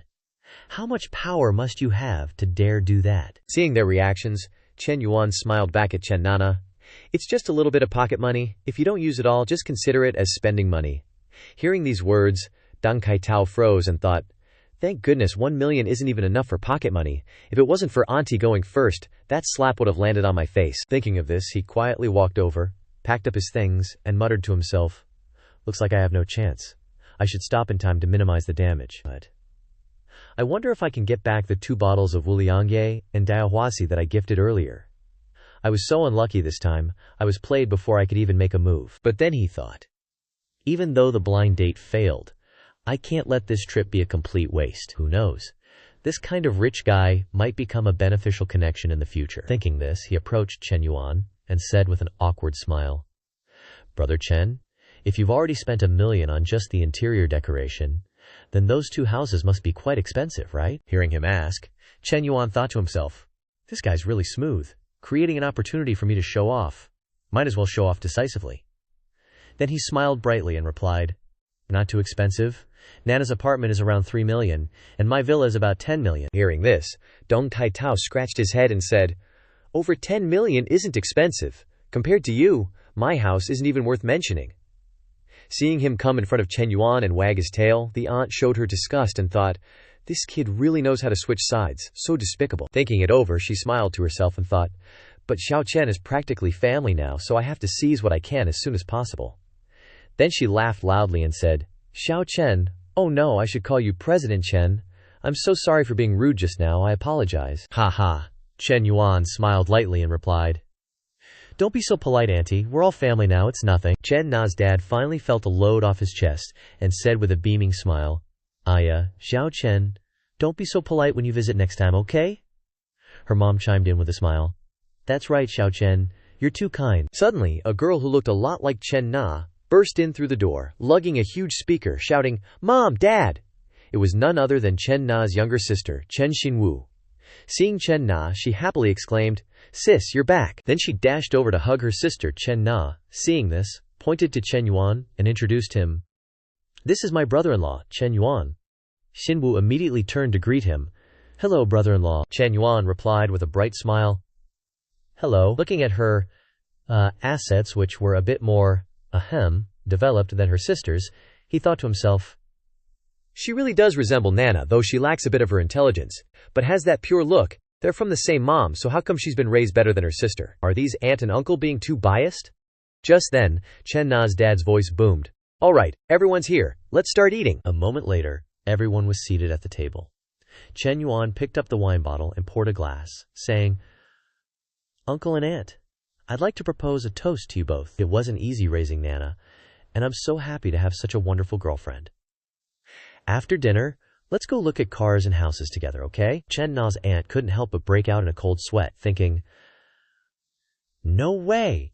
Buying for Nana is one thing, but now he's buying for his future in-laws too? What is this guy, an immortal or something? Chen Na's parents weren't doing much better. Their faces were blank, and their heads were filled with question marks. After what seemed like forever after the meal, Chen Yuan and Chen Na's family bought both a car and a house. Chen Na's dad said, in a slightly complaining tone, Xiao Chen, we're old. We don't use the car often. Why buy such an expensive car? Xinwu, seeing this, said, Dad, brother-in-law is just being filial. Why are you complaining? Her mom also chimed in. The new house is 280 square meters. Your sister and I rarely come home. A big house makes me feel empty. As she said this, her voice was a little choked up. Chen Na, seeing this, went over and took her mom's hand, saying, "Mom, I'll come visit you often in the future." Seeing the two of them being all lovey-dovey, Chen Na's dad said with a laugh, "My daughter was always muttering when she didn't have a boyfriend, and now she's crying because she has one. Oh, gosh, don't cry anymore. Go upstairs and cook dinner for Zhao Chen." After dinner, Chen Na took Chen Yuan to a room, arranging a place for him to sleep. She leaned her head on his shoulder, smiling happily, and said, "Chen Yuan, thank you." Chen Yuan replied, "Thank you for what? You're mine. Why do you need to thank me for this? I only have one question." Hearing him say that, Chen Na became a little worried, looked up, and asked, "What is it?" Chen Yuan replied, "Tonight your parents aren't going to let us sleep in the same room, are they?" Chen Na couldn't help but blush. "You sleep in the guest room. After my parents go to sleep, I'll sneak over to you." With the plan set, at 11 p.m., as soon as her parents went to bed, Chen Na sneaked over to him.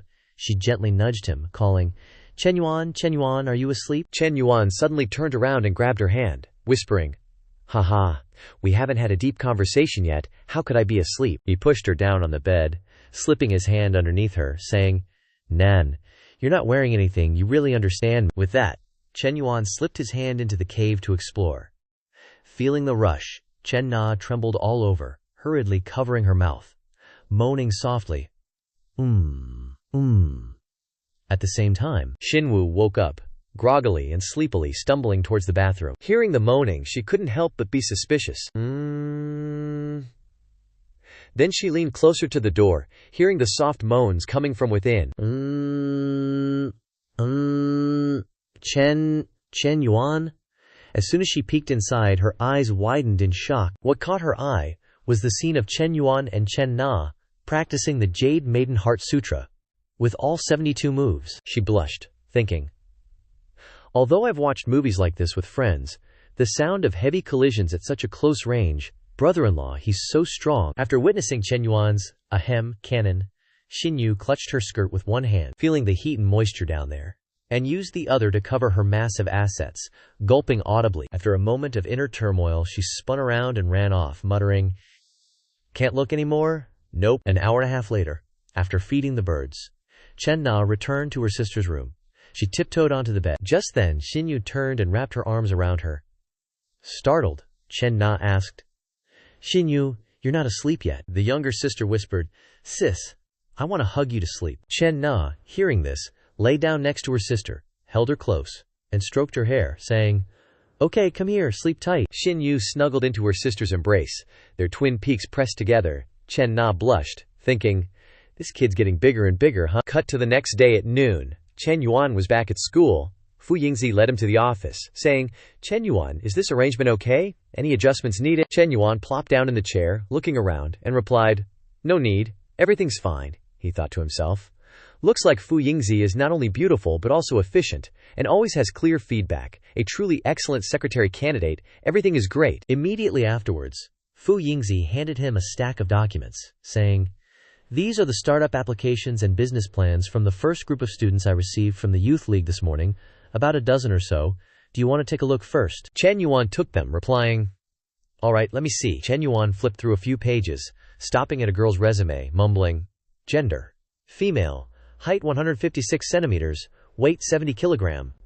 Author's note: 1 kilogram in China is only equal to 0.6 kilograms, so 70 kilograms here is equivalent to about 41 kilogram. Otherwise, 156 meters and 70 kilograms would be a pig.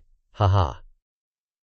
Looking at the ID photo, he thought, what's this? Even ID photos are photoshopped this much now? Thinking this, he clicked his tongue and said, "Forget it, too lazy to look at the photos, let's just look at the startup plans." Then skimmed through them. The more he read, the more his face fell. Opening a coffee shop on campus, opening a pet store, an esports cafe. Really? Flipping through them, Chen Yuan stopped at one plan, opening a sexy lingerie store on campus. Reading this, Chen Yuan immediately wanted to throw it in the trash, saying, "What kind of genius idea is this? Who would dare to buy it? Wouldn't you die of embarrassment if your classmates caught you?" After reading for a while, he couldn't help but clutch his head in frustration, thinking, the quality of these proposals is completely unstable. Even though we're using 10 million from the school's funds to do this startup center project, we can't just mess around. I'm not here to play children's games at school. Thinking of this, Shen Yuan imagined himself as an 80-year-old man in a wheelchair chasing after a girl, muttering to himself, "Right now, I can rely on gaining favor with girls to get high rebates, but am I going to do this my whole life? When Shen Yuan is 80 years old, do I still have to work hard on the beach to entertain the girls in bikinis? I don't want to just be an old man who flirts with girls all day, the school's startup base and Nana's coffee shop. These two projects must be taken seriously and start to implement and accumulate startup experience. Once the conditions are ripe, I must plunge into the business world, turning small companies into big companies. Must operate my business into a massive multinational corporation like Samsung, Apple, Tesla. I, Shen Yuan, can never just be a playboy. I must become a legend of the times with contributions to society and the country." Thinking this, he frowned and said seriously, "Friend Fu, it seems I overestimated your foreign language students. These unrealistic proposals. Without considering the target market and consumer group, I don't need any of them. You have to seriously replan from the beginning." Yingzi replied hesitantly. "This is probably because there were too few people interested from the start." Shen Yuan nodded in agreement. Maybe."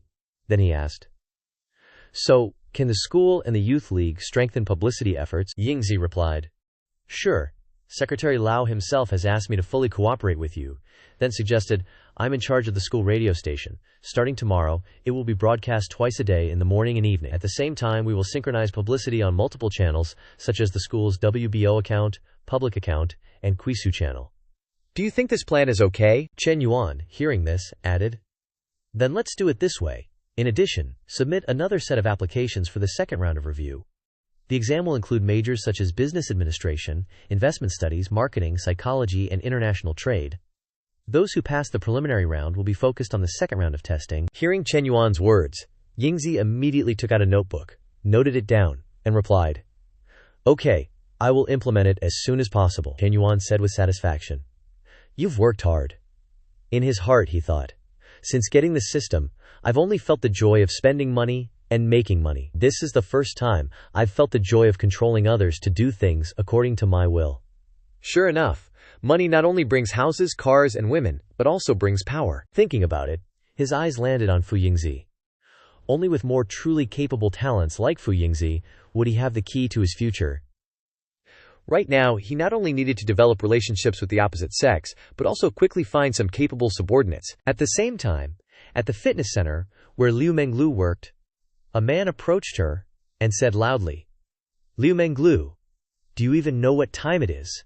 Coming to work this late, do you even want this job anymore?" Menglu turned around and replied unhappily, "I already sent you a message to ask for leave, and I also greeted the members who have classes today." The man continued to nag annoyingly, "You dare mention asking for leave? Did I approve your leave?" Hearing him say that, Menglu coldly replied, "Do you want to review the message you sent? Have lunch with me, and I'll approve your leave, Manager Gong. Besides this trick, do you have any other moves?" Manager Gong was so angry that he couldn't speak. You, he stammered, then said, "Anyway, I don't agree. You're quitting without permission," he loudly threatened. "Do you know how much money will be deducted for quitting without permission, according to company regulations?" Menglu calmly replied. "Deduct my salary if you want. I'm not working here anymore. I quit." After speaking, she bounced right out of there. Just then, a PT asked, "Did Menglu really quit?" The manager replied unhappily, "She's worked here for so many years. All her clients are here with us. If she doesn't work here, how will she survive?" Hearing him say that, the PT pointed to the supercar below and said, "Manager, look at what kind of car Menglu drove here." Just taking a glance, seeing the scene below, Manager Gong almost fell to the ground and said in surprise, "A 911. Holy crap, did she hit the jackpot?" At the same time, Menglu had already sat in the car. She immediately pulled out her phone and called Shen Yuan, saying with a grievance, "Shen Yuan, I lost my job. The boss fired me. Aren't you coming to comfort me?" Shen Yuan replied calmly, "That's great, Coach Liu. Wouldn't it be perfect for you to be my personal trainer?" Hearing that, Menglu blushed and asked, "Is there a reward for being your full-time trainer?" Shen Yuan replied, "Reward? I'll find you later to exercise, and by the way, I'll reward you with a few dozen small goals to eat." Hearing him say that, Menglu made a heart shape with her hand, winked playfully, and said, "Okay, I'll wait for you in the VIP room, love you." Time flies like a dog running in a field. Just after hanging up, it was already 8 p.m., Shen Yuan finally showed up. Hearing the knock, Menglu walked over, cracked the door open, and sulked. "It's this late already, and you still think you can come in?" Hearing these words, Shen Yuan thought to himself, "This girl is really stubborn and playful. Okay, you want to know what flirting is, right? Then let me teach you what flirting really means."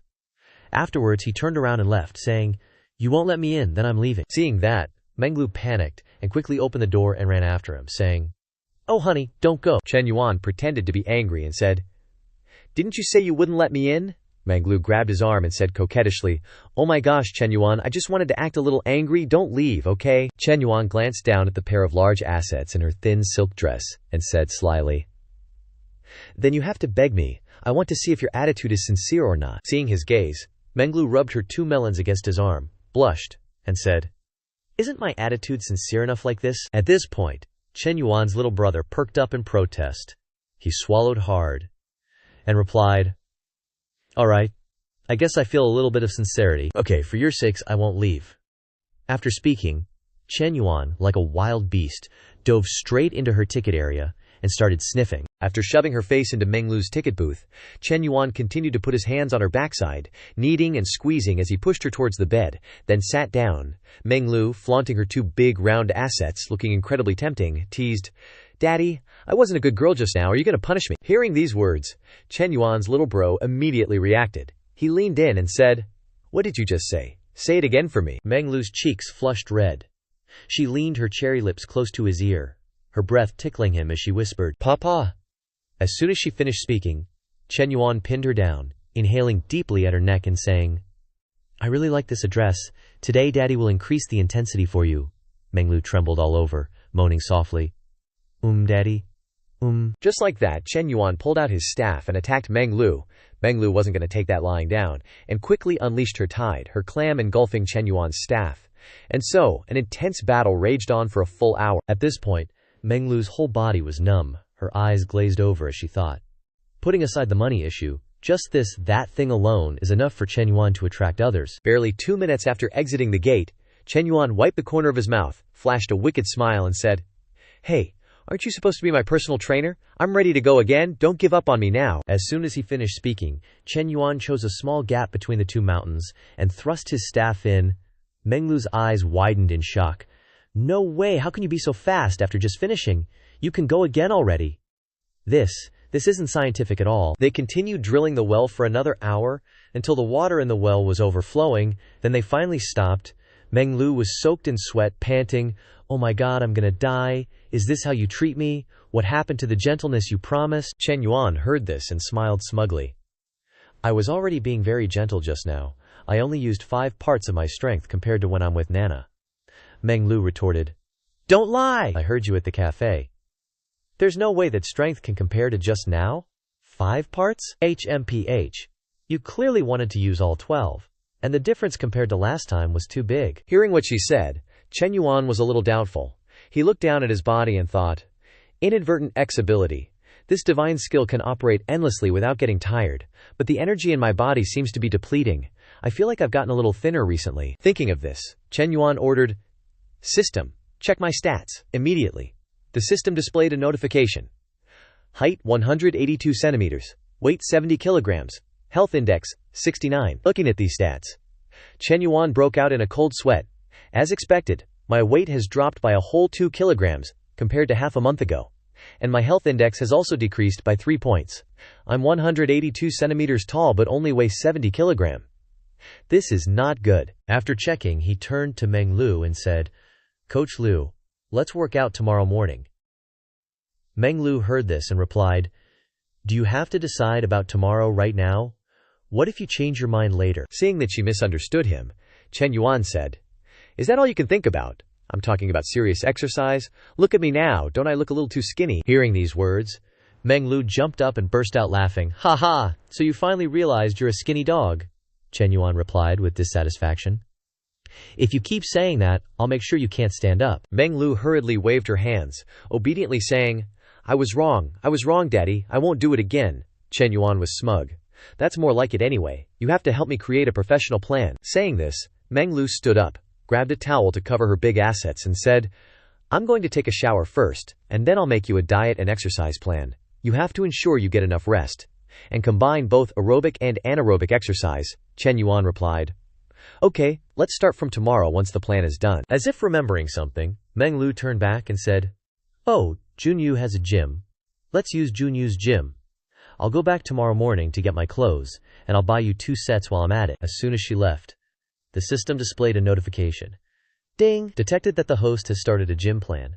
A perfect life not only needs abundant wealth and career, but also needs to upgrade and create a personal image. The host actively recognizes the need to improve his personal image, and the system will fully assist in the training process. Limited time mission within 1 month. If the host reaches 75 kilograms and maintains a body fat percentage between 12% and 15%, the system will upgrade the host to level 3, receiving physical body enhancements. Note: this physical effect lasts for 2 years. Immediately after, the system displayed a new interface. Chen Yuan saw this and clicked on it, muttering to himself, Fitness Assessment Panel. The system even has this. As soon as he clicked on it, the system displayed a notification. Height 182 centimeters, weight 70 kilograms, health index 69, BMI 211, body fat percentage 21%. He muttered to himself, The mission only requires me to gain weight and reduce fat, focusing on these 2 items. Just then, Chen Yuan's eyes stopped at the enter button below the notification. This button. As soon as he clicked it, a long list of options appeared. Display, business management, investment management, commercial negotiation, human resource perception. Looking at these functions, Chen Yuan was overjoyed, so fitness is just one of them.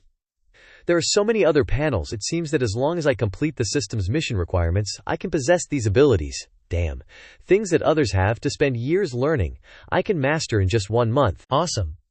Time flew by until the next morning, and Meng Lu had returned home to get her workout clothes. She came back carrying an extra lunchbox, saying, Hey, the breakfast at the hotel is too high in calories, so I prepared a fitness-style breakfast and lunch for you. Eat up. I woke up at 6:30 in the morning to go home and make it. Chen Yuan took the lunchbox and opened it. Inside were dishes full of protein. Seeing this, he praised, So rich. Well done, Coach Liu. Hearing this, Meng Lu put her hands on her hips and said, It's good you know how hard I worked to cook this. You're not allowed to treat me as badly as you did last night, Chen Yuan jokingly asked. Just bad. Is there no other feeling? Meng Lu quickly gave a thumbs up and said, You're good, okay? Hurry up and eat. We're going to the gym after we're done. Chen Yuan smiled and replied, Okay. A moment later, after finishing breakfast, Chen Yuan followed Meng Lu to the gym. As soon as they saw her body, all the men couldn't help but pay attention. The guy lifting weights glanced at her full chest, thinking, Since when did our gym have a coach this top tier? The guy on the treadmill looked at her butt. Her figure is really too good. Meng Lu took Chen Yuan to a machine, bent down, and adjusted the weight. While working out behind them, a guy caught the view, and his little bro immediately reacted.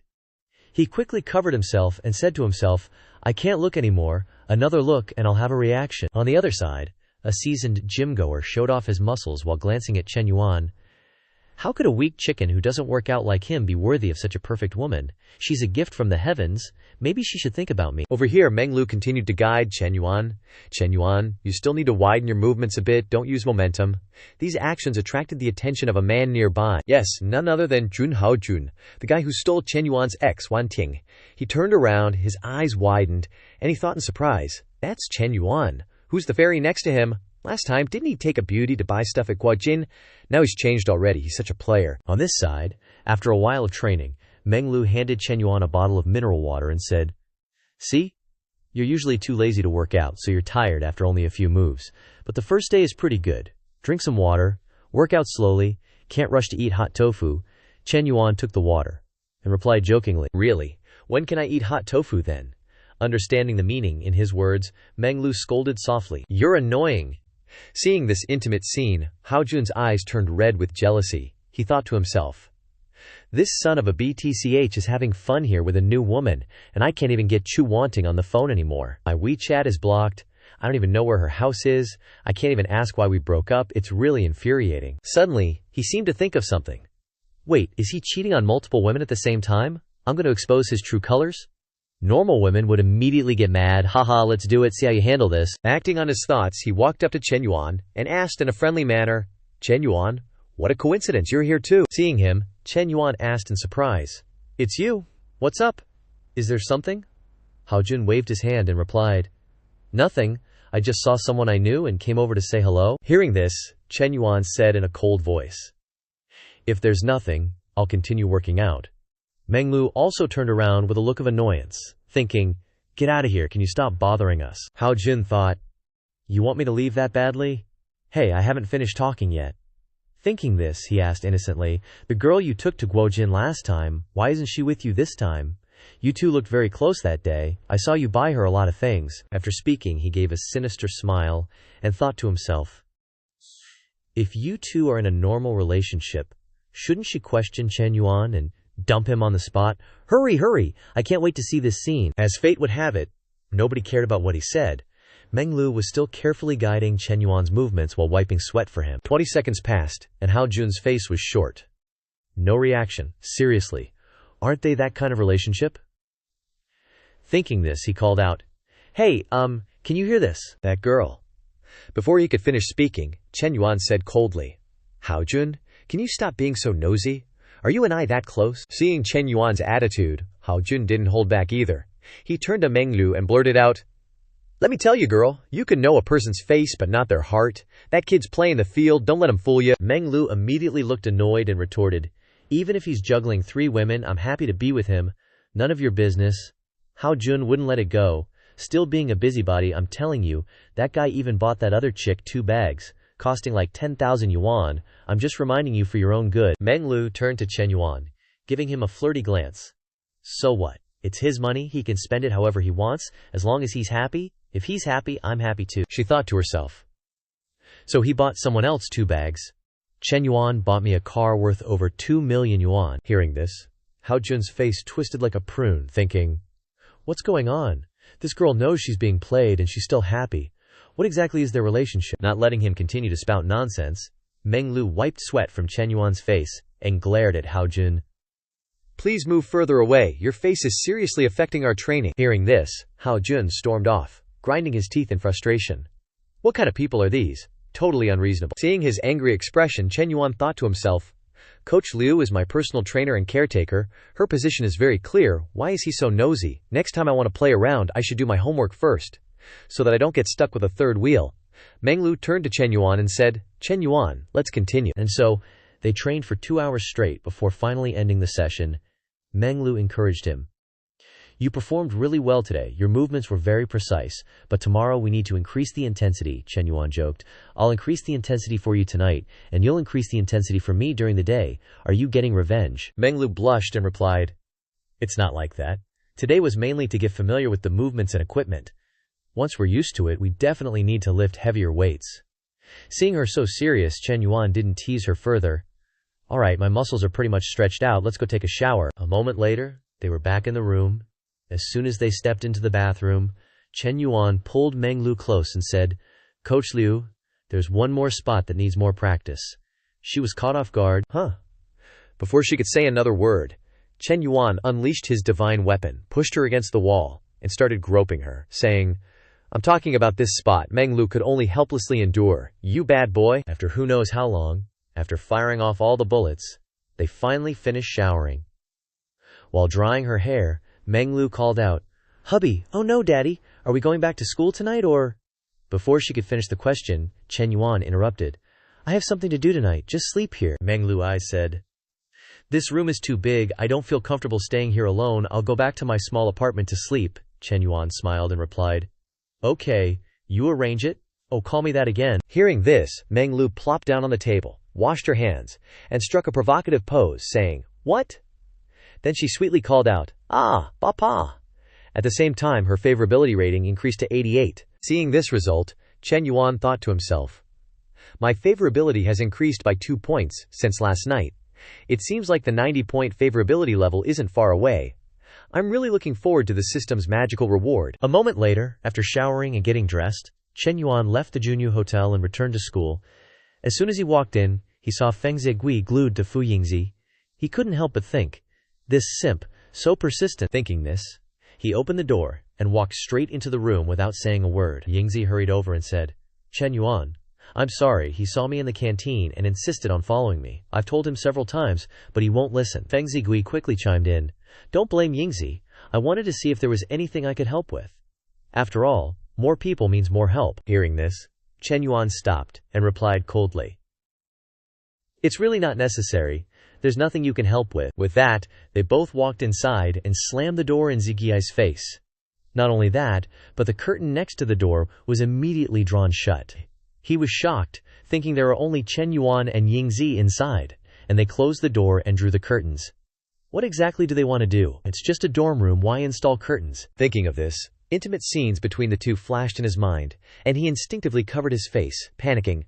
My Yingzi, don't tell me. At the same time, inside the room, as soon as they sat down, Chen Yuan asked, How's the promotion going? Yingzi looked down at a report she had written, saying, The posters and promotional content have all been posted. The public account, WBO, Quisu, and even the school's confession wall all have it. The views and interest are good, but the new business plan still needs more time. Hearing this, Chen Yuan said, I plan to create another wave of promotion to increase the popularity even more. Yingzi asked in surprise. How exactly do you plan to do that? Is there anything else you need me to coordinate? Chen Yuan raised a finger, saying, Slap my name all over that entrepreneurship zone so every international student knows I'm the sugar daddy behind it. Hit him with some eye-catching posts or captions like, OMG, our school's entrepreneurship zone just got a 10 million yuan investment. No way, it's student-funded. I'm freaking out, we've got a hidden billionaire on campus. But keep my identity a secret, you hear? Gotta build up the hype first. Hearing him, Yingzi immediately guessed. So we're gonna drip-feed info, tease them till they're bursting with curiosity, and then BAM! You make your grand entrance when expectations are sky-high, right? She thought to herself. No idea why Chen Yuan wants to put himself in the spotlight, but hey, not my circus, not my monkeys, I just gotta do what he says. Chen Yuan, pleased, said, Exactly. This'll send the hype through the roof, and startup applications will explode. Then, with enough data, we can actually pick out the real gems. He internally monologued. First, I get clout in school and the education world. Second, it's easier to scout out hotshot juniors and seniors. And third, after dropping 10 million, right, the system will reward me with an entire industry. He went on. Also, for maximum impact, gotta keep it hush-hush at first. Any issues with the rollout, Yingzi replied. Nah, we can have some unofficial accounts post first, then use burner accounts to stir up buzz in the comments. Chen Yuan nodded. Perfect, that's the plan. Now let's talk about what you want. Chen Yuan looked up and asked, What do you want from me? Yingzi was taken aback by the sudden question. She thought. Didn't expect him to just lay it out there. I kinda wanted to see if we could maybe date, but he's obviously got a girlfriend and probably isn't into me anyway. After a beat, she perked up and said, Internships start next semester.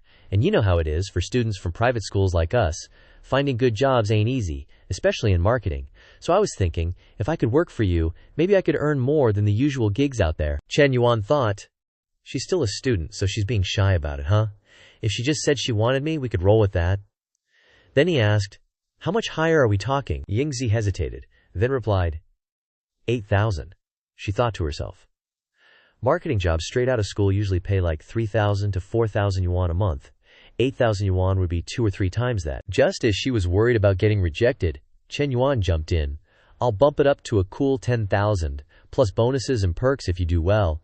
You'll work for me from now on. Yingzi's eyes widened. He's paying me that much. Wait, what does work for me mean? The tension was reaching fever pitch when Feng Zigui's whiny voice echoed from outside. Yingzi, are you guys done talking yet? What's taking so long? Hearing that, Chen Yuan cursed in annoyance. That clingy simp is such an embarrassment to men, Yingzi said.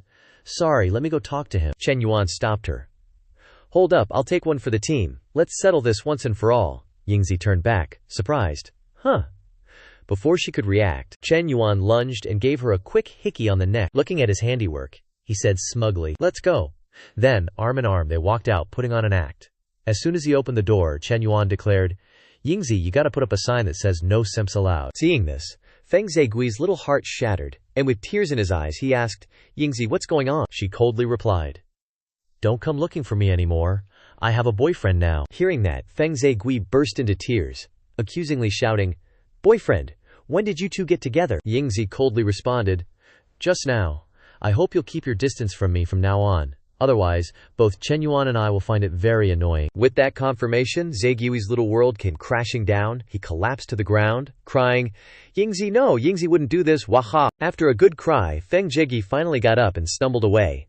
Watching his retreating figure, Chen Yuan thought with a smile, Sorry buddy, face the facts. The power of money is unbeatable, duh. Anzi then pointed down at her waist and looked up, asking, "So, is Shen Yuan almost there too?" Shen Yuan finally let go and replied, "Yeah, he probably won't bother you anymore. If there's nothing else, I'm dipping." With that, he bolted, leaving Anzi behind, quietly watching him go. A little later, Shen Yuan was back in his room.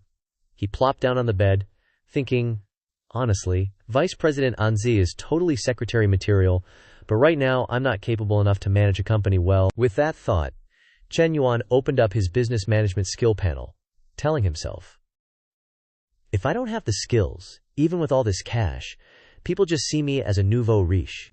Gotta activate all this knowledge ASAP to level up. Let's start with this. Even though required courses at school have management foundation and an introduction to management, when recalling what I have learned, I can't help but feel lack of confidence. Just then, the system chimed in. Ding! Detected that the host has started a business management learning plan. To manage a business well, you need to master a lot of specialized knowledge. The host actively recognizes the need to improve themselves, successfully activating the business management control panel. Limited time task for 1 month. If the host masters the key knowledge in the management foundation, the system will inject the entire MBA program's worth of knowledge. Advanced MBA from the Chinese University of Hong Kong directly into the host's brain. Shen Yuan listened, rubbing his chin, thinking, MBA emphasizes the combination of theory and practice, and it's from the Chinese University of Hong Kong, one of the top business schools in Asia. But to master all this essential knowledge in a month, that's going to be tough. Thinking of this, Shen Yuan suddenly remembered Li Xiao. Right, my study buddy is a super student with double degrees, and her first degree is in business management. Just then, Shen Yuan's phone got a text. Looking at the sender, he was a bit surprised. It's Miss Lin, she texted. Are you there? Want to grab a few drinks tonight? Shen Yuan read it and chuckled. Knew that last time wouldn't be the last, but then he texted back, got plans tonight? Maybe tomorrow? Yu Sheng read it, feeling a bit bummed, fiddling with her wine glass, and said to herself, tomorrow, gotta wait another whole day. Back at Shen Yuan's room, time flew by, and an hour later, Manhwa arrived. She winked playfully, saying, Shen Yuan, finally caught you. Do I look good in this outfit today? Shen Yuan, hearing that, reached out and gently stroked her hair, replying, of course. My Manhwa looks good in anything. With that, Manhwa threw herself all over Shen Yuan, squeezing him in her arms and kissing him like crazy. Shen Yuan thought of Yu Sheng's text, telling himself, no can do, Miss Lin. Date request gotta get in line here. Then, they both started making out intensely. Who knows how long it had been.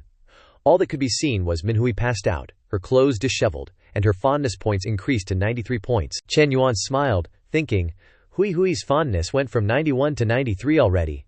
Seems like I've discovered a pattern. After passing 90, increasing fondness gets slower and harder. But if you think about it, the harder it is, the richer the rewards will be. Just like dungeons in a game. Thinking of that, he leaned down, massaging her mountains while placing a kiss on Manhwa's cheek, saying, I said I'd help you check out some houses, right? If you're free this weekend, I'll take you. Manhwa jumped up, hugging him tightly, saying, Okay, love you. Scene changed to the next morning at school. Just as she opened the door and stepped inside, Manhwa heard the chatter and saw the posters and promotional articles about the entrepreneurship zone that the school account was posting. The girl in the red shirt, hearing that, said, Are you kidding me? The rich kids in school are the type who use their parents' money to party. How could they invest in an entrepreneurship zone? The girl in the blue shirt agreed. I don't believe our school has a student good enough for that. A rich kid with a multi-billion-dollar background actually applying?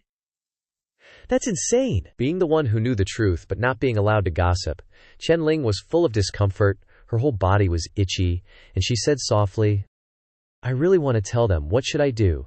Manhwa brought her hand to her mouth, signaling silence, replying, Gotta hold it in, Chen Yuan isn't letting us say anything right now. Chen Ling then turned around, winking playfully, saying, Oh, I don't know what Chen Yuan's planning. Isn't that like wearing silk clothes at night? You're speaking the truth. Hooked a golden turtle like Chen Yuan. Hui, how about you ask if they need a maid or servant? I don't want to work hard anymore. Manhwa, hearing that, patted her shoulder and said with a laugh, Are you talking about the live-in type of intimate nanny? Chen Ling, hearing that, replied, Good job, Manhwa. Did you think I wanted to be a mistress? I want to, but they wouldn't even look at me. Saying that, Chen Ling reached out and poked at Manhwa's twin peaks, joking in a playful voice. You're still number one, Da Hui. I can totally imagine it. He must have been ecstatic last night, huh? Manhwa, hearing that, blushed and replied, No way, stop it. Chen Ling didn't stop. rubbing her twin peaks against Minhui's, saying with a sly smile, "You tell me, isn't that right?" "Right," Minhui helplessly replied. "You're such a pest." Meanwhile, inside the library, a tomboyish girl came in and called out, "Yu Ping, have you seen it? I heard some student dropped 10 million yuan to invest in the startup zone," Yu Ping replied without looking up. "Yeah, I saw it. Do I look stupid? You believe everything you hear." The tomboy went on, "I thought so too. That's 10 million yuan. To throw 10 million yuan into a startup zone, their family fortune must be at least hundreds of millions. If our school really has such a sugar daddy, I'd be willing to turn things around for him." Yu Ping rolled her eyes. "Dream on. Someone that rich wouldn't even glance your way, would they?" The tomboy cleared her throat and said, "If someone really shelled out that much money, they'd be showing off already, a wand like that. Not everyone can pull that off. Plus, what's the point of being that rich if you can't flaunt it?" "So true," Yu Ping chimed in. "Look at Shen Yuan, he gets a little money and suddenly he's all high and mighty, running around with different girls, even helping old ladies open coffee shops." The tomboy nodded vigorously. "Right, I just gave him some advice last time and he embarrassed me so badly. Ugh, don't even mention that trashy guy." At the same time, whispers and rumors were spreading like wildfire across the campus. Everyone was talking about the newly appeared super-rich second generation. Some believed it, some didn't. Everyone had an opinion. Meanwhile, Shen Yuan was still diligently carrying out his plan. He opened his car door, still on the phone with Li Xiao. "Counselor Li Xiao, I need your help with something. I want to study business management, and I need you to guide me through the important concepts." Li Xiao was immediately suspicious. "Shen Yuan, what are you up to now?" Shen Yuan got into the car, buckling his seatbelt, and replied innocently, "I really want to study seriously." Li Xiao said skeptically, "Oh, is that so? Fine, whatever." Shen Yuan then added, "I'm almost at your place." Li Xiao was taken aback. "My place? You're not planning on causing trouble again, are you?" Shen Yuan put on a serious face. "You know me. I'd never do anything inappropriate." Seeing her hesitation, he continued, "Relax, counselor." A little later, Shen Yuan arrived at Li Xiao's door. She opened the door, saying anxiously, "Shen Yuan, before you come in, promise me you won't be like last time." Without a second's pause, Shen Yuan replied, "Okay, I promise." Li Xiao asked worriedly, "Are you sure?" Shen Yuan looked at her with sincere eyes and answered, "I'm super sure."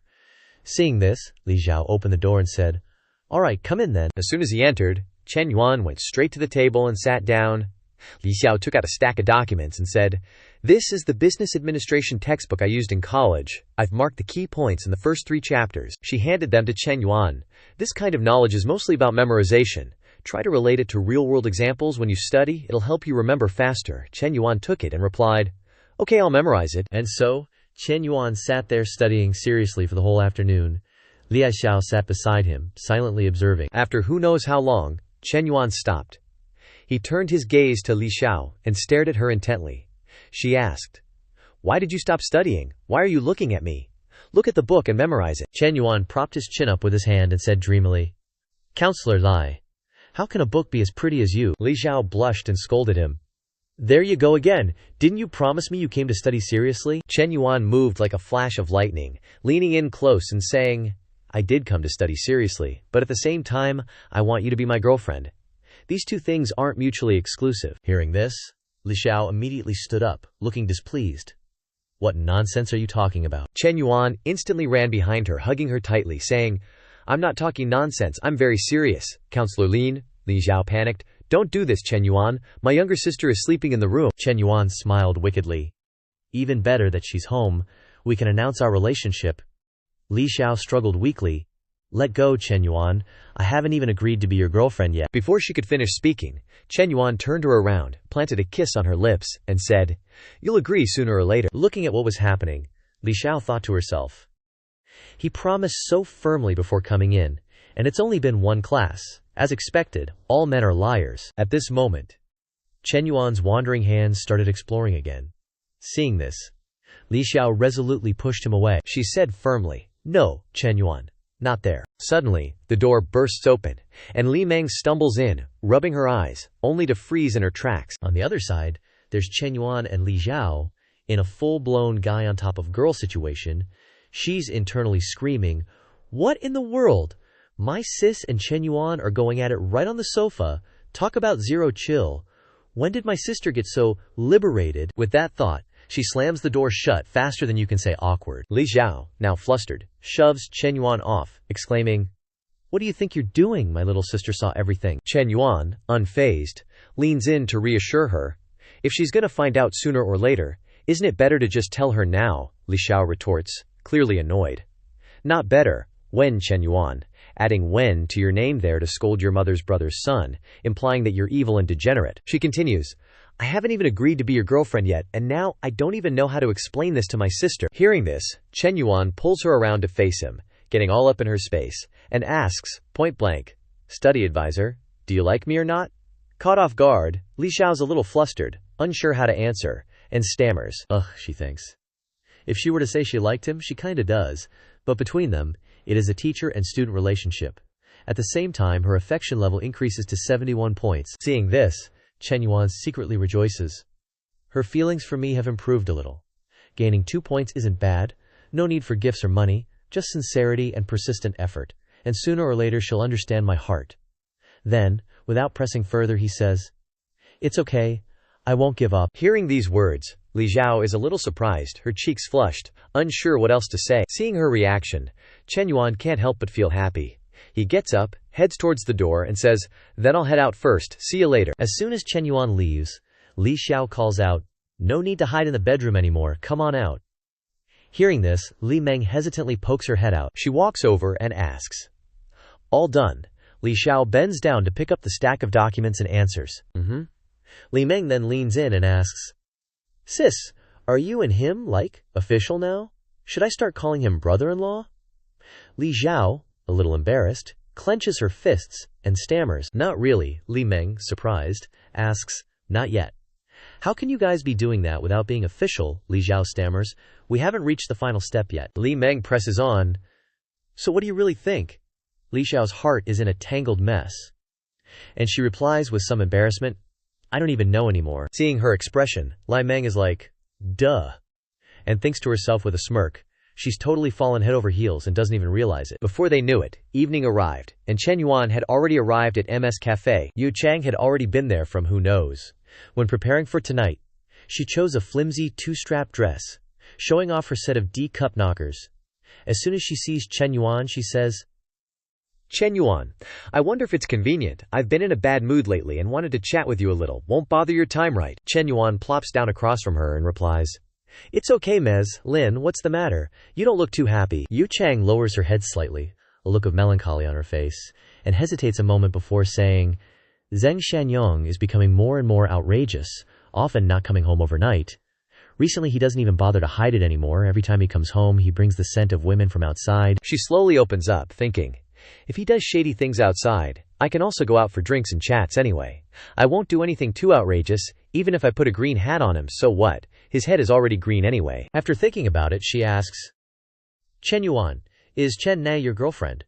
Chen Yuan nods and replies, "Just consider her that way." Yu Chang asks again, "You're going out for drinks with me, does she know about it?" Chen Yuan replies, "She doesn't know, but even if she did, she wouldn't have any objections." Hearing this answer, Yu Chang thinks to herself, "Then I understand. In that case, I won't feel guilty anymore anyway. I don't want to affect other people's feelings." Then she lowers her face, her cheeks flushed, and cautiously says, "Chen Yuan, can you hug me? Just for a little bit?" Chen Yuan doesn't hesitate, lightly scoots over to one side to leave some space on the seat, and says, "Then come over here." Hearing that, Du Chang jumped up, looking at her now, her figure even more bewitching. Immediately after, she walked over to Chen Yuan. Not sitting on the chair but directly on his lap, Chen Yuan didn't hesitate to wrap his arms around her waist, and she asked, "He knows you're out drinking with me." In that instant, Du Chang wrapped her arms around Chen Yuan's neck, pressing her chest against him, and planted a super intense kiss on his lips, saying, "Don't mention him." Caught off guard, Chen Yuan was taken aback. He thought to himself, "Ugh, in Nana's cafe with another woman, I feel kinda bad for her." But then again, who could resist this kind of temptation? Chen Yuan quickly cooperated, thinking, "Screw it, I'm a scumbag, why overthink it?"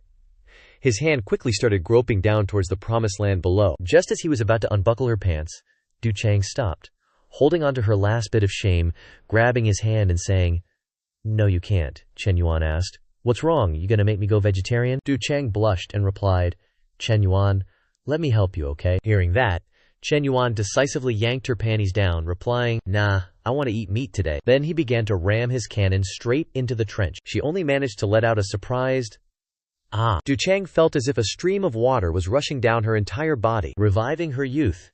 She thought to herself, "Is this heaven?" Half an hour later, Du Chang still hadn't escaped that feeling, constantly moaning, "Ugh, you." Afterwards, Shen Yuan pointed down at his little bro and said, "Clean it up for me." Hearing that, Du Chang immediately knelt down, and the subsequent licking scene, we'll skip it, only seeing Shen Yuan's face full of enjoyment.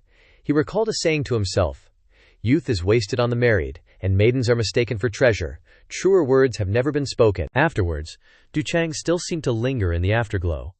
She reached out and licked the leftovers, a look of absolute bliss on her face, and the favorability score above her head started showing the number 63. Shen Yuan was surprised, thinking it was strange. Usually with other people, things only progress this far when the favorability was over 60.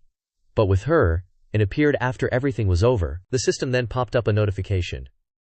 "Congratulations, host, for achieving over 60 favorability with 5 NPCs. Stage mission complete. A perfect life should have enough encounters with the opposite sex. System rewards. Effective study card X2. Special skill pack exchange card X1. Perfect life lucky wheel X2. Looking at the notification, Shen Yuan happily thought, "I didn't expect the system to not only evaluate the value of favorability, but also the number of NPCs." Thinking of this, he thought to himself, "Let me see what's good this time." With that thought, Shen Yuan clicked to see the effective study card. When reading a book, you can instantly memorize it, deeply engraved in your memory. Each card has a usage time of 1 hour. He secretly rejoiced, thinking, "This is good stuff. Studying textbooks is too slow." With this study card, it only takes a few hours to complete the business administration major's limited tasks. Thinking of this, Shen Yuan continued to click to see the next item, Perfect Life Lucky Draw. With the opportunity to draw various rich cards, increase attribute points, real objects, industry cash. After reading it, his eyes immediately lit up. Awesome! Oh my god, the feeling of being able to draw prizes is even more explosive. It would be great if I could draw a girl. At this moment, Du Chang also shook herself free from the high. She stood up, tucking her hair behind her ear, and said, "Looks like you're very happy. Emotions between people can really be contagious. These past half an hour, I was also very happy, an unprecedented joy." Hearing these words, Shen Yuan couldn't help but be stunned for a moment. Du Chang then turned around to leave, continuing, "Let's go, Shen Yuan, we should go back too. Let's meet again next time." Hearing these words, Shen Yuan was confused. Next time? Does she want to go long term? After that steamy session with Lin Yucheng, Shen Yuan finally got back home. Just as he was stripping off his clothes, a message popped up. He checked it out and BAM! A bunch of screenshots. "No one at our international business school drives a G-class, dude. If you're gonna lie, at least do some research. Not just the international business school or the business department, but even the foreign languages school doesn't have any students driving G-wagons. This guy's just spouting BS without thinking. Let's just treat it as a joke anyway. Lying doesn't cost anything." Seeing these comments, Shen Yuan muttered, "These are the comments online that Feng Minhui sent." After sending the pile of screenshots, she texted, "Being cursed at is actually a good thing. Doubts create debate and generate buzz," Shen Yuan replied. "You can slowly leak some details, like what department, major, and year I'm in, just don't reveal my name in class." Feng Minhui saw it and texted back, "Alright, got it." Shen Yuan put his phone down and thought to himself, project stuff can wait? Let's see what other surprises the cheat system has in store. With that, he opened the system panel. A notification popped up immediately. "You currently have 2 lottery draws. Would you like to draw now? Choose yes or no," Shen Yuan said. "I choose yes." Instantly, the system announced, "Congratulations, host, you've received a 500 square meter shop in Yunqi Yawen urban area. Reward collection instructions. Please go to the Yunqi Yawen Business Center within 1 week to claim your reward." Looking at the reward, Shen Yuan's eyes instantly lit up. He exclaimed happily, "Whoa, it's a street-facing shop in Yunqi Yawen. That's the most high-end residential area in Xinjiang. Getting this street-facing shop is like getting another source of income. Even if I don't open a shop, I can just rent it out." After celebrating himself, he tapped the screen again. "Still got 1 more draw. Continue." The system notified, "Again, congratulations, host, you've received 2 physique attribute modification chances." Shen Yuan stroked his chin and thought, "Modify physique attributes, so if I modify body fat or weight, won't the physique mission be completed immediately?" Thinking of this, Shen Yuan opened his personal attribute panel. Information on the physique board. Height 182 centimeters, weight 706 kilograms, health index 70, body fat percentage 195%, he mused. It's harder to gain weight when you're skinny like me. Let's modify weight then. The system instantly notified. Adjusting stats for host. 1 attribute point increases 2 kilograms of weight. Adjustment progress 1%, 2%, 3%, 99%. At the same time, Shen Yuan's reflection in the mirror started to change. After a moment, the system notified, attribute modification complete. He grinned and thought, done, let me see. Plus the weight gained from Coach Liu's feeding earlier, that's like gaining 10 kilos of muscle at once. It's still a little bit off from the physique goals, but the changes are visible to the naked eye. Attribute points are awesome. Thinking of this, Shen Yuan started to summarize. Currently, based on observation, the cheat system has 2 rules. 1. Increasing favorability will get big rewards. 2. When the number of NPCs reaches a certain level of intimacy, it will definitely trigger rewards. In other words, I still need to continue expanding the harem. After thinking it through, Shen Yuan went to check out the system rewards. Originally, I planned to study and try to get to know the consultant. But now that I have this high-efficiency study card, I'll have more topics to talk about with the consultant. In the following days, Shen Yuan continued to study with Li Xiao and work out with Meng Lu. In addition, he also bought Chen Na AMC-20 and bought a G63 for himself. Soon it was time for the job fair for international students. People came either out of curiosity or to look for an opportunity. Someone said, "There's no one like that in this whole school. That car costs like 300 million. Another person said, "Did you guys see?" They said the investor of the startup area is an international business student from the business department, driving a G-class. Just like the previous comment, lying doesn't cost a thing. Why would someone who drives such an expensive car come to a second-rate private school like ours? Stop joking and focus on the job fair, the person next to them replied. But the companies at the job fair at our international school aren't big enterprises or state-owned groups. They're all local, small and medium-sized enterprises in Xincheng. At the same time, inside the school's small auditorium, Yu Ping and the short-haired girl from the other day appeared.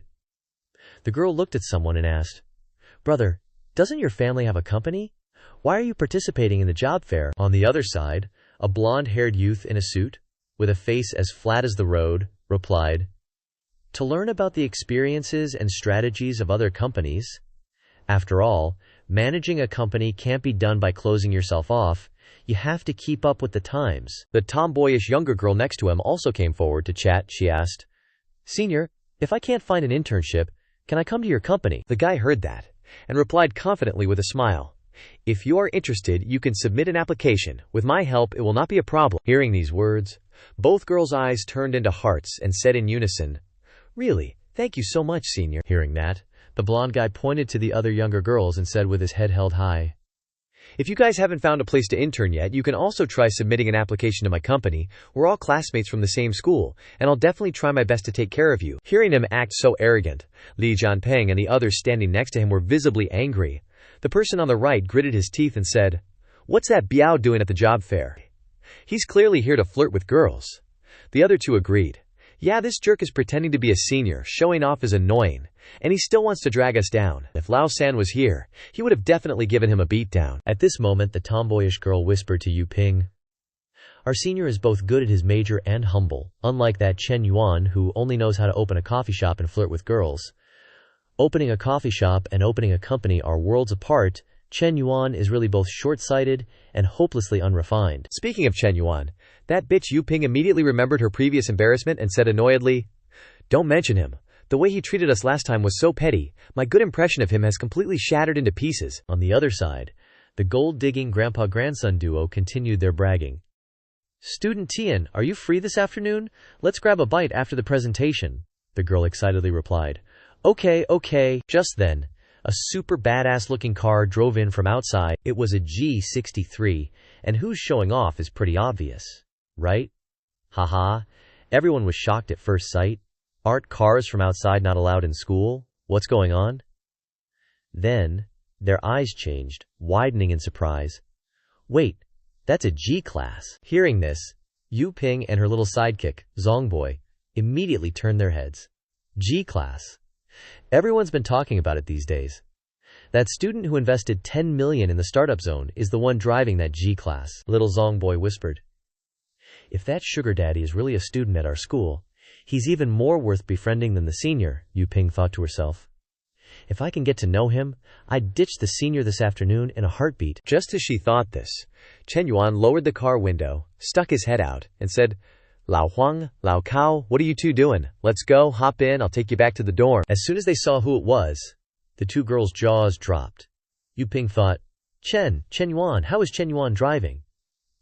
Then they both exclaimed in unison, the luxury car driver is Chen Yuan. The happiest person at this moment was none other than Huang Haibao, who had been enduring that old guy's bragging for so long he had had enough. Seeing Chen Yuan, he almost cried tears of joy.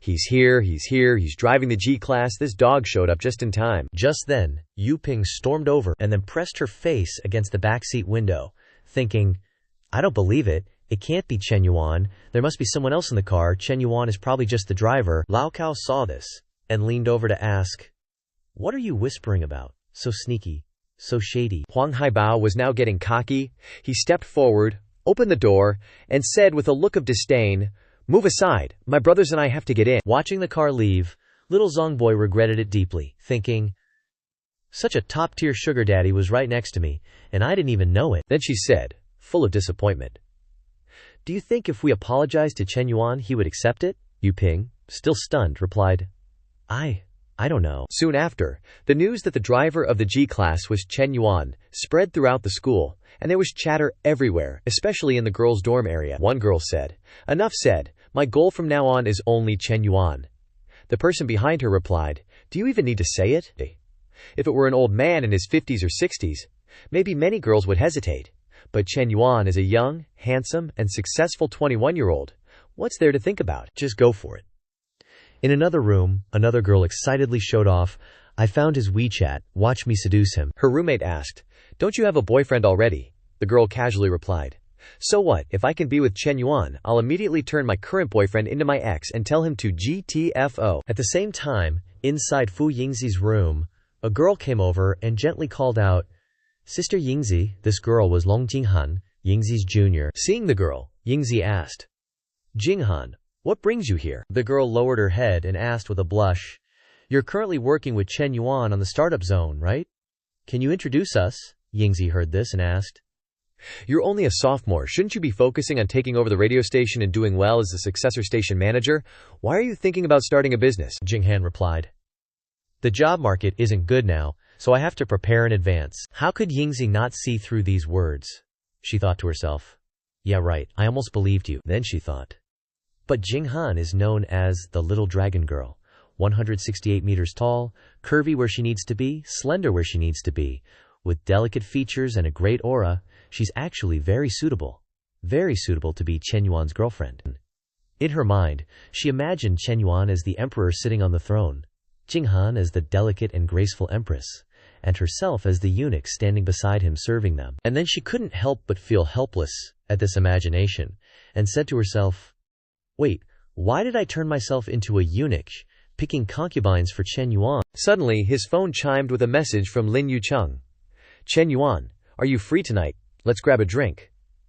After reading the message, Chen Yuan thought to himself, She said she'd continue next time. Didn't expect it's been a few days already. He chuckled to himself. It's definitely just about wanting a drink, right? Then he quickly texted back, 9 p.m. Seeing how fast he replied, Yu Cheng couldn't help but be surprised. This, Chen Yuan actually replied instantly. She happily thought, I didn't expect that just drinking with Chen Yuan twice would lead to that. And I even found that high school romance feeling with him again. Thinking of this, she lay down, touching her body, eagerly thinking, I wish time would fly by, hurry up and be 9 p.m. At the same time, after finishing things with Fu Yingzi, Chen Yuan left the school office. As soon as he reached his G63, the car windows were covered in love letters and notes of all kinds. He picked up a paper with red lipstick marks and read, Can we be friends? My bus size is 36E. The contact information has been blurred. Chen Yuan was speechless and helpless after reading it. Just then, two girls walked over and waved, saying, Hello, Chen Yuan. My sister and I want to go shopping. Can you give us a ride? Chen Yuan opened the door, got into the car, and said, Sorry, I have to pick someone up later. No more seats.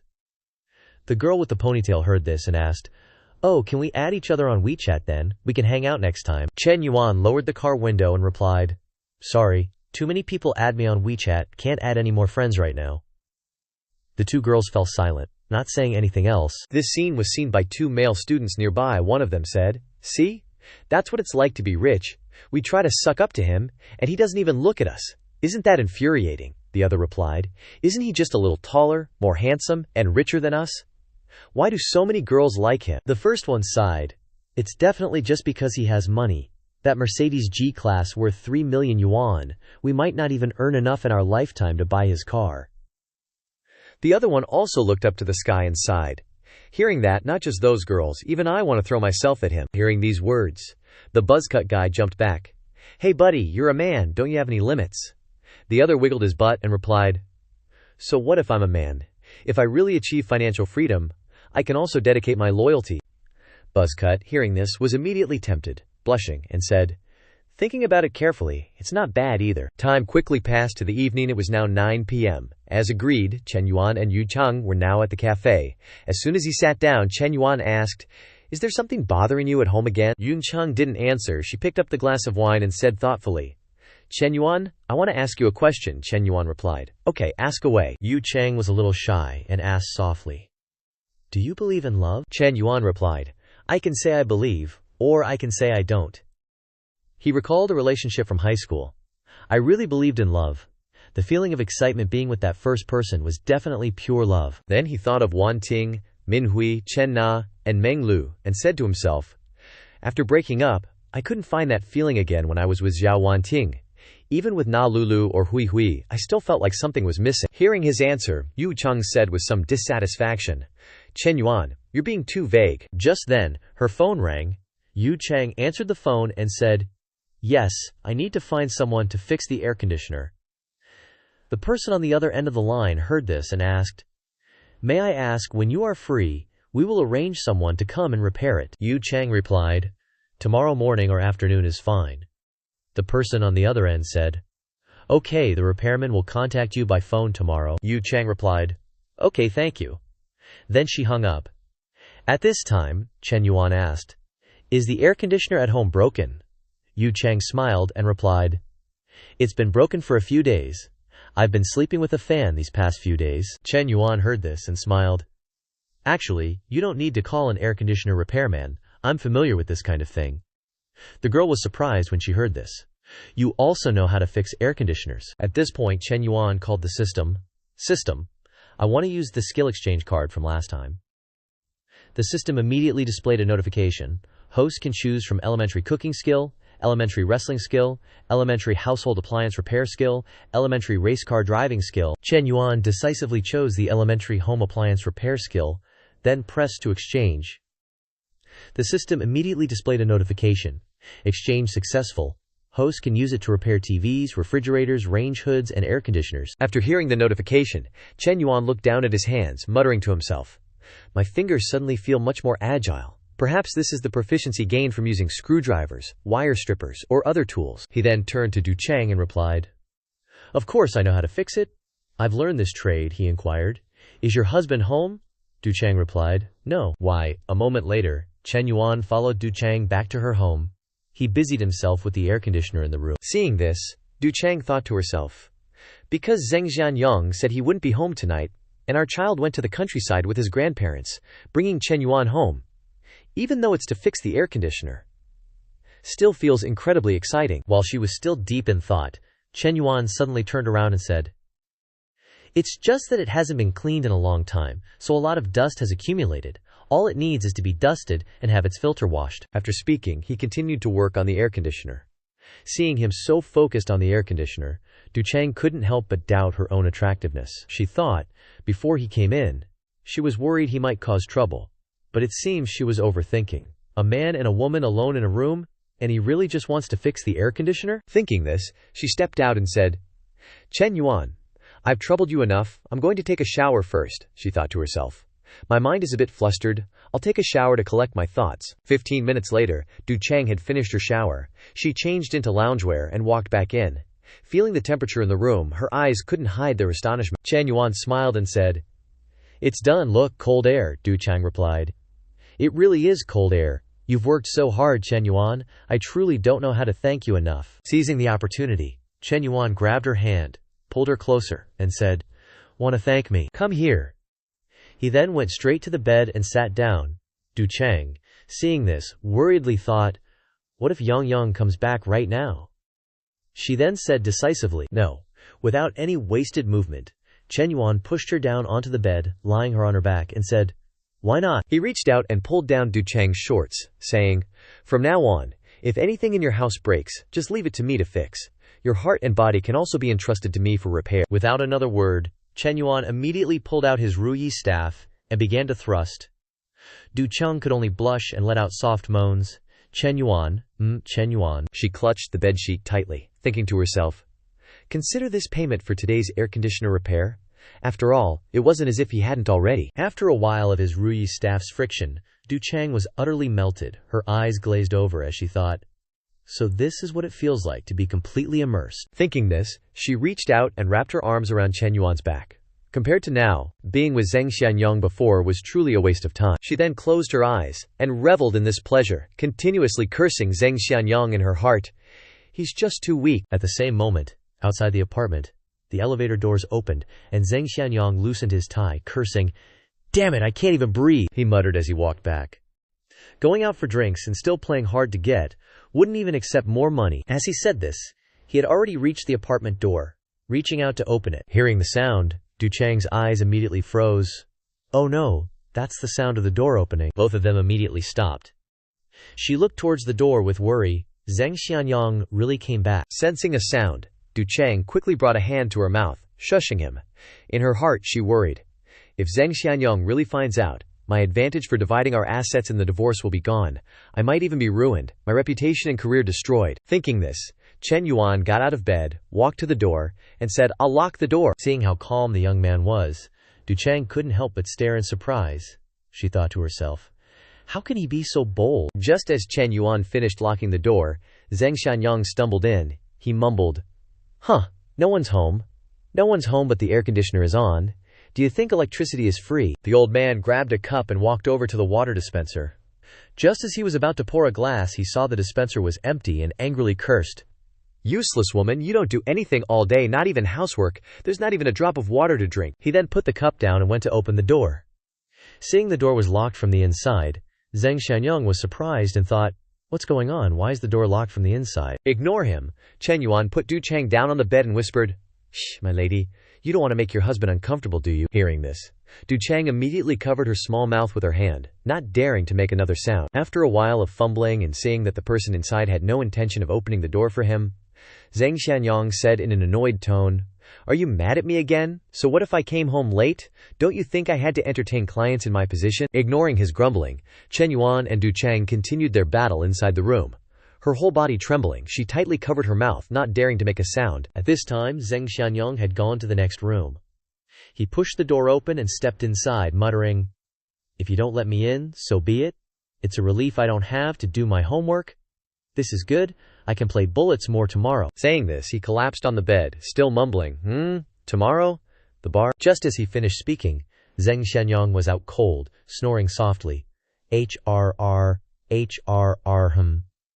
In the next room, Shen Yuan and Du Cheng had switched to the lizard clinging to the wall position. She whispered, "Shen Yuan, be gentle. My husband is just on the other side of the wall." Hearing this, the young man smiled as he thrust his hips, saying, "He's asleep. He won't know a thing. Don't worry. This is what makes it so exciting." On the other side, Zheng Xianyang was drooling in his sleep, his snores getting louder. HRR him. Seeing this, Shen Yuan gave a wicked smile and said, "He's snoring so loud, my body can't help but move along with it." Hearing these words, Du Cheng's whole body trembled violently. She tried to hold it in, thinking, Shen Yuan is playing with fire. I can't let him get to me. I absolutely cannot make a sound. Absolutely not. But after a while, Du Cheng couldn't control herself. Her face was blissful, and she let out a soft cry, "Ah!"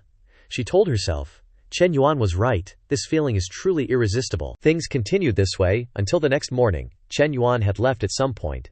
Zheng Xianyong groggily got up, holding his head and thinking, "My head hurts so much. The bar must have sold me fake liquor last night." Outside, Du Chang had also woken up and was busy cooking breakfast. Zheng Xianyang walked out. Seeing this, he was surprised and thought, "What is this? She hasn't cooked breakfast in 2 years? What's wrong with her? But having a good wife at home is great. The feeling is wonderful. Life should be like this," he then asked. "Hey, you locked the door to sleep again last night, huh? How was it? Did you sleep well?" Du Chang turned back and answered cheerfully, "I slept great." Seeing her expression, Zheng Xianyong became suspicious. He thought to himself, "Wait a minute. Something unusual is going on. She's suddenly acting so nice to me. Does she have a guilty conscience?" Thinking this, Zheng Xianyong angrily stormed into the bedroom thinking, "Don't tell me you dared to do something behind my back." The old man went back to the bed, nitpicking and searching, turning over all the blankets and pillows. There wasn't a single strand of male hair on the bed, nor any trace of strange fluid. After searching the bed, he went out to rummage through the trash can, muttering to himself. There were no tissues in the trash can, and no sign of any condoms. Frustrated by his fruitless search, Zheng Xianyong limped back to the kitchen. He sat down at the table, letting his thoughts wander, and said to himself, "It turns out I was overthinking things." At this moment, Du Chang placed breakfast on the table and said, "Let's eat." He took a sandwich and asked, "Last night while I was sleeping, I seemed to hear something hitting the wall." "Did you hear anything?" Du Chang calmly replied while opening a carton of milk. "No, you must have misheard. I was sleeping soundly and didn't hear anything." Hearing this, Zheng Xianyong said, "Then I must have misheard. Didn't you say the air conditioner was broken? Why does it seem fine?" Du Chang pretended nothing was wrong and calmly replied, "I called someone to come fix it." As she said this, she poured herself a glass of milk, thinking happily, "That sound was indeed from fixing the air conditioner.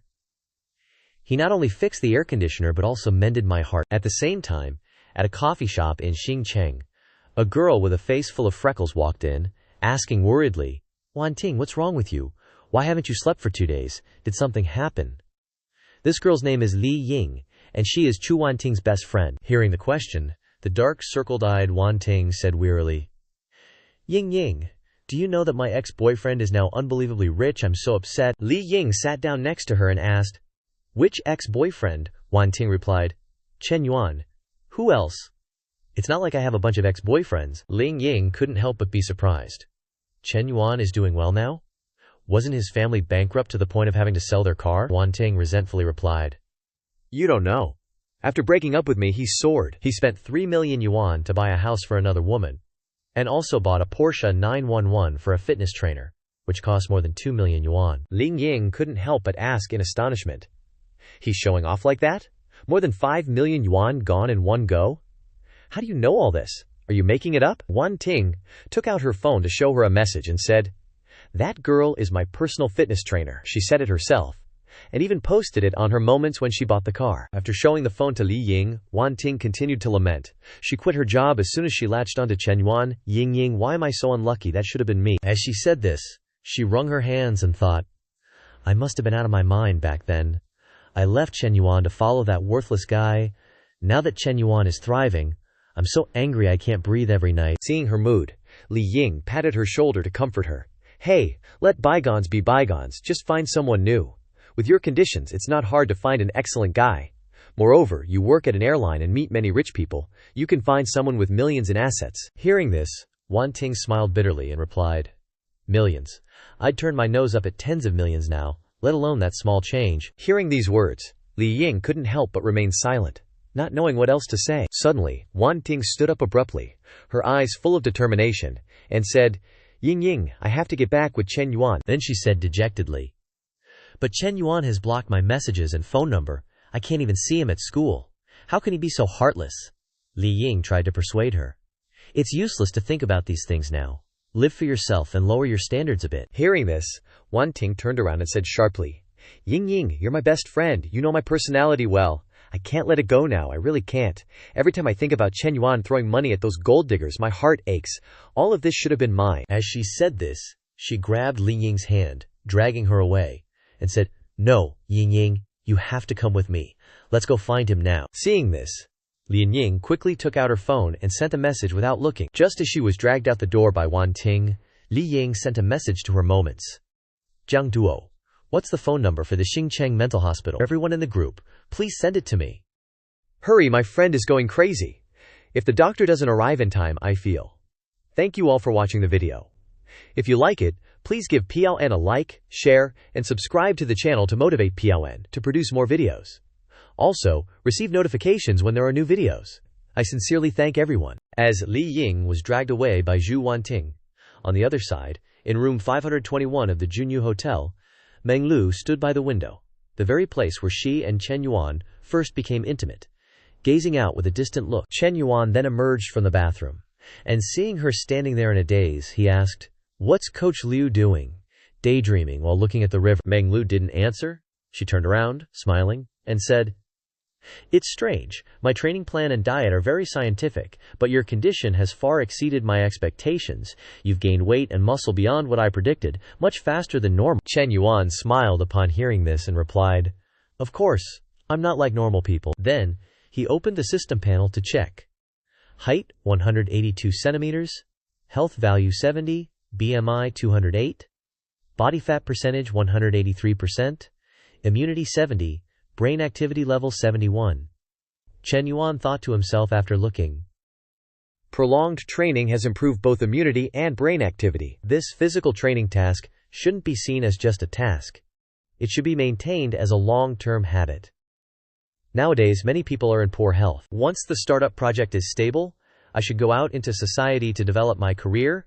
Health is a good direction, as it can improve people's physical fitness, make money, and continuously enhance reputation and influence. A while later, Shen Yuan finished showering and got dressed.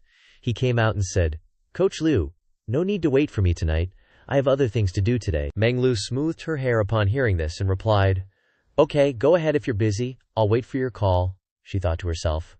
I prepare workout gear and a pig-like meal for Shen Yuan every morning, and finally I feel needed. Can I stay by his side forever like this? A moment later, Shen Yuan arrived at his G63. He pondered. Hui Hui was the first to follow me and hasn't received anything except a couple of multi-million-dollar handbags as a small goal. Even Nana and Lulu, who followed her, already have houses and cars. It's indeed a bit unfair to her. I must make it up to her properly today. At the same time, at a Hunan restaurant near the gate of the Foreign Affairs University, Minhui was having a meal with a couple. The woman asked, "Minhui, this restaurant's taste isn't bad. Do you and your classmates often come here?" She smiled and replied, "I occasionally come here with my classmates. Older sister, brother-in-law, please eat more." These two people, one is Minhui's older cousin, Song Huan, and the person beside her is her husband, Zhang Zhen. Zhang Zhen asked, "Minhui, what will your international studies major lead to after graduation? You're a junior now, so you must be interning soon, right?" Minhui replied, "Internships start next semester. I haven't even thought about part-time jobs yet," Zhang Zhen then said. "You need to plan ahead. You're just a second-rate student. You need to think carefully." Minhui nodded and replied, "Yeah, I know," Song Wan then asked. "Oh, right, Minhui. Do you have a boyfriend yet? If you don't date in college, it'll be hard to date after entering society." Hearing this topic, Zhang Zhen grinned and said, "Your older cousin is right. My younger brother is a senior at Hunan University and has interned at a company in the top 500. He's highly valued by the leadership. As long as he has a degree, he can become a full-time employee." "Minhui, if you don't have a boyfriend, you can try getting in touch with my younger brother." Minhui replied, "No need, brother-in-law, I have a boyfriend." Song Wan was surprised to hear this and asked, "When did you find one? Why haven't we heard about it at home?" Minhui replied, "He's a university classmate of mine. We've only been together for over half a month, and haven't had time to tell the family yet." Zhang Zhen said seriously upon hearing this, "Dating isn't a joke. Your school is just a second-rate school. There are few good students but many average ones. If you just find a boyfriend like that, it'll be very difficult after entering society," Minhui replied. "Thank you for the reminder, brother-in-law, but I don't think I'll have a hard time in the future." Zhang Zhen lightly adjusted his glasses, putting on an experienced look and said, "Minhui, you've never worked, and your vision isn't broad. Brother-in-law is reminding you that colleges can only find jobs in small businesses with average salaries. You and your boyfriend will have a hard life in the future. How will you save money to buy a house and get married? Still, my cousin graduated from Hunan University, in the top 500. Just as he said this, Song Wan interrupted. "All right, Minhui has her own plans," Zhang Zhen replied. Dissatisfied, "I'm not afraid that Minhui's boyfriend's conditions are poor, causing her to suffer, am I?" Seeing them like this, Minhui laughed and said, "Older sister, brother-in-law, you really don't need to worry about me." She thought to herself, So what if it's Hunan University? So what if it's the top 500? These things are not worth mentioning in front of my Shen Yuan. I'm really afraid that after telling brother-in-law about Shen Yuan's situation, he will be hit hard. Thinking of this, Manhwa stood up and said, "Older sister, well, I have to go first," Song Wan asked in surprise.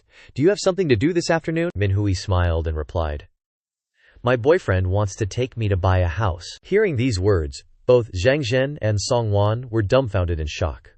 Huh? Buy a house? Zhang Zhen, sweating profusely, said, "This can't be a joke. What kind of conditions does he have to buy you a house?"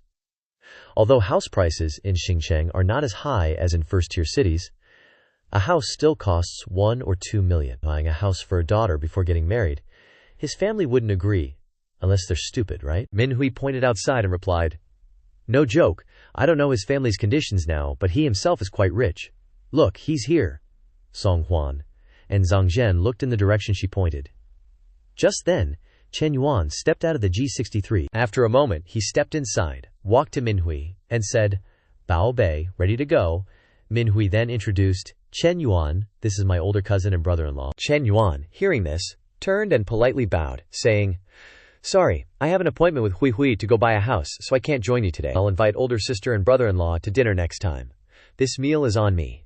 Song Wan replied, "You two go ahead and be busy. It's okay. We'll all be family later, and there will be many opportunities." After greeting each other, Shen Yuan and Manhwa left. Zhang Zhen still couldn't believe the reality before his eyes, and blankly asked, "Really? Are they really going to buy a house?" Song Wan replied, "He can drive a 3 million car.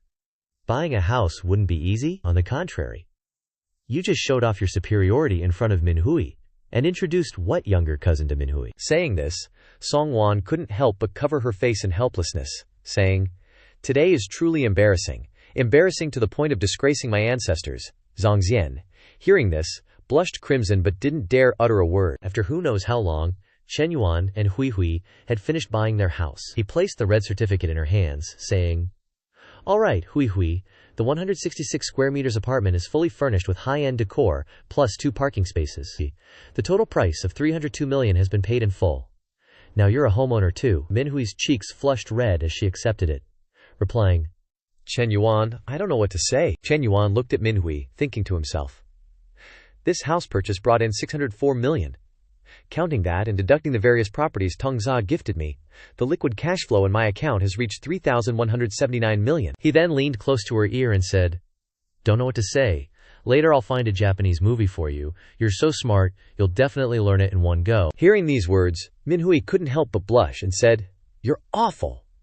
The favorability score above her head also increased to 93 points. Shen Yuan saw this and secretly laughed, thinking, Manhwa's favorability has increased from 91 to 93. Looks like it'll still take some time and effort to increase it to 100. Tonight, I'll have my little brother take action and try to increase it by another point or two. At the same time, on the other side, in the women's dormitory, Jinghan lay stretched out on her bed, sending a series of messages. "Hello, Senior Chen. What are you doing, Senior? I want to ask your opinion about starting a business." After waiting for a long time without a reply, she wondered, "Shen Yuan accepted my friend request, but when I message him, he doesn't reply. What's up with that?" Then she told herself, no matter how busy he is, he should have time to reply to a message. 1. A person who always disliked sycophants like me has become the type of person I hate. Her roommates were also gossiping about Shen Yuan at this time. One said, "Sisters, don't get caught up in it. There's so much competition now, it's useless to pursue Shen Yuan." Another said, "Everyone in our dormitory has good conditions. We're not afraid of not finding a good partner. Why lower ourselves for him?" The remaining one also agreed. That's right. The focus now is on studying, reading books, and taking exams well. Getting more certificates is important. Let's go to the library to find materials." Hearing these words, Jinghan thought to herself, "Isn't reading books and searching for materials secretly making a business plan? There's nothing to be ashamed of. Why put on a comedic act?" Thinking of this, she got out of bed and told herself, "It's such a top-tier wealthy man, possessing hundreds of millions in assets. Which girl wouldn't be infatuated? I don't have the right to judge them, since I'm the same." Then she walked towards the desk. "First, let's complete the startup plan." Returning to Shen Yuan's side, he asked while pressing his phone, Hui, have you thought about what you want to do in the future?" Manhwa replied, "No, I haven't thought about these things. How about I apply to the startup zone?" Shen Yuan heard this and turned to say, "It's not impossible, but don't I have other industries? I'll arrange something for you then, Manhwa agreed, replying, okay.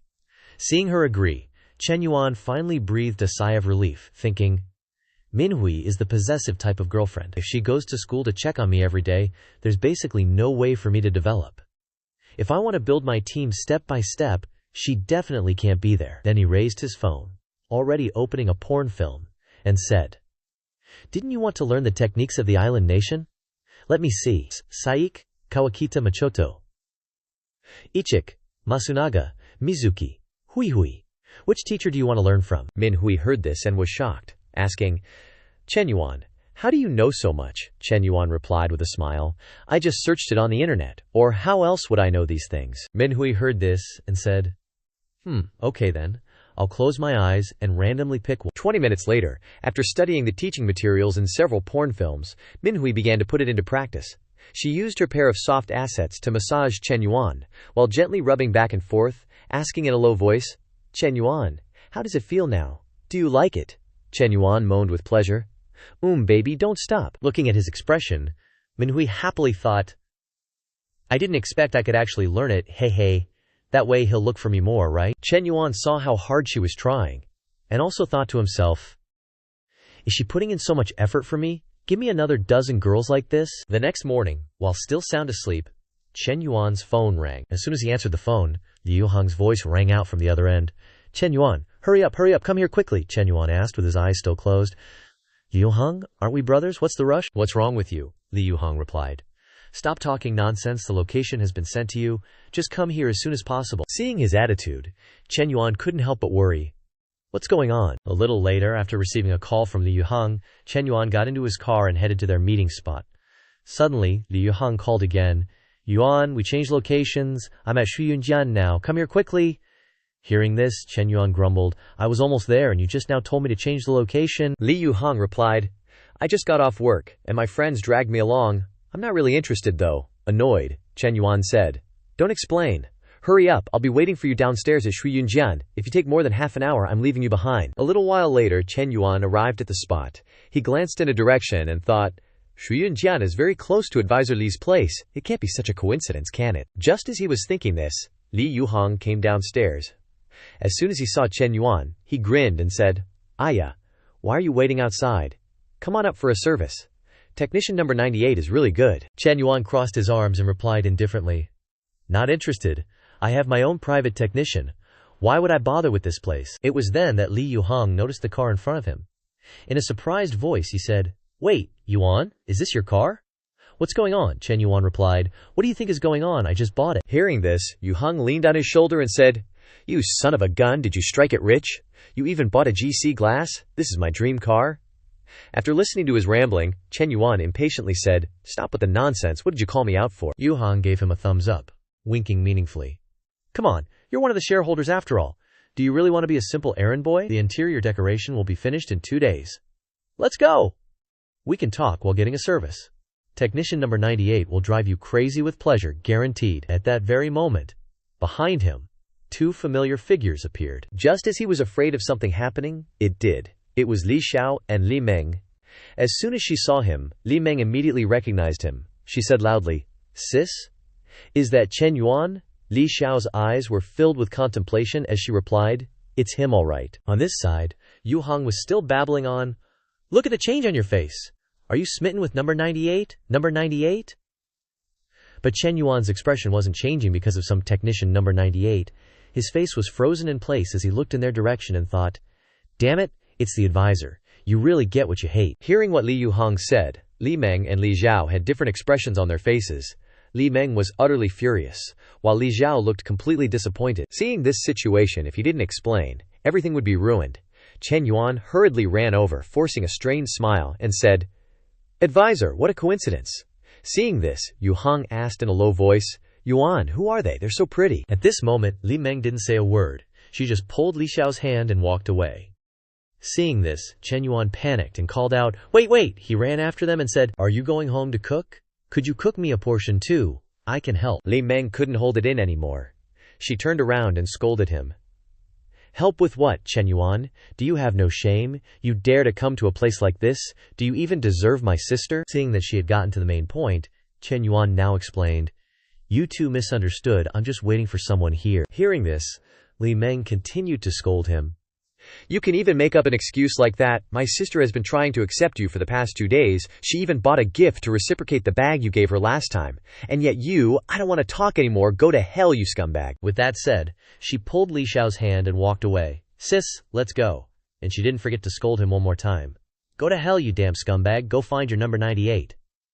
Along with that, the favorability points above Li Xiao's head began to drop uncontrollably. 69, 68, 67. Watching them leave, Shen Yuan's face immediately fell.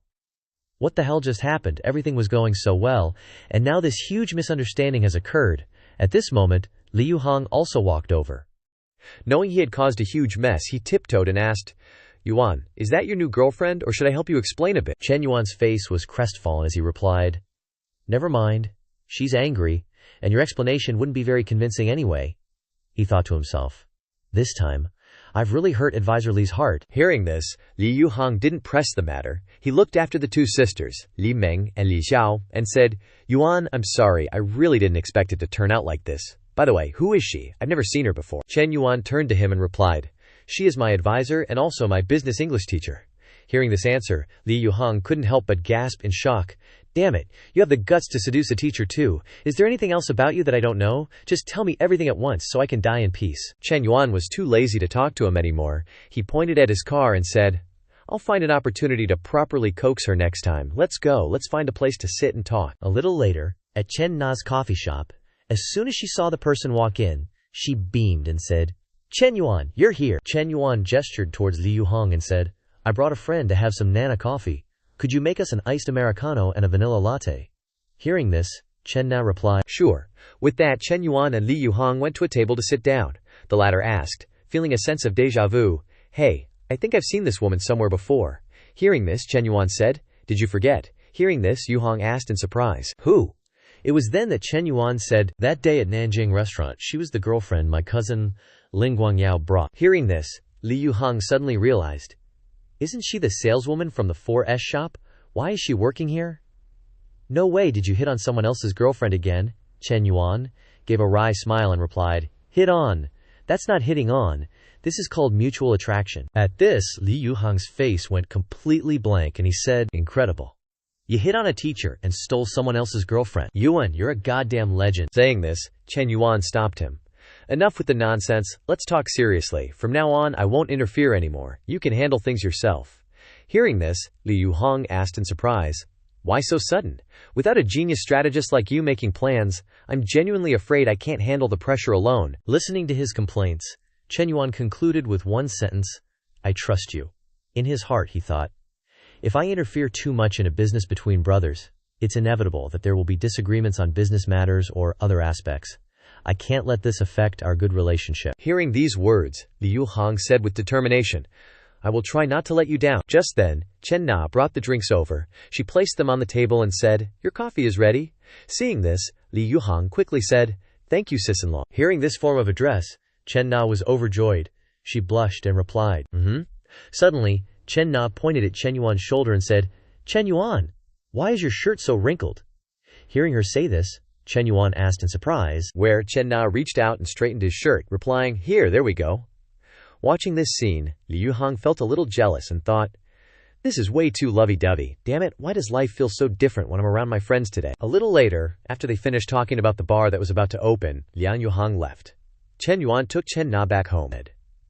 As soon as they walked in, Chen Na said, Xiao Yu will finish her university entrance exam next week. She wants to go out and work during the summer break. I think she could come to the coffee shop to help out. What do you think? Chen Yuan replied, That's great. I don't see any problem with that. Hearing this, Chen Na smiled and said, Hey, I'm going to take a shower first. I was a bit busy today and got all sweaty. As soon as she left, Chen Yuan took out his phone and said to himself, Maybe I should call the advisor and explain a little. Thinking this, he pressed the call button for Li Xiao. Nobody answered, only the endless beeping sounds. Seeing this, Chen Yuan became even more worried. She's not answering the phone, not replying to WeChat. I don't know how the advisor is doing. At the same time, at Li Xiao's house, she was sitting curled up next to her phone. Seeing the incoming call, Li Meng said with annoyance, How annoying! How does he even have the face to call? Sis, just block this kind of man's number so he won't keep bothering you. Li Xiao didn't reply. She continued to silently look at the phone as it vibrated over and over. Seeing this, Li Meng sat down beside her and put an arm around her sister to comfort her. Cease. Shen Yuan is not a good person. He's not worth you being sad over. Luckily, you saw the scoundrel's true colors today. Looking at it from another perspective, this is actually a good thing. It was then that Li Xiao spoke up. She turned and asked, "Tell me, why do boys like to go to places like that?" Li Meng replied, "Do you even have to ask? 9 out of 10 men are lustful. They go to places like that simply for physical desires." Li Xiao asked again, "Why do those men become so blind?" Li Meng replied with a knowing look. "They have physiological needs. If they aren't satisfied, they'll go looking for stimulation." I heard that women who work in places like that are very good at pleasing men. Hearing this, Li Xiao remembered the times they were close in the past, and thought, "He hugged me, he kissed me, but I always pushed him away." Thinking this, she blamed herself, saying, "Maybe I made him endure too much. He did that to satisfy his needs." Saying this, she curled up again. "It's all my fault, it's all because of me." Seeing this kind of thinking from her older sister, Li Meng couldn't help but panic. She quickly stopped her. "Oh my god, sis, what are you thinking? Why do you have such a weird idea?"